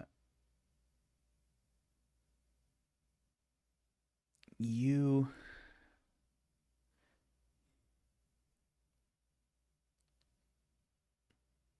Oh, right. If it goes up, it goes down. Thank you. Yes. So basically, just to show you this in the bifurcation palette, if we go up there, now we've gone 1, 2, 3 up. So we've got to go 1, 2, 3 down. And so now this dangling end is unachievable. Thank you. Good eye for that. This goes in here. Use it better be 5. Use R5. Okay, good.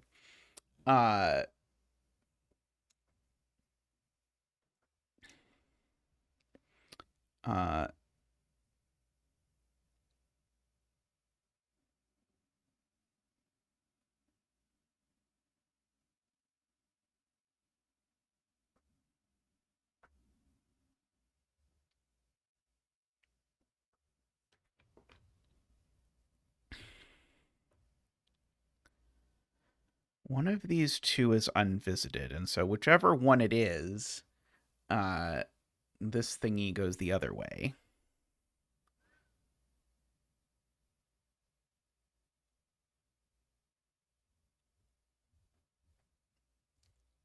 Uh,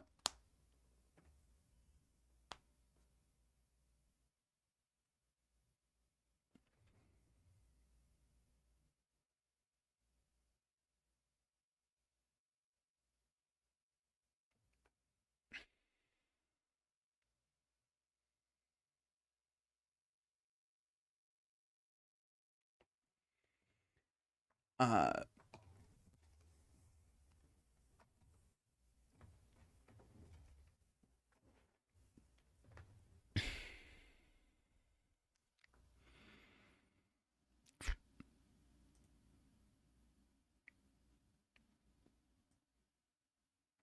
any of the various forms of the L pentomino being vertical seem to break. That seems very plausible. Uh,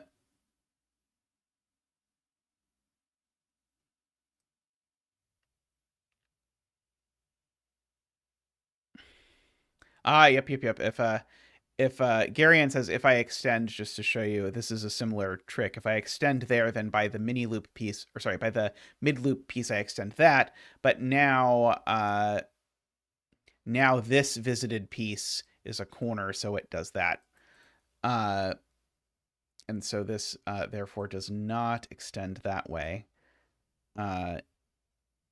So it does do that, and now we know it doesn't do that. Because it would give the loop 2 midpoints, so we know we get that. We can probably count uppy downies in row 9 and 10. So there's 1, 2, 3.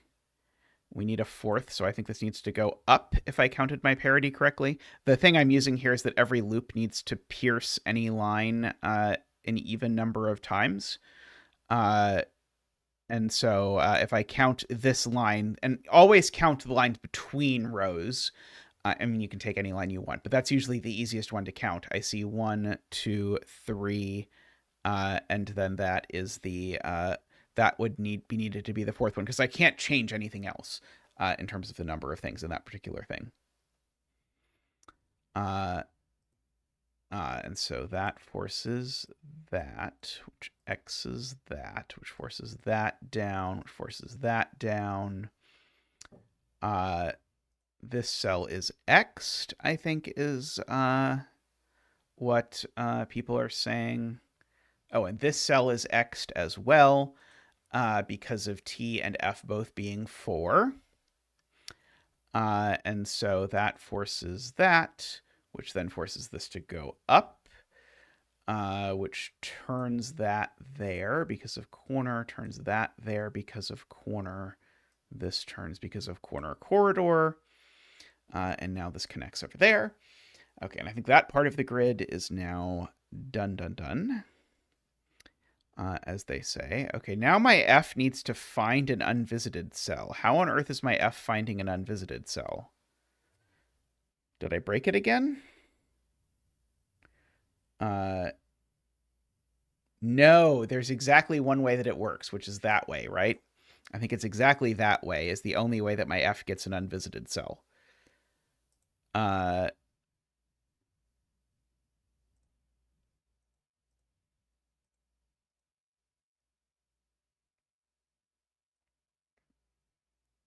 Please let me know if you disagree. If you have a different way that the F could do this.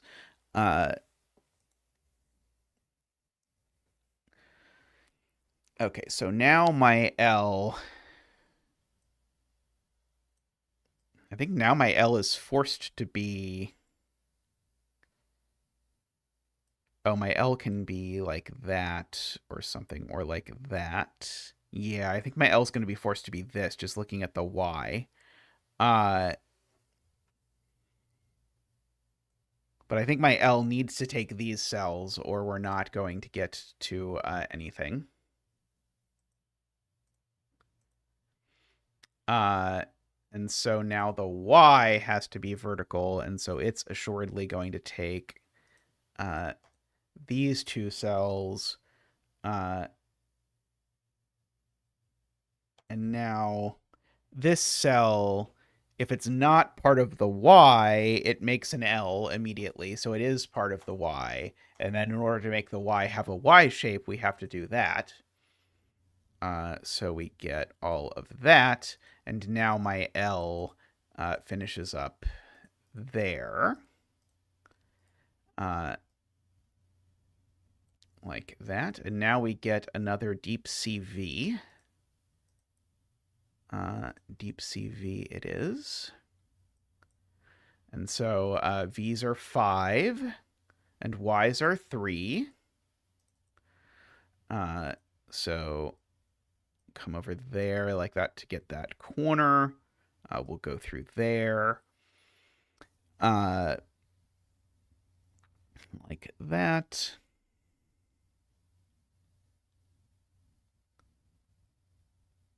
This can't go horizontally because if it goes horizontally, I now... oh, sorry, maybe it can if this goes... No, it's more complicated than I thought it was. If this goes horizontally, the problem is this becomes unvisited, and now this goes down, and now this loop end is stranded, which is messier than it was in my head when I tried it. So apologies if that made any of you slightly ill. Oh, Garion has an excuse or has a way for me to not do that. I can just go to row 15, column 11. Oh, yes, this is much easier. I can do the thing from row 15, column 11 because this being the middle of the loop. That is much nicer. Okay. So this comes up, and now this is just unvisited. Thank you. That is much better. And then I don't have to apologize quite as much. This is the corner. Over here. Let's see. Now, let's see. We've got these 3 are all part of something. Row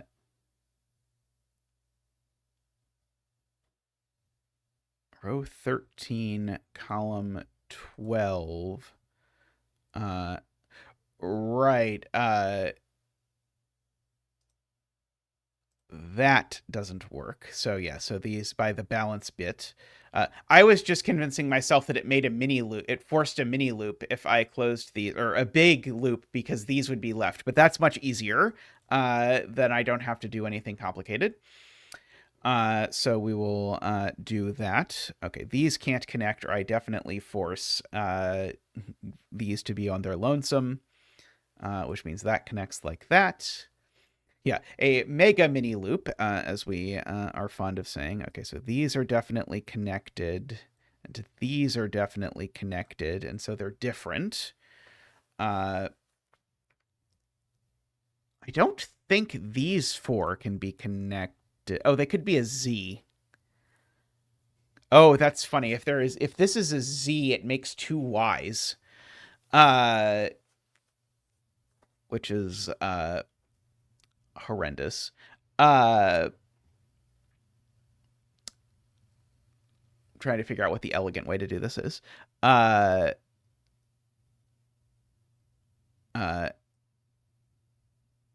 Yeah, I think it's probably a U. I guess if you take that, it could be a U. Yeah, U is possible.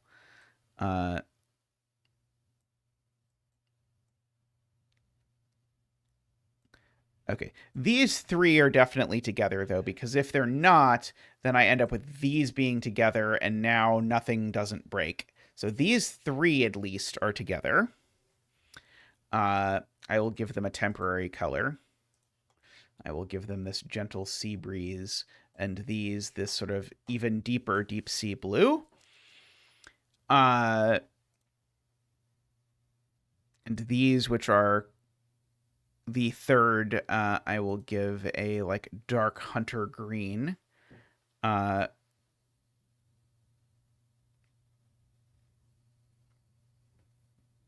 UPI looks like it would function well.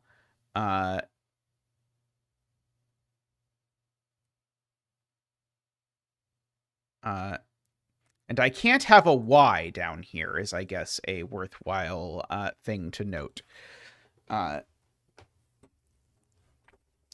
So, like, if this isn't light blue breaks because light blue is either a Y or an L, neither of which will function. So this is light blue. And light blue can't be a V, so we can rule that out. This cell can't be part of light blue because it would break. If this were light blue would be a Y, and see above Y being a 3. So we can't do that. And so now Y is forced, now light blue is forced to in fact become yellow.